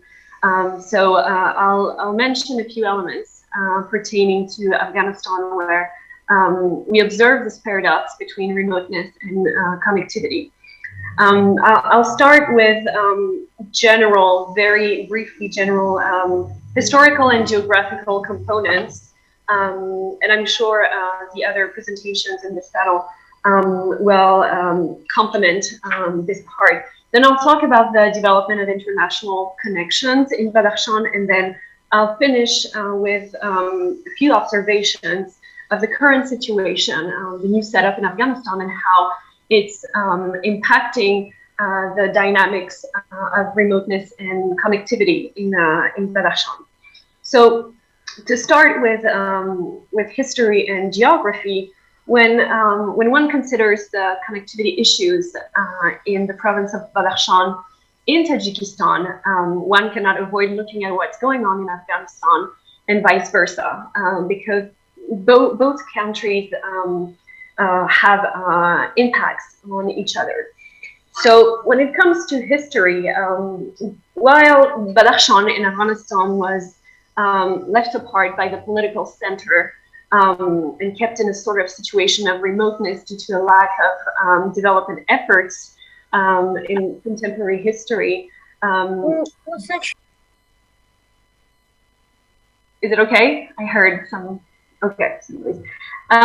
So at the same time in Tajikistan during the Soviet period, the province of Badakhshan was very much supplied by Moscow, so by a political center, where plans to physically support the development of the province were implemented to better connect this remote region, high in the mountains, to the rest of the USSR. The border with Afghanistan was closed, and cross-border contacts, which had been very common before the closure of the border in the 1930s. All of that was just cut off. But at the end of the 1990s, so at the end of the civil war in Tajikistan, and with the independence of Tajikistan, the province of Badakhshan in Tajikistan has stopped being provisioned by this administrative center, and was brought back to a certain isolation, certain remoteness. However, new contacts, new opportunities emerged between Afghanistan and Tajikistan, and also with neighboring countries of Tajikistan, with international actors introducing the border areas of Badakhshan to globalized dynamics. Now, when it comes to geography, the border between Tajikistan and Afghanistan is high in the mountains. You can see it on this map, and the last data that were provided by the State Committee on Land Management of Tajikistan last July gave us the number of 1,374.2 kilometers of border between the two countries. In Badakhshan, it's approximately 910 kilometers long. And so I will not talk about Tajikistan here, but if we talk about Badakhshan, Afghanistan, the border areas are remote in different ways. First, they're high in the mountains. If you take just the district of the Wakhan, the land is between 2,000 and 7,000 meter high. There's a lot of paths, not like roads, not like even and paved roads. The paths are very rocky and bumpy, which creates a remoteness between villages in the border areas and economic centers within Afghanistan. And here I'd like to quote an Afghan geographer and I apologize for the translation in English, but he wrote, to make it easier to go back and forth, the natives of Badakhshan have created another path called Otangho. It is located on the south side of the mountains with smooth walls as high as a wall where you can neither put your hand nor have a grip for your feet. So that gives us an idea of how to consider remoteness, not only in terms of kilometers, but also in terms of accessibility and mobility. The distance with the centers in Afghan Badakhshan have to be considered not through a metric system, but through the time of travel. And it brings us to James C. Scott and his theorization of distance, right, with the political center to be understood through topography and time of travel. And in that case, most villages in the border areas of Afghan Badakhshan are 4 or 5 hours away by foot from economic centers, and then they can be characterized as being remote. So this notion of remoteness helps us to understand how connectivity can prosper and how the border with Tajikistan can be understood as being an engine of connectivity, because it connects two regions that are remote within the countries they belong to. It leads me to the second part of this presentation about the development of international contacts. So here we are in the beginning of the 2000s. So it's the end of the civil war in Tajikistan, and international actors can now come and operate to support developments in Tajikistan and in the border areas of Badakhshan. And here the border between Afghanistan and Tajikistan and Badakhshan has become a point of contact to open up the Badakhshan province to Tajikistan for Afghanistan and vice versa. On this picture, you see one of the cross-border bridges in Darwaz, and on the left side, you see it's the Tajikistan side and the Afghanistan side on the right side. So multiple actors have invested, multiple international actors have invested in connectivity infrastructure, such as this bridge through their development agencies. There's not only bridges, but also roads, cross-border markets between the two countries, electricity grids as well, and a lot of different international actors. But I'd like to mention one non-state actor. When it comes to state actors, we have, the U.S., Japan, China, that have been very much involved in those in the development of the border areas. But the actor which has been the most involved and which has funded and implemented many projects to reconnect both sides of the border is the Agahan Development Network, and it's a non-state actor, and they have funded many cross-border initiatives and programs. And it's interesting because in Afghan Badakhshan, in the border villages, those initiatives are perceived as a necessity to reconnect with Tajikistan and with, for some people, with their relatives in Tajikistan. In some villages, 90% of the people in Afghanistan have relatives in Tajikistan. So it's very much important, not only for economic reasons, but also for personal reasons. There are many initiatives that we can talk about in the Q&A session, and I'm sure my co-panelists can also talk about those initiatives. But I'd like to give the example of electricity. The electricity sector is interesting because, to quote a former head of DABS, so the Afghan National Electricity Company, electricity is, I quote, the infrastructure of infrastructure, of quote. So in other words, it's essential to have electricity to be able to build further projects of connectivity. And in Badakhshan, in Tajikistan, it's one of those agencies, quite not an agency, but it's linked to the AKDN. It's a company that's called Premier Energy, that is responsible for generation and distribution of electricity in the province of Tajikistan, but it's also responsible to export and to supply Afghan Badakhshan with electricity.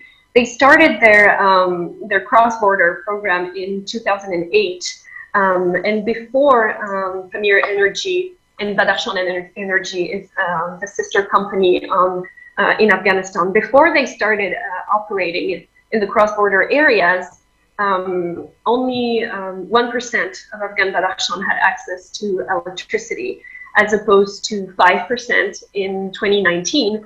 And they want to cover all Afghan Badakhshan by 2026, and even to export their electricity from Tajikistan all the way down to Pakistan. And so it plays a big role in connecting the two sides of the border, and to connect even the Pamir region in general. And it's not just about connectivity here, but also about improving quality of life for very remote families, in villages that are very remote. And this is a very prosperous sector, and it's not surprising that with the new setup in Afghanistan, electricity from Tajikistan has not been cut off. So Tajikistan and Pamir Energy have not stopped supplying Afghanistan, even though Afghanistan still owes a lot of money to Tajikistan. And it leads me now to the third and final part of my presentation, preserving connections despite external troubles. So when we talk about external troubles, I'd like first to mention, because I don't want to forget this part, I want to talk about and briefly mention internal issues. External troubles to me refer to more like international issues, right? But internal issues are related to geographical constraints, to connectivity. So in Afghan Badakhshan and in Tajikistan's Badakhshan, there are many weather-related problems and problems linked to climate change. And a lot of authors in environmental science insist on how vulnerable those regions are to climate change, which involve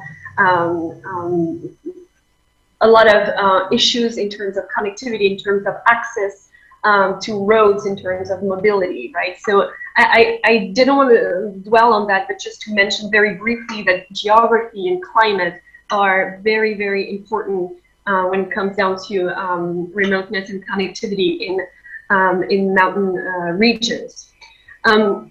So let's talk about now the situation ever since February 2020, which is an important date because that's when the border between Afghanistan and Tajikistan has been formally closed due to the pandemic, COVID-19 pandemic.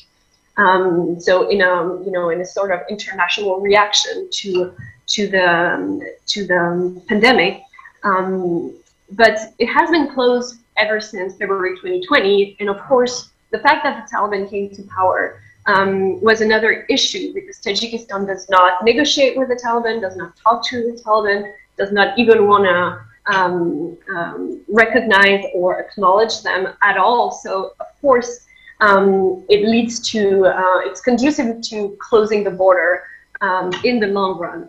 So the border has been shut, and it's posing a lot of problems for border communities.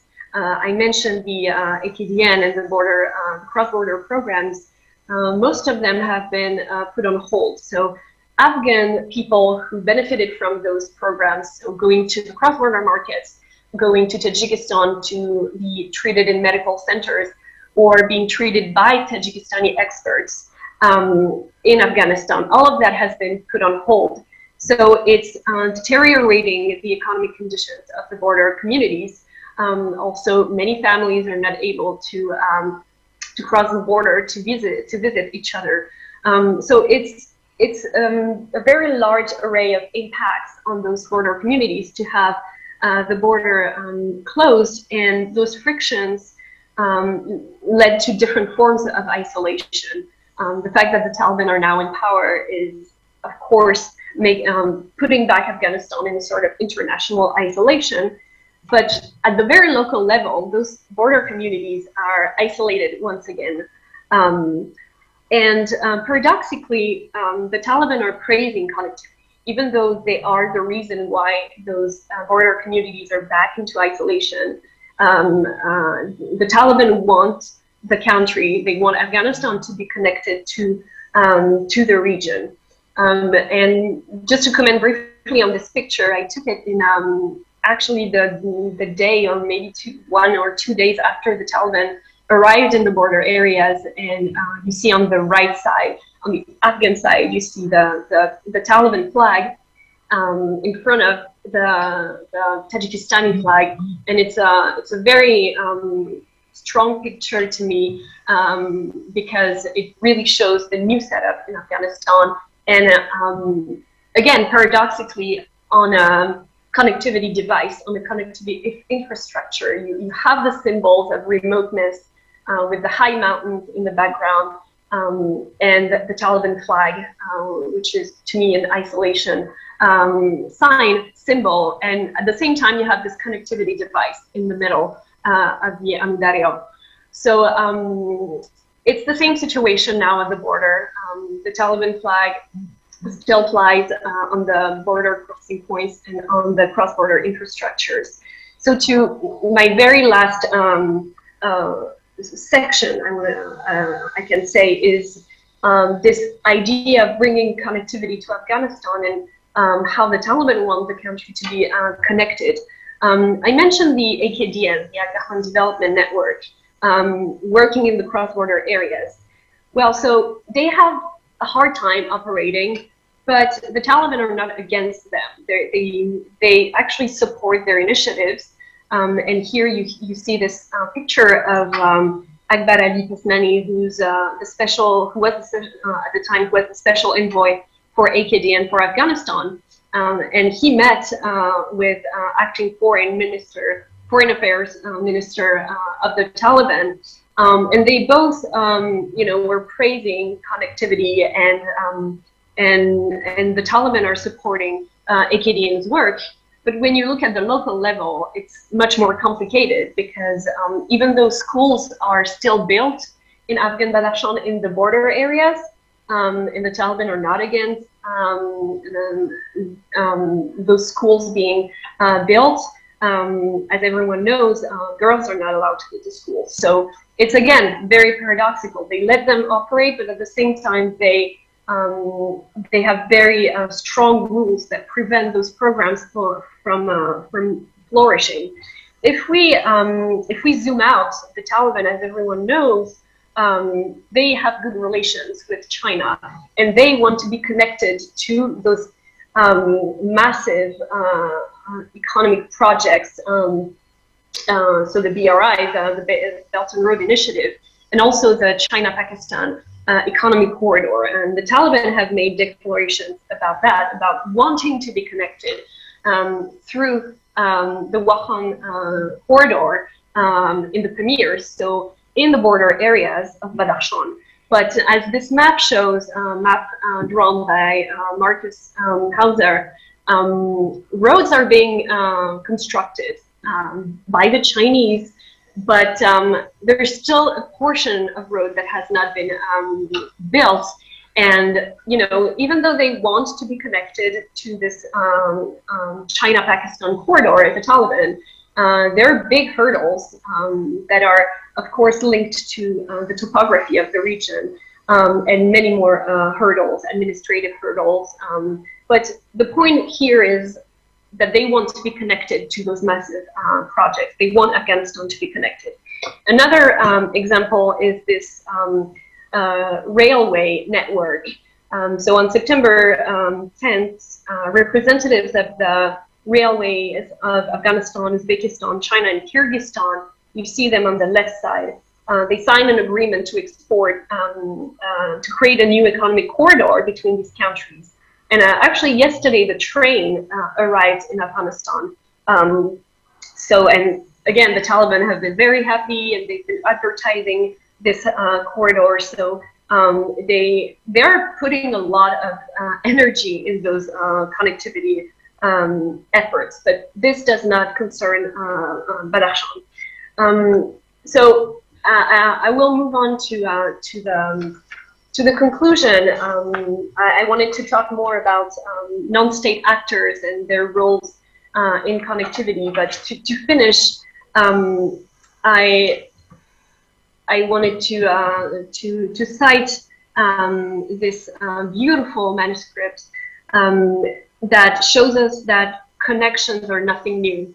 In reality, they have been suspended in contemporary history of Badakhshan, but it's not nothing new. There's a potential for cooperation that is not new, and of course, this potential of cooperation should not distract us from the fact that those massive projects are hiding, poverty. They're hiding the fact that remoteness is still there, whether related to climate change or to political decisions. So I think one should absolutely must keep that in mind, even though there are efforts to connect the two sides of the border. This new setup in Afghanistan is not really conducive to connectivity, despite the potential. But it's nothing new again. And so, to finish, let me quote this piece. So it's a very short quote from the Rahnamai Hataran Badakhshan. And again, sorry for the translation, but it says, we also see that trade, that was written back in the 20s, okay, for at the very, very beginning of the 20th century. So back in the 20s, keep that in mind. We also see that trade, once intense with the kingdom of Bukhara, Darwaz and Rongshan, to the north of the Amu Darya, had completely ceased since the demarcation of the border with the Soviet Union. But that had still retained at that time a not inconsiderable importance with Chinese Xinjiang and through Chitral in now Pakistan with India. For Badakhshan, in any case, a good part of the foreign trade was still done directly with neighboring countries without passing through the capital. And this very last sentence is, it echoes the previous panel and the idea of decentralization and, the lack of power when the country is governed by a center. So we can all reflect on that, and I hope it can open up the discussion. Thank you so much, and I leave a few names here of scholars who have been working on remoteness and connectivity in the Pamirs, which is probably going to make a transition with the next panelist, I guess, Til Mosolonsky, probably. Thank you so much. Thank you very much for a fascinating and very rich paper. And now I think we're going to Til couldn't join us in person because of the timing, but I think we're going to show his video.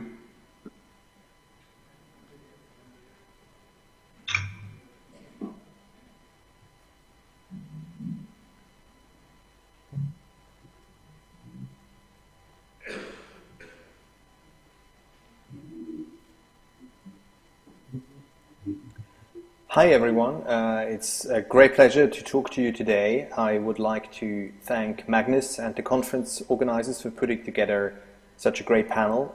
It's also an honor to speak along with my co-panelists, Susie and Melanie.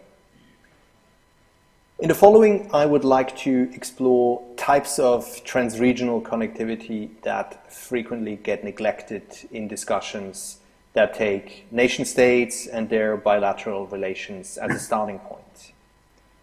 And I think Badakhshan is an excellent case in point to analyze such connectivities, precisely because it is not only a province of Afghanistan, but also a broad sociocultural space that extends across various national boundaries: Afghanistan, China, Pakistan, and Tajikistan.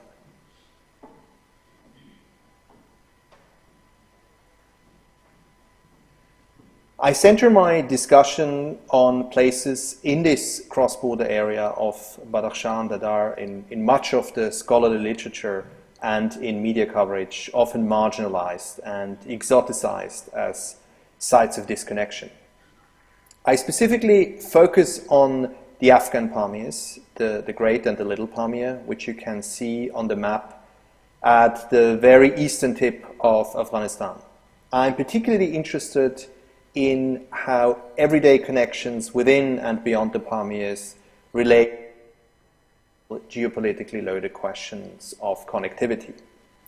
In my discussion, I draw on fieldwork that I conducted between 2016 and 2019, also jointly with my colleague Tobias Marshall, who just completed his PhD on the role of images in establishing the Afghan Pamirs as a remote frontier.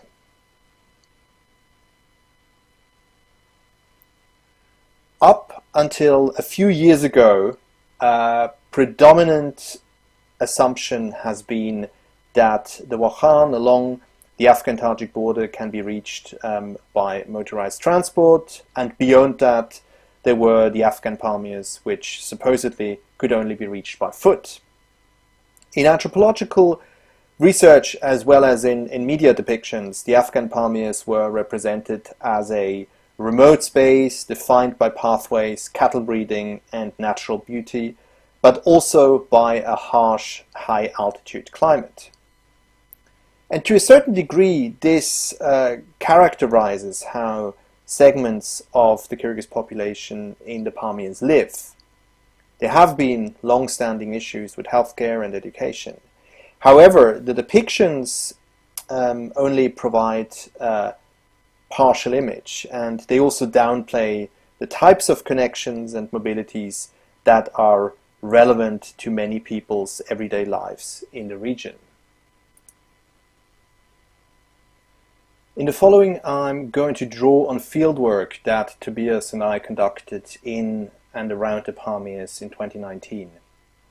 At that time, we specifically focused on mobility and infrastructure for a contribution to our edited volume with the University of Hawaii Press, which should actually be out in a few weeks.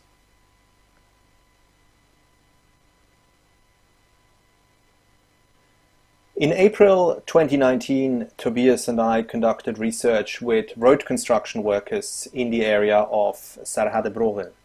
A construction company from Kabul had been assigned the task to build a road from Sarhad to the Chinese border.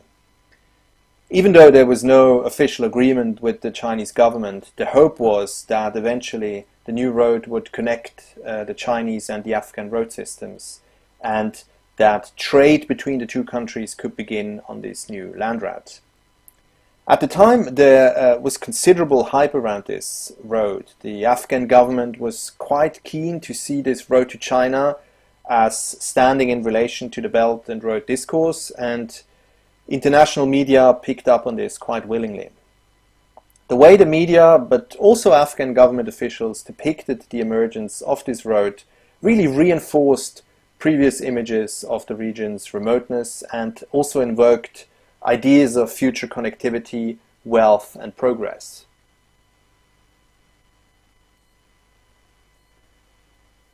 The road construction workers to whom we talked had much more grounded views in this.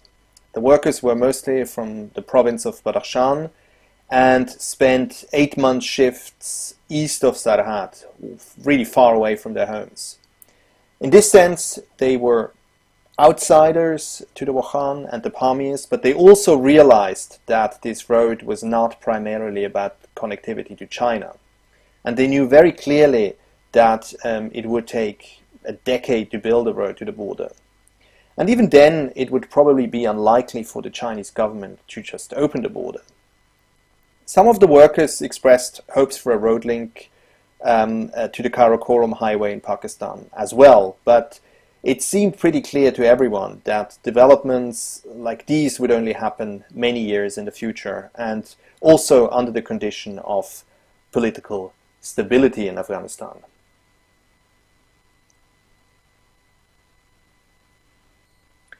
As we could observe, very slowly the workers blasted rock out of the mountain, meter by meter, always following the shepherd's tracks that the Kyrgyz and the Wakhi have used there for many years.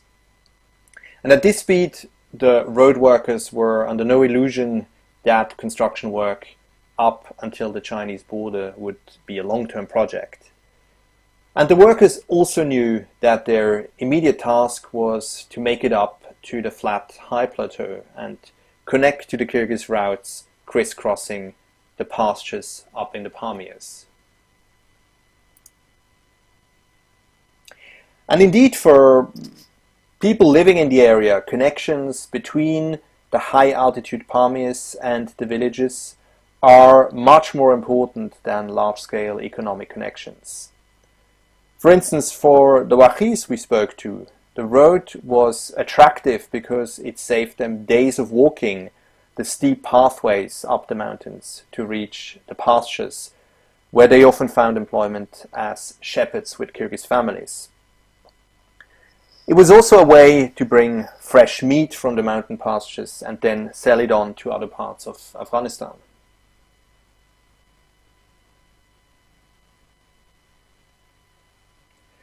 Talking to and walking with the Kyrgyz on the high altitude plateau of the Pamirs revealed entirely different attitudes.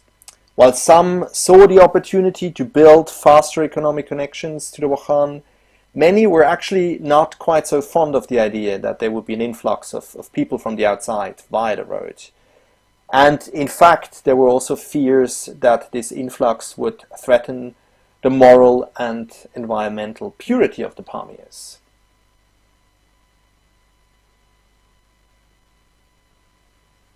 But this does not mean that the same Kyrgyz interlocutors remained immobile in the Pamirs. The Kyrgyz have well-established ways of navigating motorized vehicles across the mountain pastures, and as we could witness, they brought motorcycles on yaks from Afghan cities. They connected to Tajikistan via the flat high plateau linking the Little Pamir and the region of Murgab in Tajikistan. And this provided them with access to the Tajik road system at unofficial border crossings.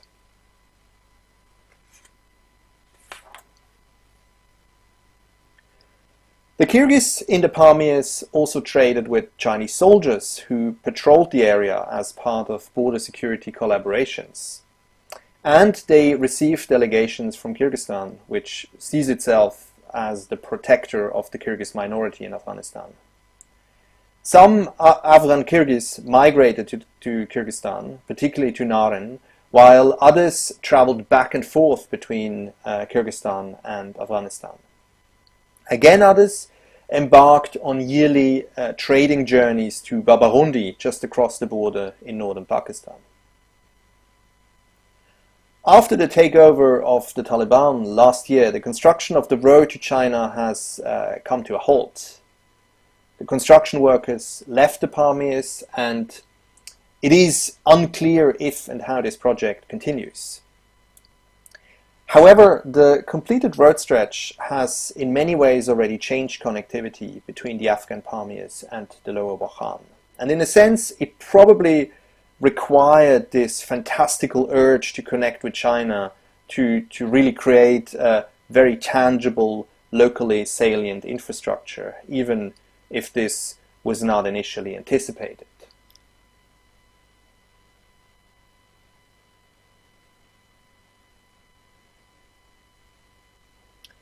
Comparable processes appear in much of the literature on Belt and Road projects across Asia, as well as in much older attempts to shape connectivity in the broader region. For instance, looking to the north, to Tajikistan, the Pamir Highway has really transformed connectivity to the outside since the 1930s. First, within an enclosed Soviet system of transport and provision coming from southern Kyrgyzstan. And this was a transformation which was based on cutting kinship and economic ties to the Afghan Pamirs and the Wakhan. And then, of course, in the early 2000s, there was the opening of the road link with China, which really strongly impacted the economic context in eastern Tajikistan. Connecting different parts of Tajik Badakhshan fundamentally changed people's access to pastures, employment opportunities, and also religious mobility. And similarly, in northern Pakistan, the Karakoram Highway has not only reconfigured the country's connectivity with China, it has also profoundly transformed local mobilities and economies, while for much of the highway's existence since the 1980s, actual connectivity to China has played a subordinate role for most people.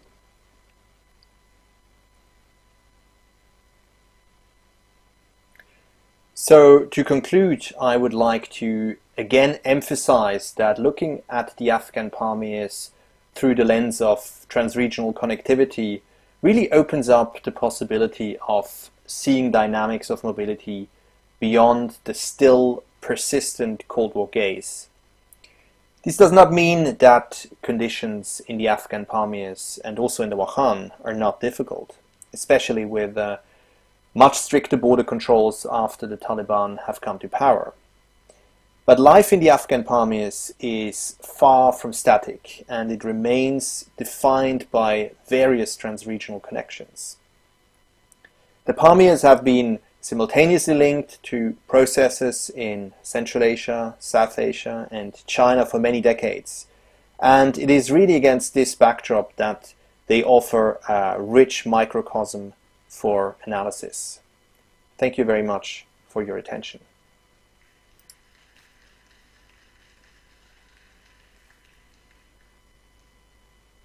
Well, that was another fascinating presentation, thanks to Till. Obviously, because Till isn't actually present, it's going to be difficult to field questions by him. So maybe what we should do is I'll ask a brief question of Melanie, and then we can open the floor to any questions that the audience might have. I know there's a great deal of expertise sitting there in Cambridge today. But my question for Melanie really is that I wondered if you could talk a bit about this sort of what appears to be a paradox now, in that the AKDN activities appear to be sort of more, in a sense, feasible in Afghanistan at the moment than they do in Tajikistan. There's been these sort of changes in Tajikistan with considerable pressure being placed on AKDN organizations working in the Pamirs, not only in Badakhshan but also in other parts of Tajikistan. So I wondered if you could give us some of the context recently that's affected AKDN relations and activities in Tajikistan. Yes, thank you so much for this question. I think it has to do with, again, the previous panel and the idea of a central power, whether strong or not. I think the difference is that in Tajikistan, the central government, so in Dushanbe, is getting more and more tight. It's tightening its power. And the context here is, it brings us back to last year, November 2021, when people in the Badakhshan region of Tajikistan started to peacefully protest against law enforcement and against the central government.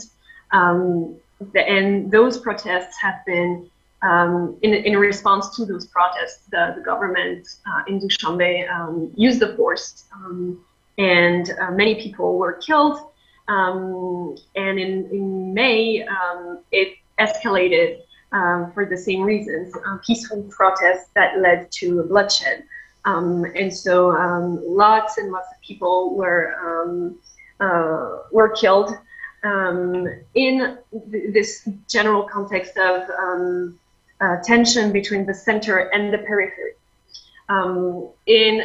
In the Badakhshan region of Tajikistan, people are mostly Ismaili, so they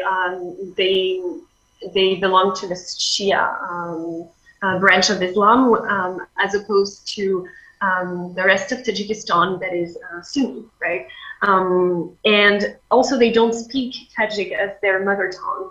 They have their own languages, the Pamiri languages, and we see the same features on the other side of the border in Afghanistan.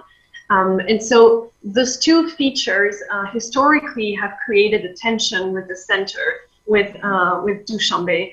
The Soviet, the history, the Soviet period is another story. But if I want to really try and give a general picture, the tensions are very strong in Tajikistan, and ever since last year with those violence in Badakhshan, Dushanbe and the Tajikistani government is becoming much more strict. And the AKDN was sort of like the parallel power in Badakhshan, because Badakhshan was neglected by Dushanbe, and so there was no investment in infrastructure, in development. And so to fill this void, the Aga Khan Development Network funded a lot of projects.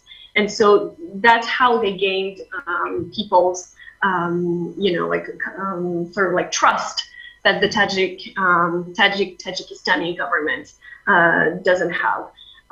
But very recently, AKDN has had lots of trouble to operate.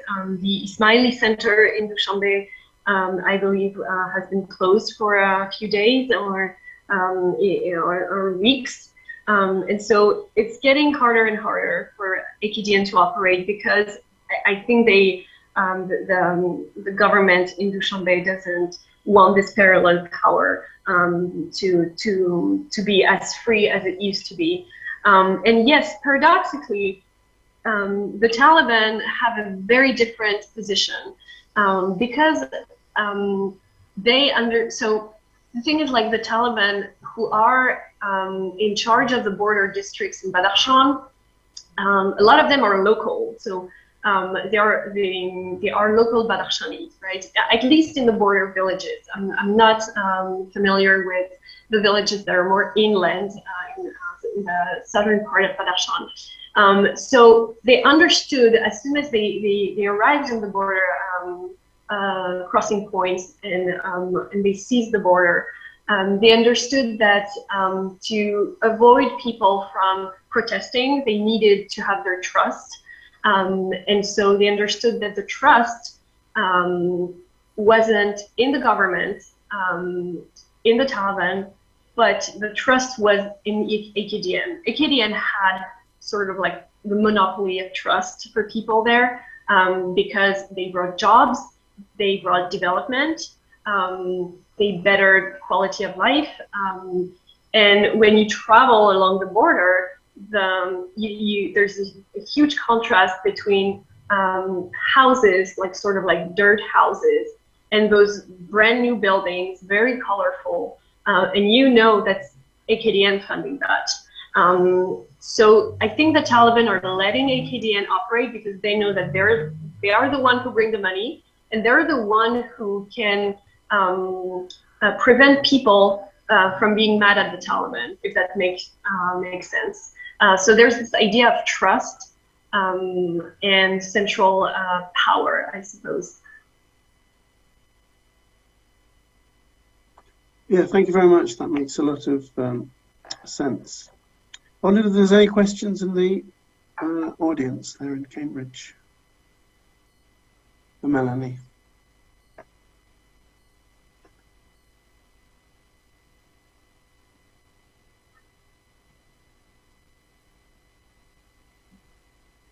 Seeing it?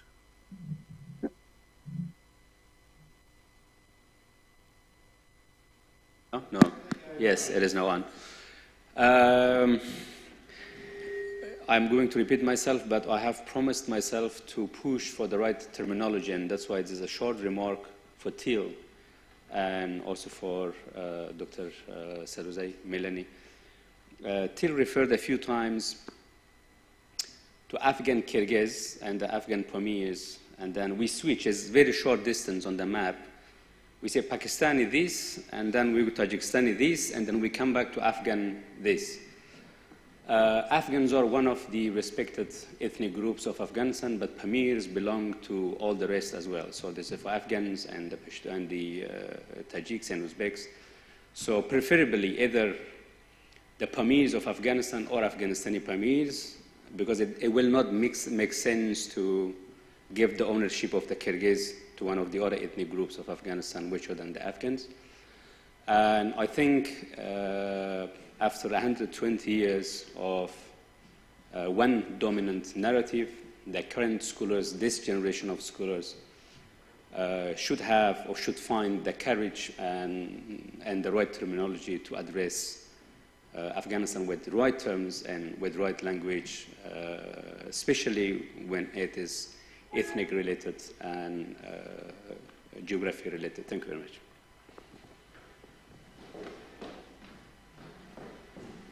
Thank you. Do you have any response to that, Melanie? Anyone else? Any other questions? Okay. So, की जवाब में था जो आज की वो सवाल था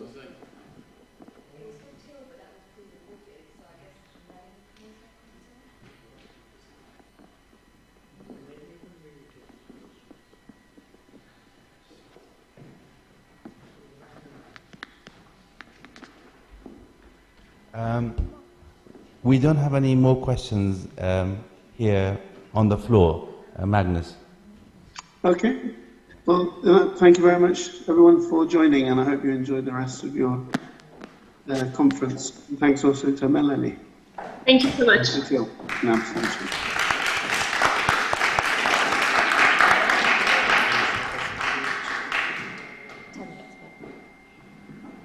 We have a 10-minute break and we'll commence at 4 o'clock sharp, please. Thank you. It's for the final panel.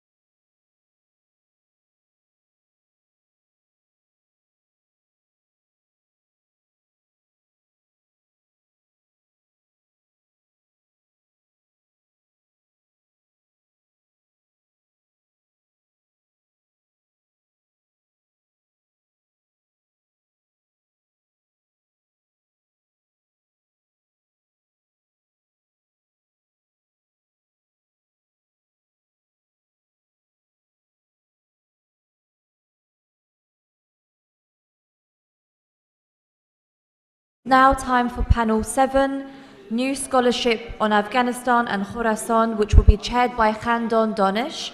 Participants are Dr. Akram Umarov, Aisha Siddiqui, and Dr. Avinash Paliwal. I'd like to welcome Khandon Danish.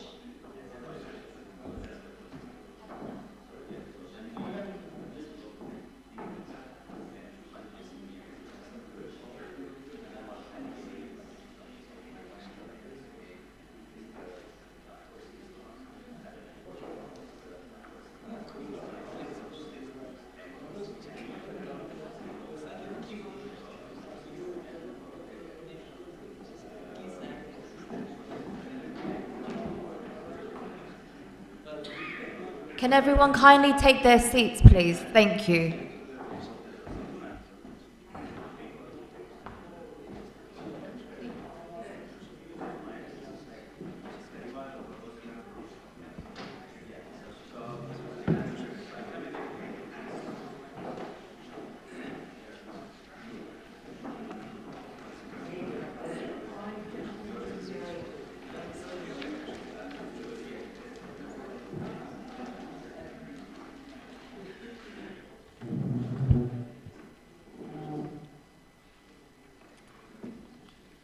Good afternoon, distinguished guests, panelists, friends, and colleagues. On behalf of the Afghanistan Institute for Strategic Studies and the organizer of the conference, I would like to convey my warmest gratitude to those who have joined us today and yesterday, and also those who have joined us virtually and stayed with us very patiently. A special thanks to media organization who joined us today and help us in giving coverage to our conference. Before introducing the panel, I would like to make just 2 notes.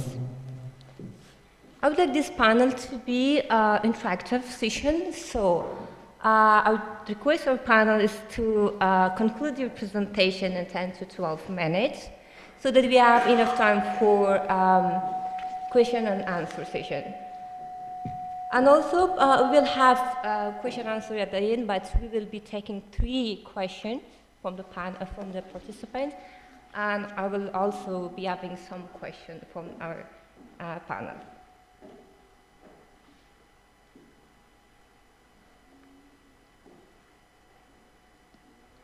Afghanistan Institute for Strategic Studies, as a co-host or as an academic partner of this conference, would like to contribute to the academic debate of state building and nation building debate in this conference.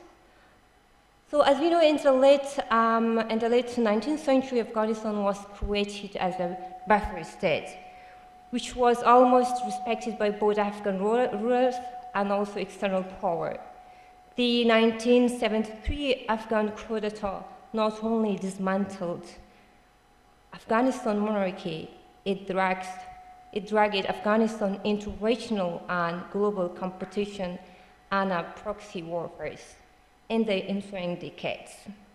The Soviet attempt to bring Afghanistan into the Eastern Bloc was defeated by the Western-funded Islamist insurgency. And less than 3 decades later, the Western, 2 decades old effort to bring Afghanistan under its orbit influence was stopped by anti-American alliance. The Taliban ruled Afghanistan increasingly resembled a deep security hole, both for its voice and details and allies, as well as a humanitarian catastrophe for its citizens. There is hardly any viable strategy and mechanism to address Afghanistan's deepening crisis and created security hole. Therefore, our today's panel, with the themes of from proxy warfare to regional contents and national status, aim to discuss issues related to the current security hole created by Taliban ruling and regional concepts with our panelists, Dr. Avinash Paliwal, Senior Lecturer in International Relations, SOAS University of London, Dr. Aisha Siddiqui, Senior Fellow, Department of War Studies, Kent College of London, and Dr. Akram Umarov, Research Associate at Tashkent and Monand Center of Excellence for European Studies. First, I would like to give the floor to Dr. Akram, who is joining us online. Dr. Akram, how do you assess the Uzbekistan and Afghanistan relation after the takeover of Taliban in 2021? Thank you. Yeah. Hi, everyone. I'm very privileged to be part of this distinguished panel. And I would like briefly share with you my understanding and assessment of how Uzbekistan is conducting its current relationship with Afghanistan and how it's trying to support the establishment of peace and development in this country. I think, first of all, I should underline the fact that there was quite important shift in Uzbekistan's approach towards Afghanistan after 2016. If in the years before we looked onto Afghanistan from a security perspective, we securitized extensively the relationship with Afghanistan. So every type of interaction with this country was seen, first of all, from the lens of security interests and preventing threats from this direction. So after the change of leadership, there was an attempt to desecuritize Afghanistan for Tashkent. So the new leadership and Minister of Foreign Affairs started a new approach that they tried to establish relationship not just because of idea of providing security, but in general to extend trade relationship, people-to-people exchanges, and what is more important, to potentially have a friendly neighbor, Afghanistan, who can also link Central Asia with South Asian region. With the hope that it will help not just to Central Asia to build this kind of bridge to South Asia, but also these transit opportunities will create a new prosperity and development for Afghanistan. But unfortunately, the relationship which were built between the government of Afghanistan until 2021 and Uzbekistan it collapsed due to this Taliban takeover last year. And there was, I think, at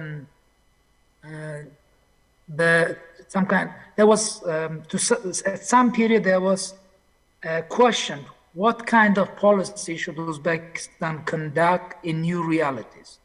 Should it try to interact with Taliban on some issues, or it should try to ignore this movement and not acknowledge its current role in Afghanistan? And I think, and while assessing what would be the best option, Uzbekistan came up with the ideas that we should stay pragmatic. We understand that Taliban has many shortcomings and they have a lot of problems, and it's not an ideal power, but as the current reality is that this movement is to some extent maybe not 100%, but in most cases it's controlling the current territory, and there is no, at least internally, there is no big resistance to this movement. Why we shouldn't try to establish some kind of exchanges with this movement? Not for the sake of supporting exactly this movement, but for the sake of at least keeping some achievements which Uzbekistan made in its relationship with the country of Afghanistan. Yeah, you probably heard that Uzbekistan supported establishment of educational center on the border with Afghanistan in the Termez city, and there are hundreds of Afghan youths who studied at this center. So initially there were just a couple of specialties which were taught in the center, but now dozens of specialties, including the ones which I think very important to the current development of Afghanistan, like engineers, doctors, teachers, are now prepared in this educational center. But in order to bring these people to Uzbekistan, to Termez, and to continue these teaching activities, anyway, you need to somehow collaborate with the force who is able to provide the further continuation of this process from the Afghanistan side. So again, I'm trying, at least I'm sharing with you my understanding how Uzbekistan looked on this issue. I might not agree with some specific sides of these policies in details. Yeah, no, I might not share some of these approaches, but this is my understanding how the leadership saw the problem of Afghanistan after Taliban takeover, and what it tried to keep the previous achievements in relations with Afghanistan and to continue these activities.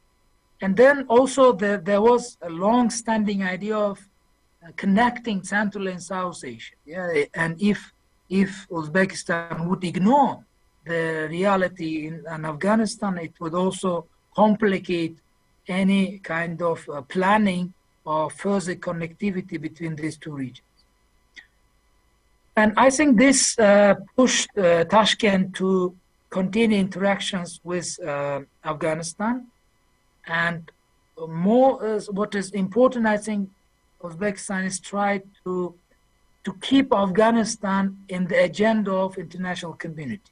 Now we are seeing there are a lot of important international events which are taking a lot of attention from powerful countries. They have huge presence in the media, but the role of Afghanistan, attention to this country is now diminishing very, very quickly. And I think Uzbekistan is tried, at least within its capacity, to keep this problem on the surface. And this was the idea behind organizing several conferences on Afghanistan, which were hosted in Tashkent. The last one was in July in Tashkent, and it gathered 100 representatives from almost 30 countries. And I think the important side of this event, not just the fact that so many countries came to Tashkent to discuss, but Tashkent mostly invited from foreign countries special representatives of these countries dealing with Afghanistan in their professional career. So these were the people who know the details of this current situation in Afghanistan and might share some their understanding, expert opinion on Afghanistan. Not just random diplomats, high-level diplomats who just express some official statement of this country, some position, and after the conference just leave back to their capitals. But it's specifically special representatives who can discuss some issues on Afghanistan in a very detailed manner. So the reason why this activity is still going on, I think first, it's obvious geography matters in determining the priorities of the country's foreign policy. And we share the common border with Afghanistan. And for decades, Tashkent considered its neighbor a security threat and focused more on bilateral cooperation. But now the approach changed, and there is an idea that by integrating Afghanistan into the regional economies, it will have a positive some impact on both Afghanistan and regional countries. That's why Uzbekistan is now actively promoting the idea or approach that Afghanistan is an integral part of Central Asia.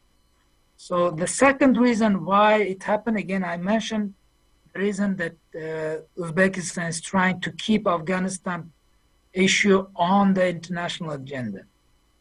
And it's obvious, we can see this from the speed how Western countries withdrew from Afghanistan. They probably would like not to pay a lot of attention now to this issue. But the regional countries who are neighboring with Afghanistan and who care about Afghanistan, they are trying to keep this issue on the surface. And we talked about the connectivity between Central and South Asia, and there are several infrastructure projects which hopefully should be implemented in the upcoming, let's say, decade. The idea of building a railway from Mazar Sharif to Peshawar, or power transmission line Surkhon Pulukhumri, these projects are still on the agenda of exchange with Afghanistan. But of course, there are some problems in this relationship.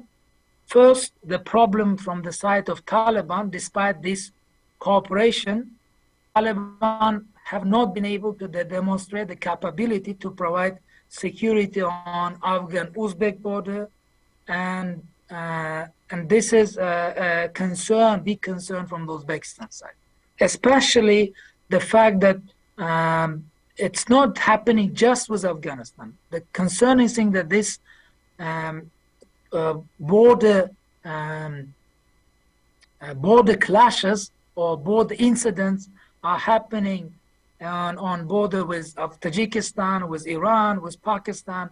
So it also demonstrates the shortcomings of capacity of Taliban in providing security, providing the normal border protection from their side. And I think that there was a good sign, the good signal was sent from Uzbekistan on this conference, which I mentioned in July, which was hosted in Tashkent. And the official statement from Uzbekistan side, there was a phrase that we urge Taliban to cut its ties with all terroristic organizations as soon as possible. And it's in 1 year, in almost 1 year relationship with Taliban, it was the first time when Uzbekistan made kind of tough statement on its relations with Taliban. Finally, there are problems with the fact that as Taliban is not recognized by international community. Dr. Omar, if you can please conclude in 1 minute, that would be really appreciated. I'm exactly at the end of my presentation. So the end of, there is a problem of funding because it's not acknowledged and international institutions are not able to contribute to any investment project.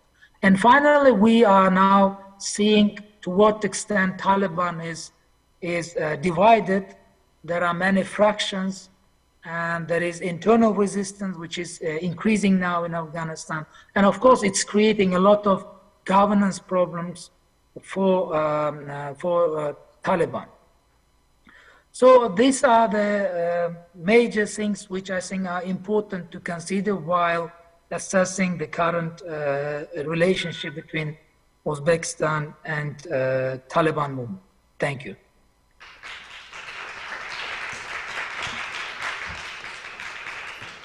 Thank you very much, Dr.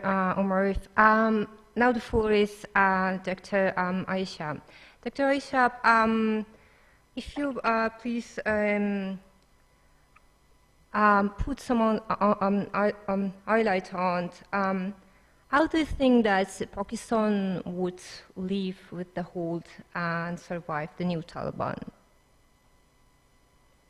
Yeah, Dr. Aisha. Sorry? Yes, please. If you could have your, if you could put up some highlights on what do you think how Taliban, how Pakistan would live with the old Taliban and survive the new one? Okay. Thank you.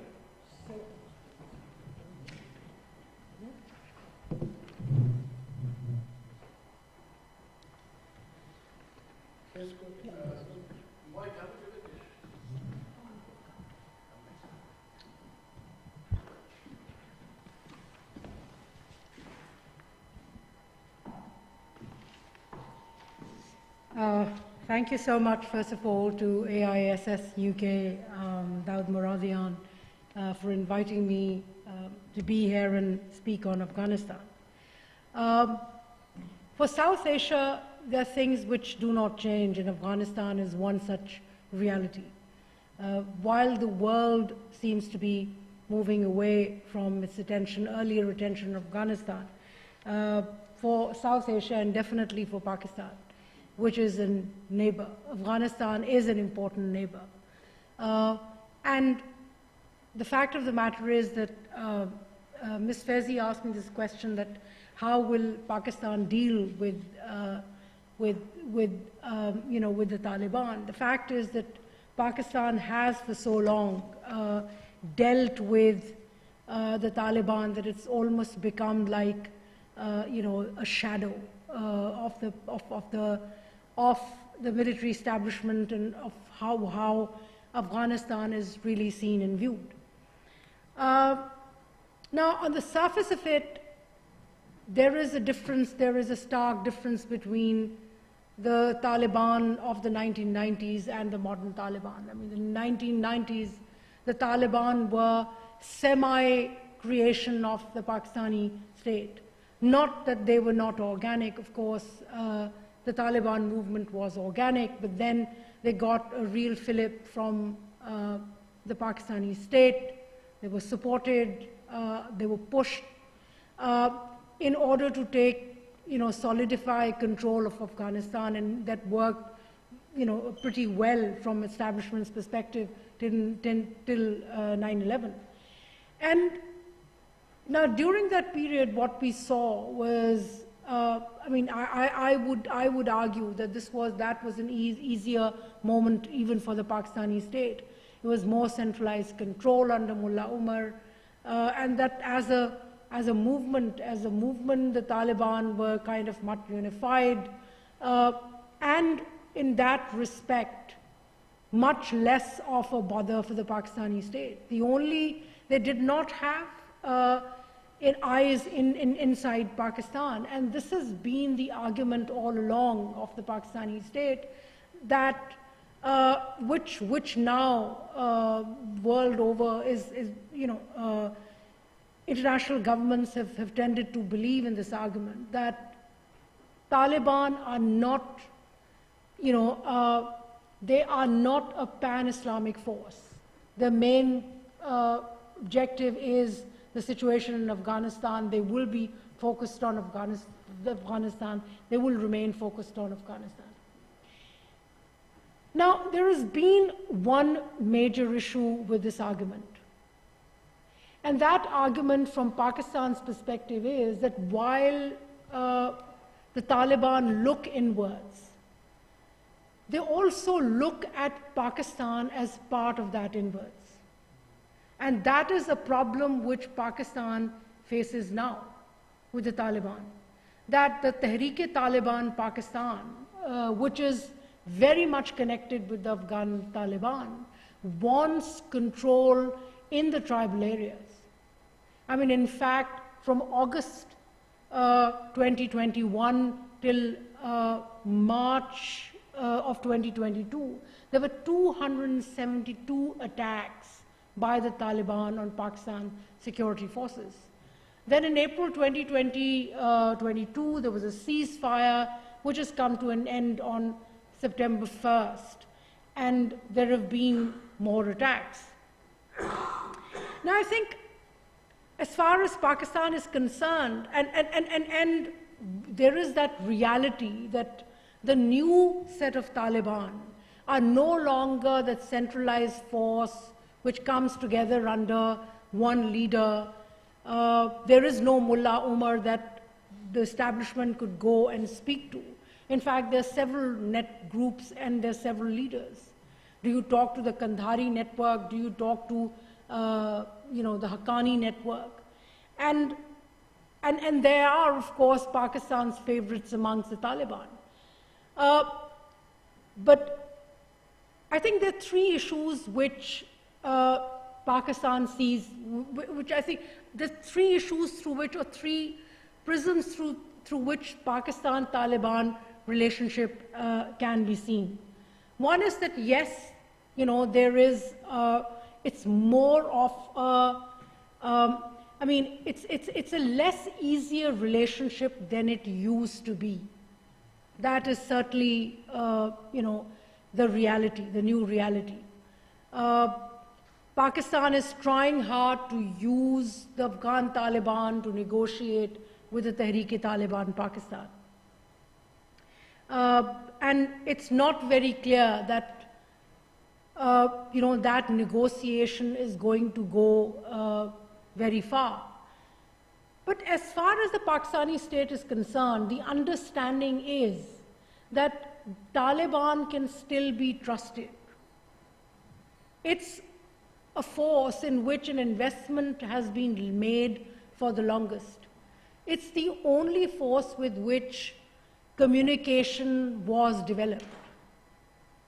And so to break that and start negotiation with members of the Northern Alliance, although there are talks, yet, you know, Taliban and the Haqqani network remains the more serious contender as far as Pakistan state is concerned.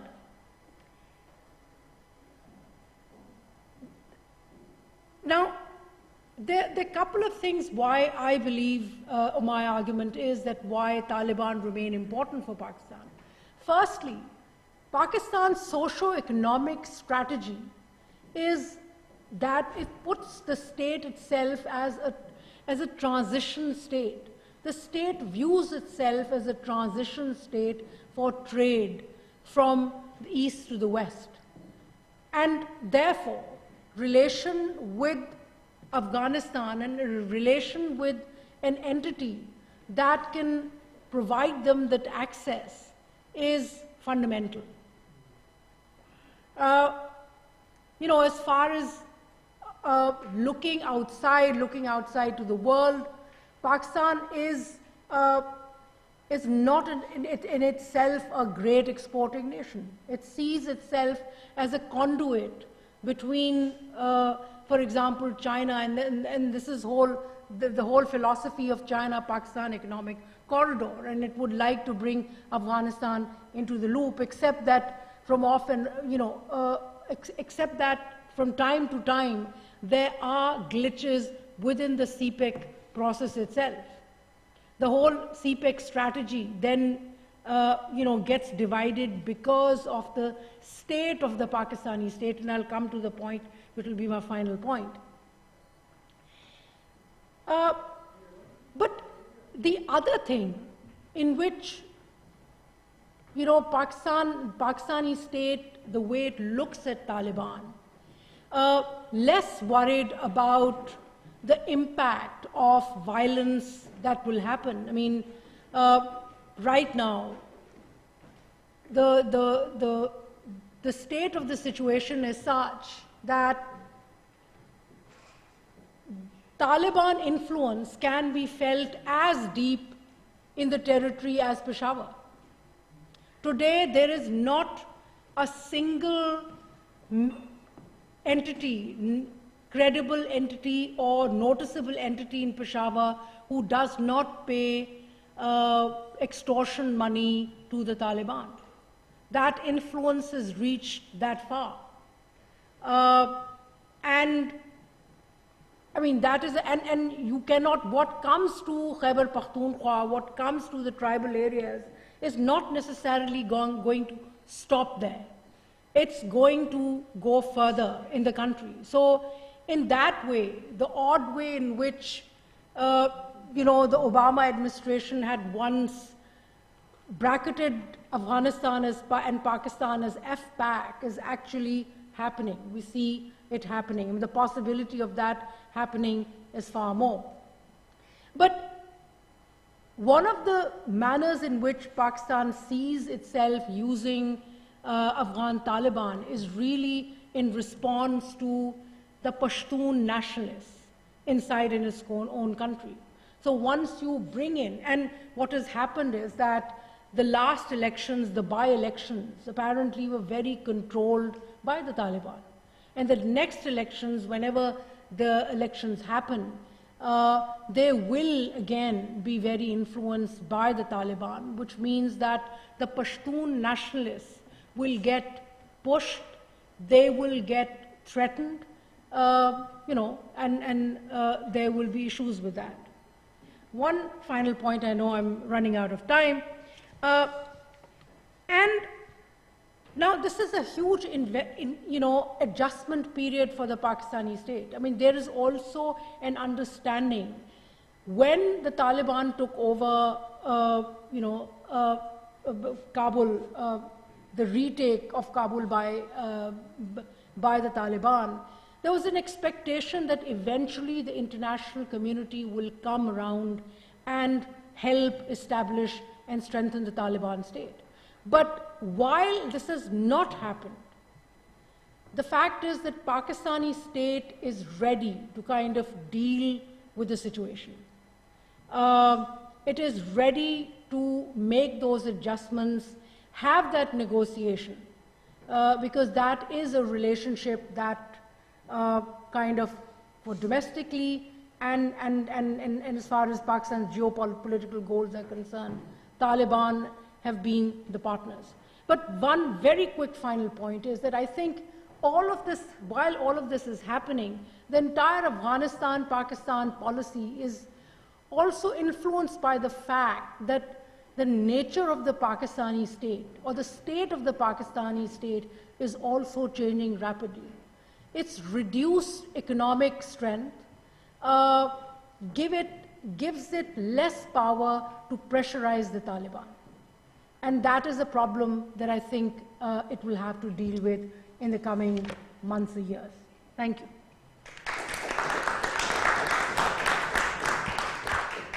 Thank you, Dr. Aisha, for the very insightful discussion and presentation. Dr. Avinaj, considering India's engagement with Afghanistan from the Soviet invasion to the US withdrawal, how do you see India's engagement with the Taliban now? Thank you.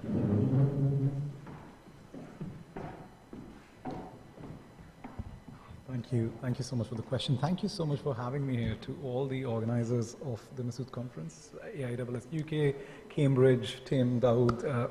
It's really an honor to be here this afternoon. I understand I'm the last speaker of the conference, so I promise you I won't keep you long. The question that I was posed was, what do you make of India's outreach with the Taliban as of today? And this is something I've always felt there is more than a hint of irony in the fact that of all countries, it is India which has actually come around to the fact of engaging with the Taliban after having very consciously decided to have no official truck with this movement, with this umbrella, whatever you want to call it, a potpourri of factions having nothing to do with this. Whether they're Pashtun nationalists, whether they're Islamists, the Indian reading was very clear. They are very closely tied to the security establishment of Pakistan, and that is why you do not trust the Taliban. And yet today, it is the Indian policymaker which is actually having fairly comfortable operational relationship, not just with the so-called Kandahari network or the Kandahari Shura, but also with the Haqqanis, with Siraj Haqqani and Anas Haqqani. There's quite a direct outreach,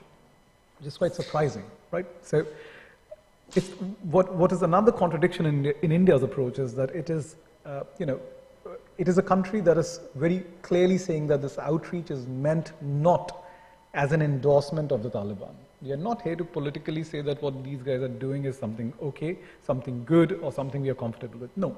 But at the same time, there is a historical relationship between Afghanistan as a state, Afghanistan as an idea, people of Afghanistan, and we want to make sure there is some degree of continuity towards that end. And that continuity is important because from an Indian mind, you have invested a few $1 billion.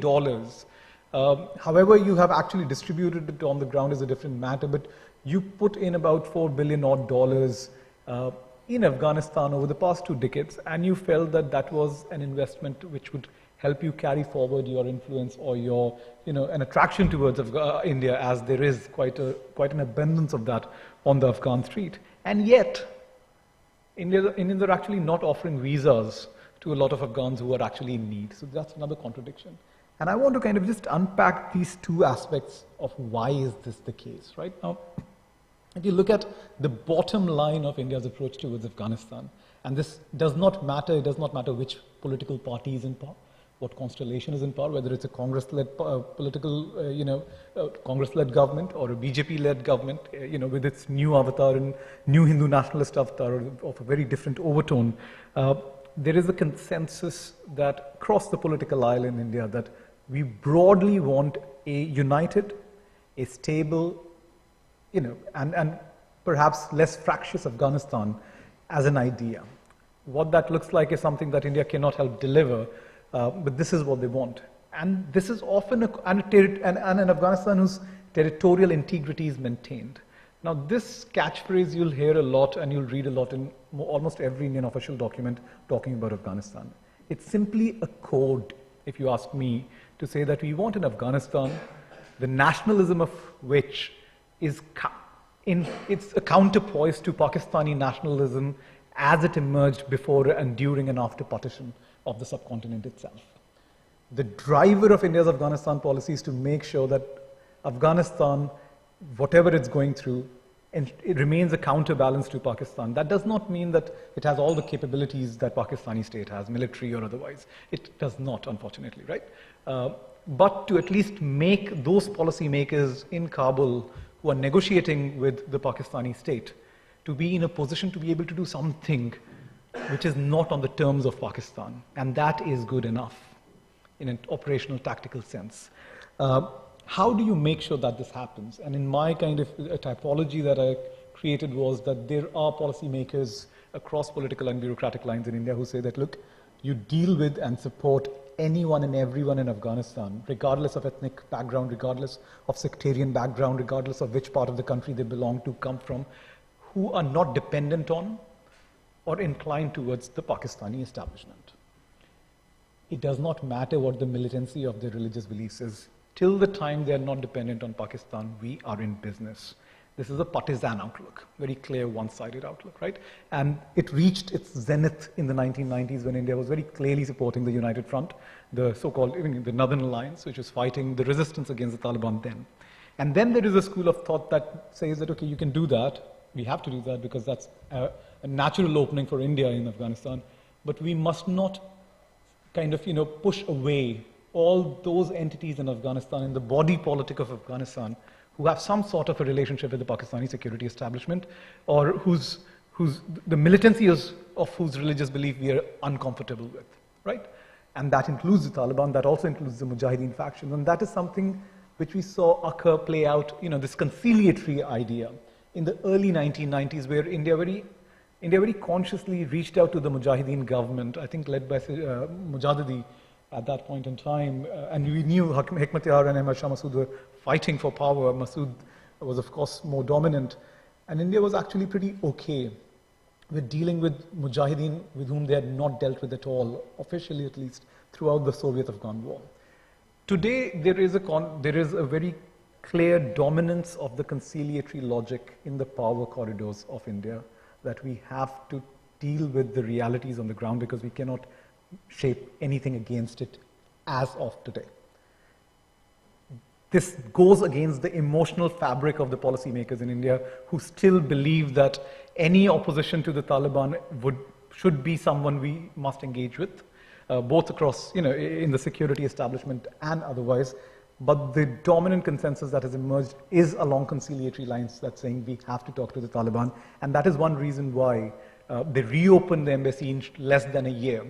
When India had to rush out of Indian diplomats and kind of spies had to run out of Kabul on 15th of August 2021, the first memory that came to mind was that 6-year period between 1995 and 2001, when India did not have official representation in Kabul for almost 5-6 years, right? You don't want a repeat of that, because when that happened, Pakistan was in a dominant position, and India has horrible memories of this Indian Airlines plane being hijacked, being taken to Taliban-controlled Kandahar, and some really hardened militants being secured, Kashmir-centric militants being secured in that kind of hijacking case.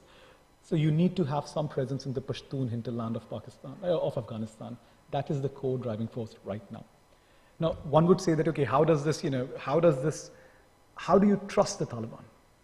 The Taliban is promising you the moon. They will promise you the moon because, you know what, they need to be in power and they need money and they need support, diplomatic, otherwise. So they will tell you whatever you want. They will tell you that, okay, fine, Lashkar-e-Taiba will not be allowed to operate from Afghan soil, neither would Jaish.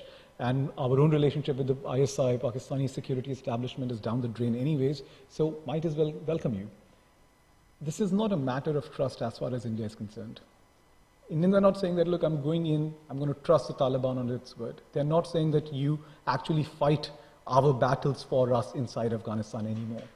If LET or Jaish or anyone else is preparing something, we don't expect you to be able to counter them kinetically on the ground. But tell us so that we can defend ourselves. And that's a very different sort of an ask, which many people actually miss. It's an intelligence ask. And it's an ask that is something that India is comfortable with, and I have a feeling that it might actually, this is something that the Taliban can deliver as well.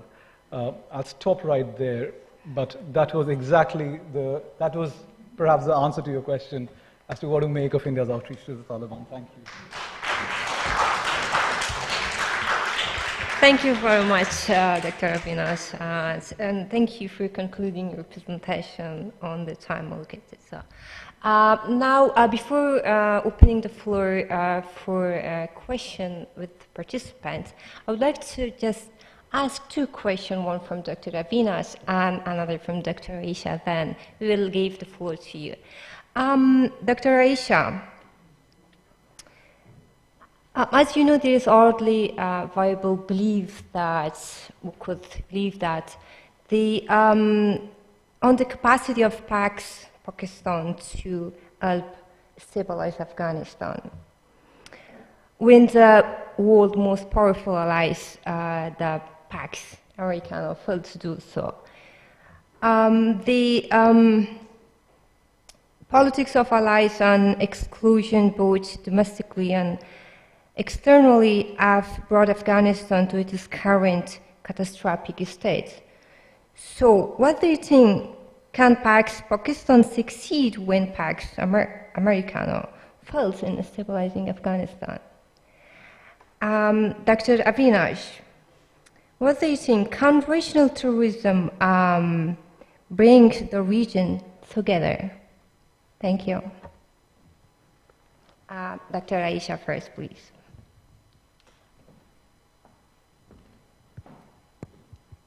Can you hear me? All right. See, I don't think Pakistan is in the business of stabilizing Afghanistan. Like the world has given up on the idea of a stable Afghanistan, Pakistan's intention is to have, to have a certain level of control where Afghanistan does not destabilize Pakistan. The problem is that it doesn't have the resources, meaningful resources.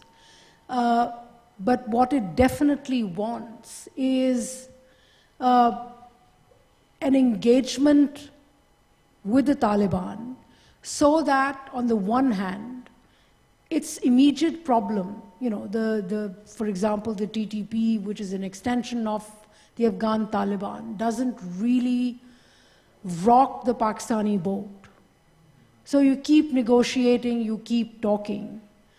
But other than that, I think at one level, Pakistan has seen that there is a certain level of dependency, a natural dependency with Taliban have on Pakistan.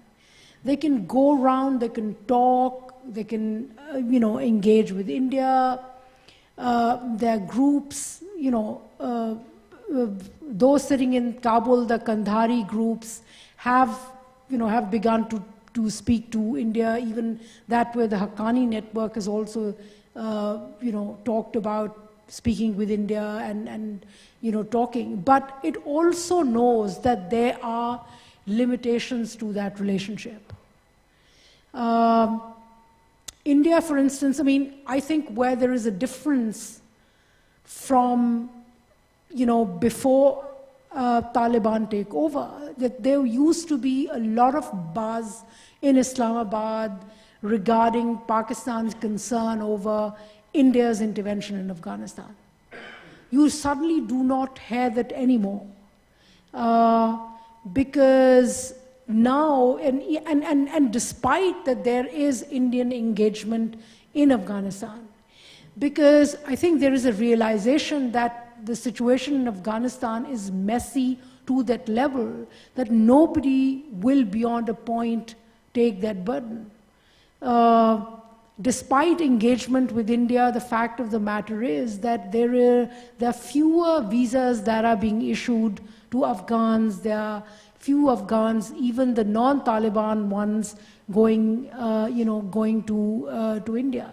And eventually there is, there is that communication which remains open. I mean, in fact, I was looking at the social media feed of Mohammad Sadiq, who's Pakistan's special representative, and he was talking about the new scholarship scheme that Pakistan has initiated, the Allama Iqbal scholarship scheme for Afghan students. And the plan is that from 2022 till 2031, there are about 30,000 Afghan students will be brought to Pakistan, educated in the first go. This year, there are about 4,500 students that will come. There is a budget of 2.68 billion rupees that has been set aside, or the planned for these scholarships. Now, interestingly, all of this is happening when Pakistan's own financial conditions are not the best and the brightest. So the question then is, how far can Pakistan reach out? It will continue to look at external actors to provide that help.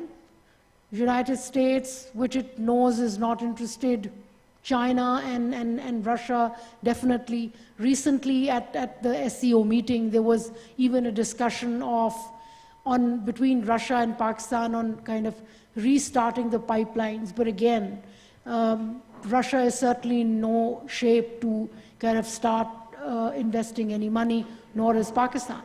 So under that circumstances, I think right now where Pakistan stands with Taliban is that here is a force which will eventually manage or run Afghanistan. Let them not destabilize me. I will remain engaged with them. I hope this answers your question. Thank you for that question. I think it was whether the region can come together to fight terrorism as such. And no, that's the short answer to that question. No, the region cannot come together, not the subcontinent, to fight terrorism. And that's simply because the definition of terrorism radically differs depending on who you're talking to. Whether you're talking to someone in Delhi or in Pindi, it's a very different definition itself. In fact, in some ways, that's the nub of the matter. India's terrorists are not Pakistan's terrorists, and vice versa. So yeah, no, I know it's a disheartening answer, but that's... Thank you, Dr. Ravanaj. Dr. Omarov, would you like to add on the question raised, or we should open the floor for the question from participants? I might take, we can take few questions, group questions. Okay. And then, because we need to close the session soon, and then we have a couple of a thanking remark by organizers, and we have the closing remarks by Doug here. So let's take a few questions and then get our friends to respond them. Yeah. Sure. Can you please point out your question? Can I ask a question? I mean, in part, Dr. Omarov, my friend, said that there is little resistance in Afghanistan against the Taliban. I just published with my colleagues extended essay on Tony Blair Institute, arguing that there is a huge, actually, resistance, both civil resistance and armed resistance against the Taliban in Afghanistan. And I also talked about the fractions that you said about among the Taliban. So while our neighboring countries might have their own policies, but some countries in time basically, because Afghanistan is a very mosaic and multicultural country, so policies, if it were based on certain enabling of certain groups, might not be sustainable in the future. That was the only comment and perhaps a question if you perceive it as such. So I will pass the ball to Professor William Melley and then to you. Is that right? Yeah. Thank you very much. A quick question for Dr. Ayesha Siddiqui. Recently, a former Director General of ISI observed to a friend of mine in Islamabad that he didn't think the Taliban would last in Afghanistan for more than 18 months to 2 years. And I was just wondering how you think Pakistan would react if the Taliban regime in Afghanistan began to unravel in a significant fashion, either because of mass demonstrations or because of fracturing between the different kinds of networks that exist within the Taliban that you mentioned in your presentation, the Haqqanis and some of the other groups. Is there any thinking going on in Pakistan at the moment about how it might seek to salvage anything from wreckage if such a scenario evolved? Thank you. Can we have one more question, then open the floor for discussion? Thank you, Dr. Ayesha, for your very illuminating remarks. Murid Partaw here. This is a little bit of comment, and then I have a specific question. For Pakistani establishment, Afghanistan is a matter of survival, and is a matter of survival, basically, because of the perceived influence of India. And this was expressed very clearly, explicitly and implicitly by the Pakistani civilian and military establishment. As a result of Pakistani covert support to the Taliban, of course, the war was lost in Afghanistan and America failed. America failed because of Pakistani support, and as a result of that, the alliance between America and Pakistan is over. I'm sure you can, maybe there is an agreement with that. But Pakistan, during the 2 decades in Afghanistan, has been pursuing a policy of fomenting and countering insurgencies. Those insurgencies that were serving Islamabad's, Rawalpindi Islamabad's interests, they were sort of supported, aided, in this case, the Afghan Taliban. But those insurgencies which were creating problems were fiercely countered the Pakistani Taliban. To what extent do you think that the Afghan Taliban takeover of Afghanistan will create a challenge for Pakistani establishment now that they have full control of Afghanistan? Thank you. Thank you very much. Can we get one more question or no? Yeah, please. The question is for both speakers. In terms of both stability and conflict resolution in the past, let's say 20 years, we have been so predominantly occupied with political solutions, and have we completely not forgotten or underestimated our cultural shared values, which also could have greatly contributed to in making this like a people-to-people thing, and maybe seek the solution in sort of the political approach, also in the cultural shared background which goes centuries and centuries and centuries back. Thank you. Thank you very much. We will start with Dr. Ayesha.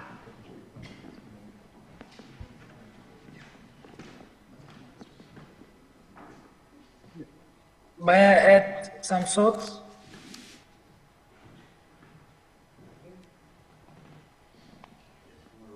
Can I give a brief comment? Yes, please, Dr. Umarov, please. Yeah, I would like to just to clarify my point. I think there was a bit of miscommunication, or I couldn't deliver my thoughts properly. I meant that when immediately after Taliban takeover, there was a feeling in Uzbekistan and rest of Central Asia that there is no strong resistance internal. But at the end of my speech, I underlined the fact that obviously now there is a big resistance, and both Taliban is facing both internal and external challenges. Internally, it's divided, polarized. Externally, of course, because of this increasing number of resistance groups and increasing unity between them. Thank you.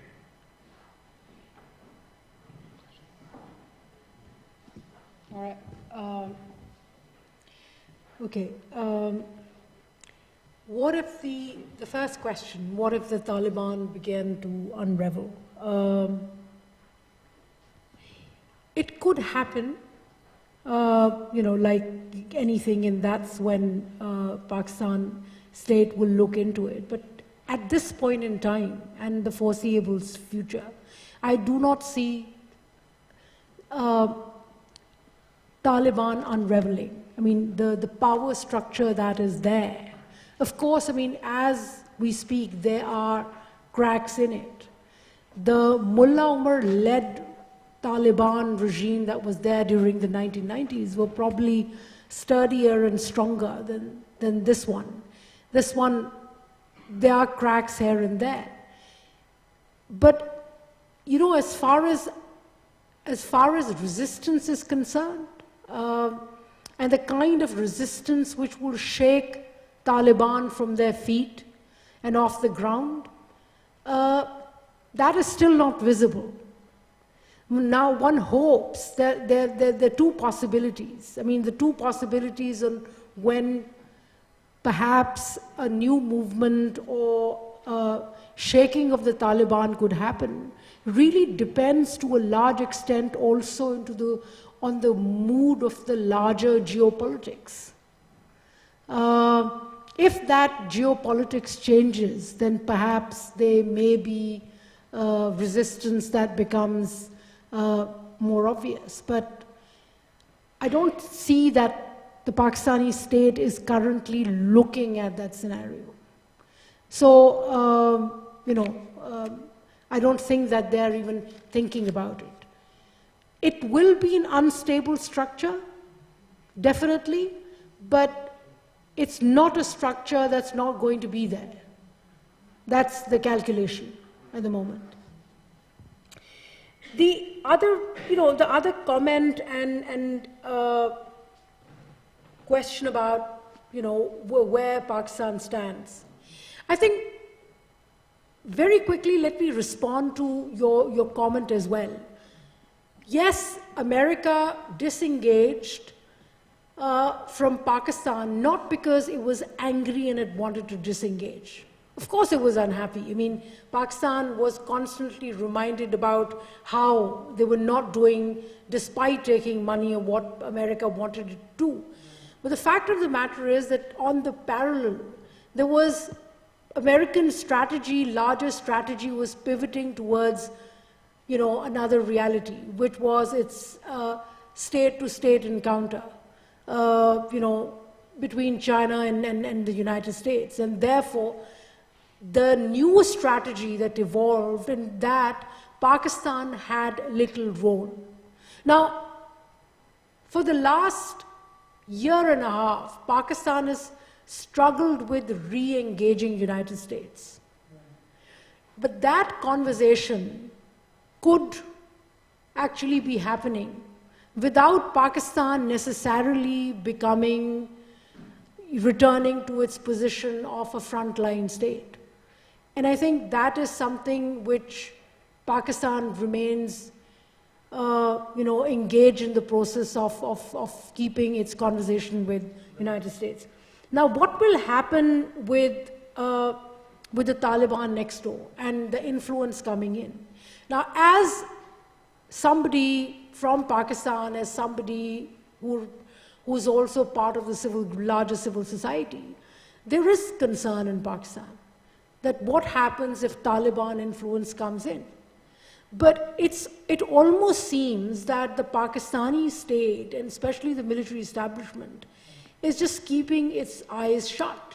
They're not really bothered, because the one problem which they thought there was with I mean, in fact, I will gently remind Dawood about the meeting we had in 2016. This was an Afghan-Pakistan dialogue at the end of the Herat security dialogue, in which one of the points that was raised by the Afghan group was that they thought that one of the sticky problems between Pakistan and Afghanistan was Durand Line.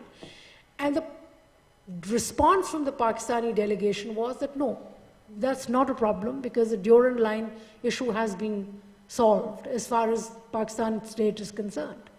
So with Taliban there, I mean, Taliban themselves do not take a political position. They do not clearly come out because they know politically it will not be acceptable to the Afghan people to say that, we can forget about Durand Line. Yet, the fact of the matter is that there is that kind of dependency which doesn't allow them to battle over this issue much more visibly. So as far as Pakistan is concerned, the Durand Line issue stands resolved, or is manageable.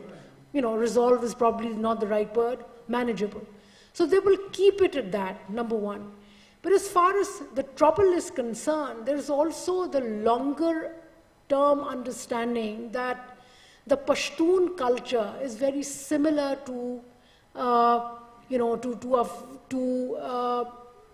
what Taliban represent.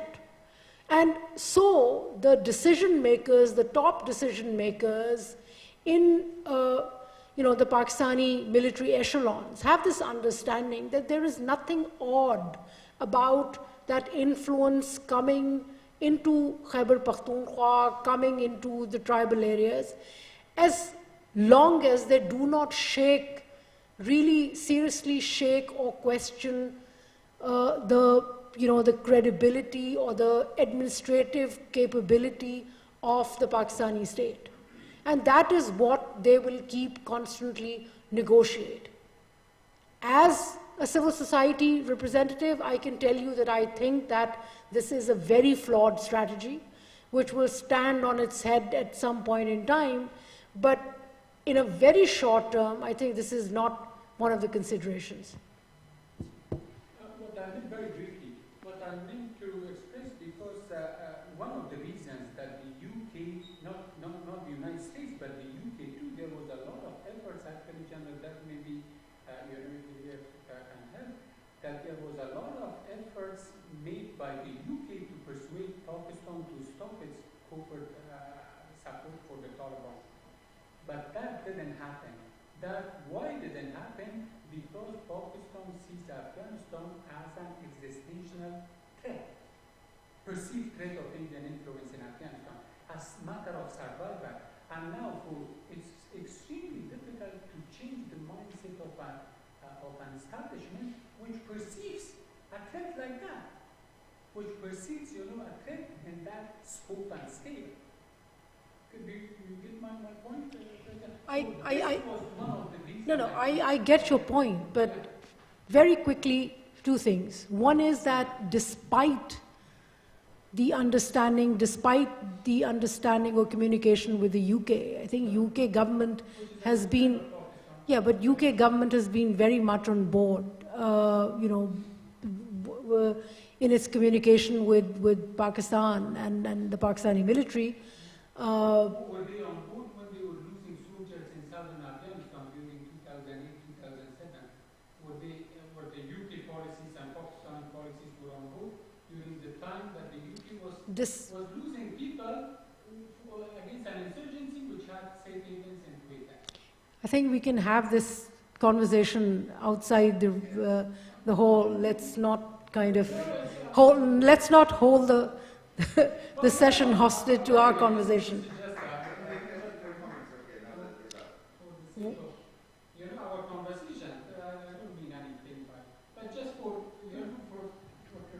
raising the discussion, an honest discussion, and the reasons of the failure of Afghanistan, the failure of the Afghan project, the failure of the collapse of state in Afghanistan. So this is, one of the reasons. And I was actually, my presentation was, Dr. Raja, on the failure of democracy. how the internal factors also contributed. There were, I'm not painting a picture that always was really beautiful in Afghanistan. No, that was not the case. There were enormous internal problems and challenges in Afghanistan that led to the collapse of the regime. You should have been sitting here. I was, but I don't want to put you on the spot. Thank you very much. Thank you very much. We would love to have this discussion, but unfortunately, we don't have much time. So I stated to how much time? Can we have 2 minutes if Dr. Avinash wants to reflect on the last question? Dr. Avinash? Would you like to add anything? No, I'm fine. Thank you very much. Now, thank you for our panelists who engaged very effectively, and thank you for your question and engagement.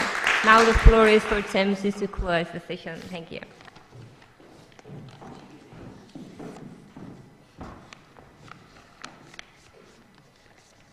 Please can go back. Great. Thank you so much for the transition, Handan. You all know what time it is. We've had 2 days of excellent exchange and conversation, and I think I can speak on behalf of a lot of people when I say that I've learned quite a bit. I've been in communication with many of you for months until now. It was really a pleasure to get to know many of you, to meet old colleagues, and to meet many new faces as well. So obviously I know that many of us want to get out of here. We have other events, and we've promised to try to stick to the schedule the best that we can. So just a couple of logistical reminders, several words of thanks, and then to close out, I'll hand the word over to General Chalmers. So just very quickly, logistically speaking, many of you who have traveled and are dealing with kind of transfers to Cambridge may still need to send receipts to us. I would just like to remind you to send in your expense reimbursement forms to Emmy Singleton at the Faculty of History. You should have the reimbursement forms. If not, please contact me. In terms of photos, we may be using some photography for this event for future iterations of the conference, for press related to Mosaic, related to the Sussex Center. If you have a strong objection to your photo being used or depictions of yourself being used in press, you should get in touch with Zalmai, the folks at Sussex, or AISS. I just want to flag that. So that in terms of logistics. But I really want to turn primarily to the thank yous now. Conferences like this really can't happen without the involvement of many people and many different institutions. They need time, effort, buildings, and physical spaces for everything to come together. So I'll try to put together things quickly to thank the people without whom this conference really couldn't have come to fruition. I think really the genesis of this conference came out of Zalmai's heroic efforts in September of 2021, putting together the initial predecessor event to this. The first Ahmad Shah Massoud conference held at Gonville and Keyes College a year ago. And coming out of that conference, and after Zalmai had a chance to catch his breath after really working himself into the ground for that, we began to have some conversations with him, with John Casey, who we had here on the first day, as well as Shivan Mahendrarajah. So I think these people on the committee, Professor Casey, these were really crucial people to get the idea of the conference, doing it again now in 2022, off of the ground. Of course, as we thought about the idea of doing a version of this conference in 2022, we needed to find an appropriate venue for the college, an appropriate home for the college. And I'm very pleased, and I think everybody will agree in saying it was very comfortable, we were very pleased to find a home for this conference in Emmanuel College. This wouldn't have been possible without the generous support of Master of the College, General Doug Chalmers, who we'll be hearing from afterwards. And I think I speak for all of the organizers when I say that Doug was really indispensable for his support and backing for the conference throughout.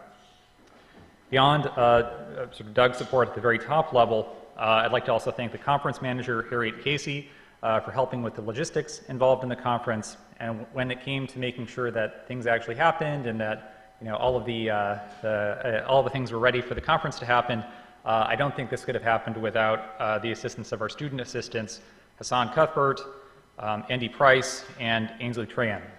So thanks to them as well.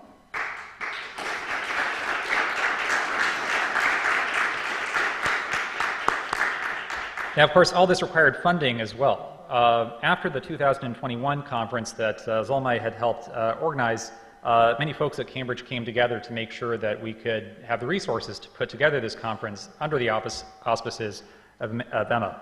And here I'd really like to single out Sir Chris Clark, the Regis Professor of History, as well as the Vice Chancellor of the University, Stephen Tu. Without their support, without their fundraising efforts, it would have been impossible to put on this conference in the way that we were able to do it at EMA. So really, big thanks goes out to them, as well as the ways in which those funds were expertly administered by Emmy Singleton and Joanne Pearson, who also helped with visa matters at the Faculty of History. So again, this is really a joint production, not only between EMA, not only between Zolmay, but also the folks at the Faculty of History, who really went above and beyond in terms of handling the logistics and the financial administration for us.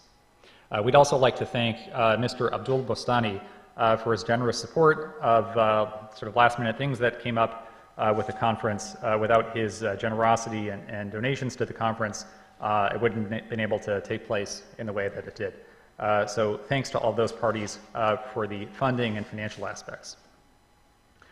Once we had the kind of home for the conference put together, and once we had more or less resolved the money issue, the time came to find you, the participants for the conference.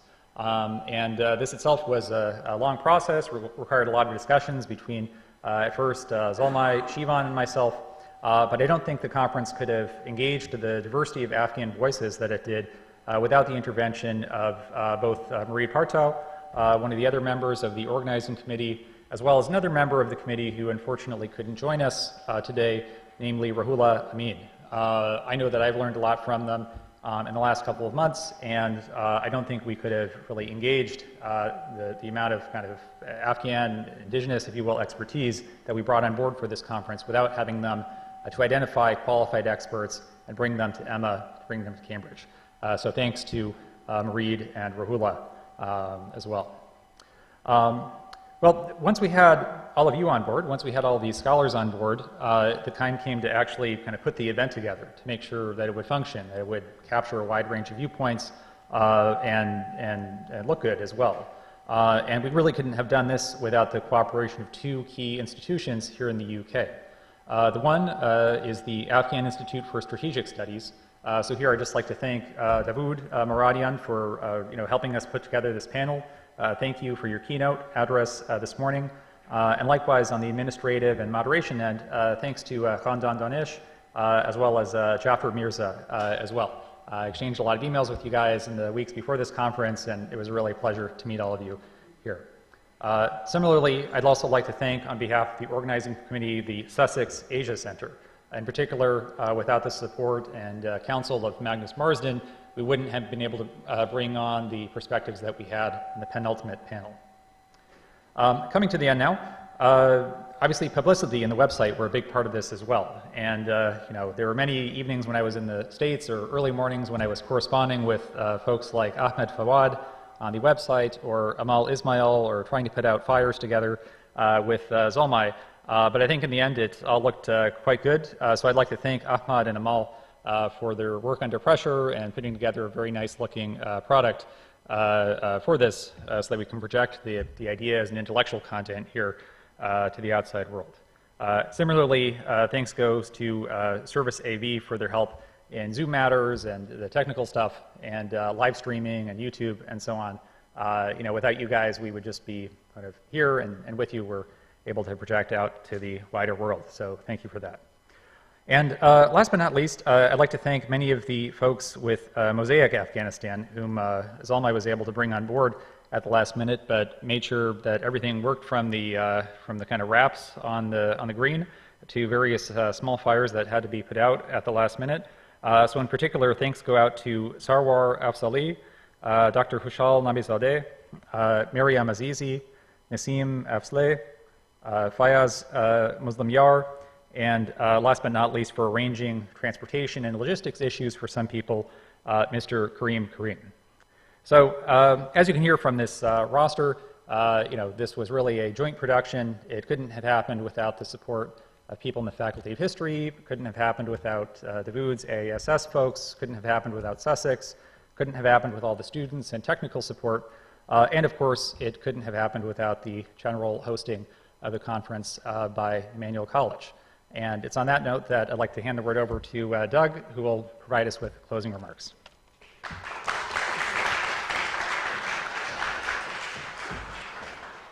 No, nicely said. And I realise, conferences like this that go on for 2 days are like a long endurance march of which tiredness has started to sort of creep in.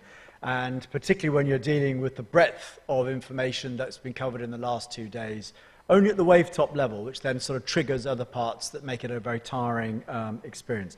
But it's been a real joy for me to be part of this. I think for us as Emmanuel, I mean, we've been around a while. We were a Dominican friary on this site for a long time. Henry VIII had a problem with the Dominican friars. They left, there was a gap, and then we've been on here as Emmanuel College since about 1584. So this has been a place of teaching and learning for a very, very long period of time.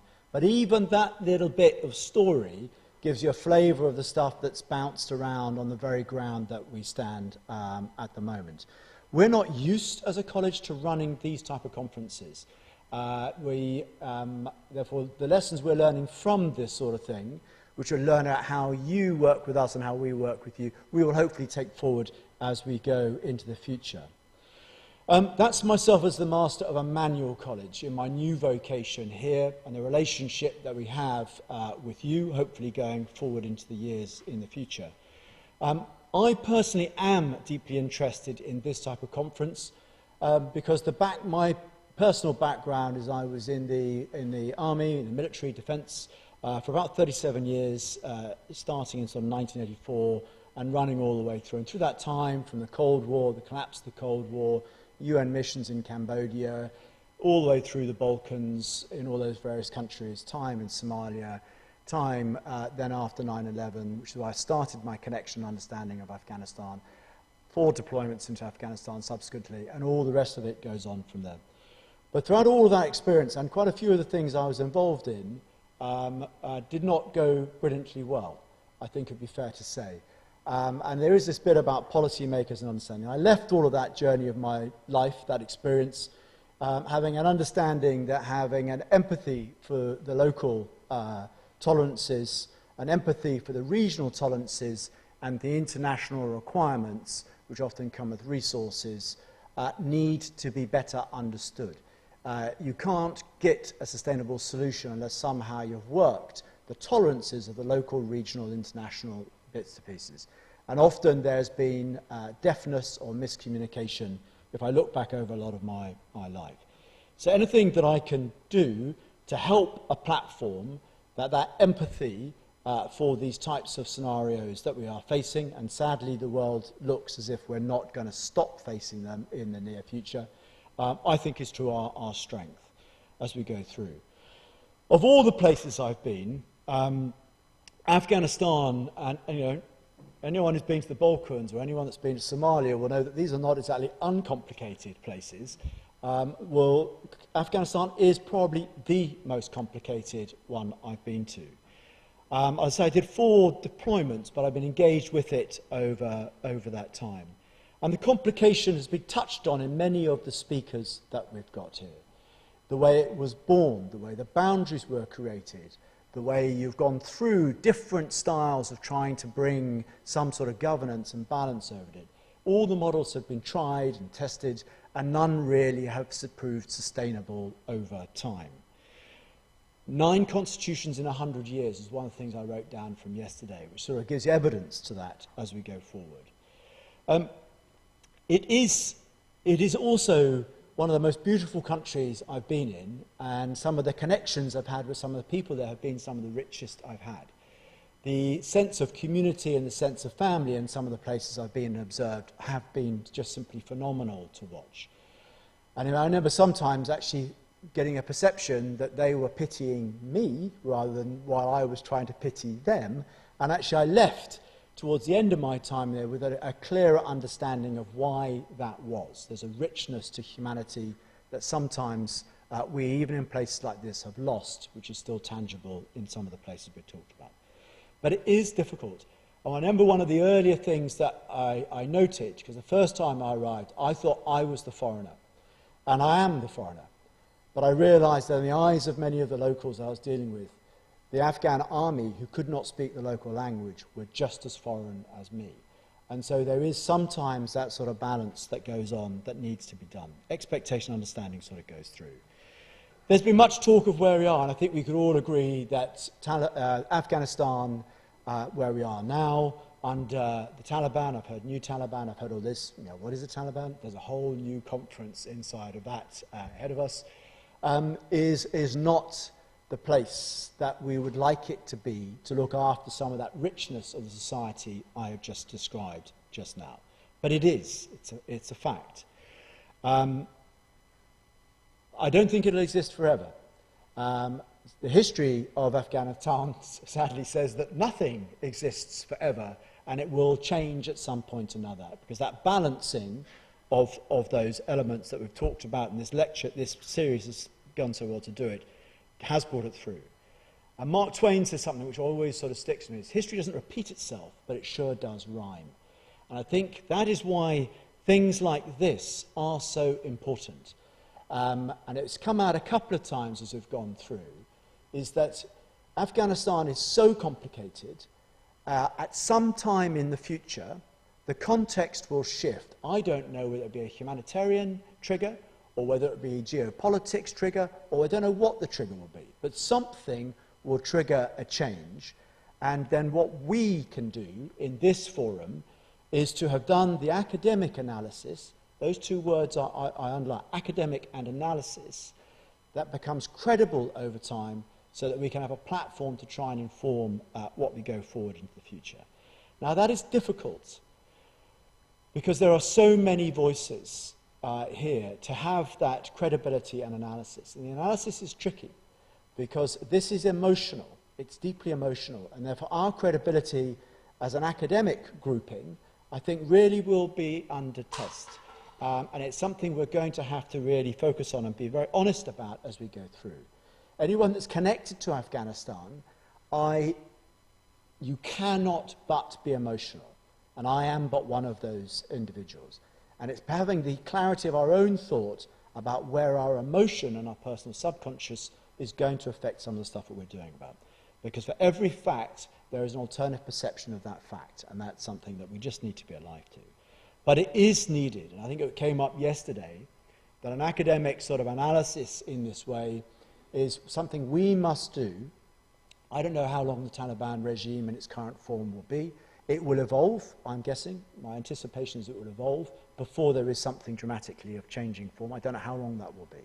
But our purpose here, I think, really is to start that academic analysis to go through. I'm also very alive to the fact that conferences such as this are like the very tip of an iceberg. The conference is not the academic analysis in itself. It is a wave top surf over the top of it. And the most important thing that comes out of conferences like this is not the papers. They are important. They're pieces of grammar. It is the connections that you've made with other people who are doing those papers that academics can then reach out to start a new angle to it as we go forward.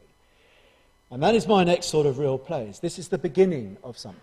And the collaborations that I've observed, if we made before, and Tim's just given us a really good brief of the collaborations being pulled together here, I think have been superb. But also for me, as an outsider looking in, I have been deeply relieved to see the different ethnicities and the different age groups and the different genders engaged. Because in the earlier times with Afghanistan, you only got one snippet from one ethnicity and normally one generation. The future of Afghanistan is going to be in the hands of the young. And therefore getting their voices, I think, sometimes brought into that bit is really, really key. Part of what we can do, I think, as older people, I put myself in that mark, is try to help the young understand what had gone on before so that they can avoid the same sort of mistakes before, or at least step into them consciously rather than having to learn by experience. There's a lot to be done there. Therefore, for me, the collaboration that we've pulled together, and Zalmay, you and I have had a number of conversations, and your idea of pulling this together you know, Mariam, the mosaic piece, which I think is the most beautiful way of describing some of the things we've been talking about today. Sawa and Tim, to bringing all of this together, I think I could name everyone, but Tim's done a really good job of bringing it together. It is really important. The other really important thing I leave you with is the real skill that I've learned over time is to listen. And that's an easy word to say, but I've learned it's one of the hardest things to do. And often you leave this thinking that person has said a paper that aligns with my thinking and you engage with them. That's the wrong person to align with. It's the paper you disagree with is the one that actually you need to get a better understanding. Why is there a disagreement? Why is there sort of a misperception as we go forward? And there was plenty of that, but it was gently done and it was nicely done as we navigated our way around some very difficult issues beneath. But there is much more to be done, as I say, and I think this really is the start of something. And these conferences, in many ways, over the years to come, I think are just points of grammar. The real key is this network, and it's a global network that we've been able to start to pull together. We need to sort of go forward into that. And really, I thank you all for doing that, for your engagement in it, in the start of a project to try and do what we can to study it in order that we can inform forward. These are my last point. A very good point made yesterday, and it left me pondering as I was sleeping last night, is influence. How do we do it? And does it work? I think it was the constitution drafting that was the topic that came up with. And I've witnessed this in a number of different sort of policy objectives. It is hard. But if you have credibility, academic credibility, you're on a surefire ground to be able to gain some form of moment to be listened to. When that moment comes, and this is where it's really tricky to explain, is we are an academic, I say we, now I'm on this side of the fence, you know, what I'm hoping to do is help you provide an academic analysis forum that looks at stuff. Be very careful not to try to become a policy drafting forum, because the context has not yet been clear as to what might require a policy on that place. And therefore all we can do is do the academic analysis, and then when that moment, and I don't know what that trigger will be, is be positioned to do it. Influence is really hard. Getting in the room at the right time, in the right place, with the right brief is bloody hard. But that's where people like me come in. But it's only of use if behind me I've got something that's credible in order that I can bring and I can put the right person who's got the right analysis in the right place and time. It's tricky, but it's not impossible. But I do know if you haven't got credible academic analysis, you're lost before you've even started. So really, I just thank you all for engaging. It's been a joy for me to listen into this. It's brought a lot of memories back, and I've learned a hell of a lot on the side that's added to my understanding of what I could say is a truly magical place in the world that has gone through strife throughout its history as we've gone on to that bit. But thank you for being here. Thank you for being inside our college.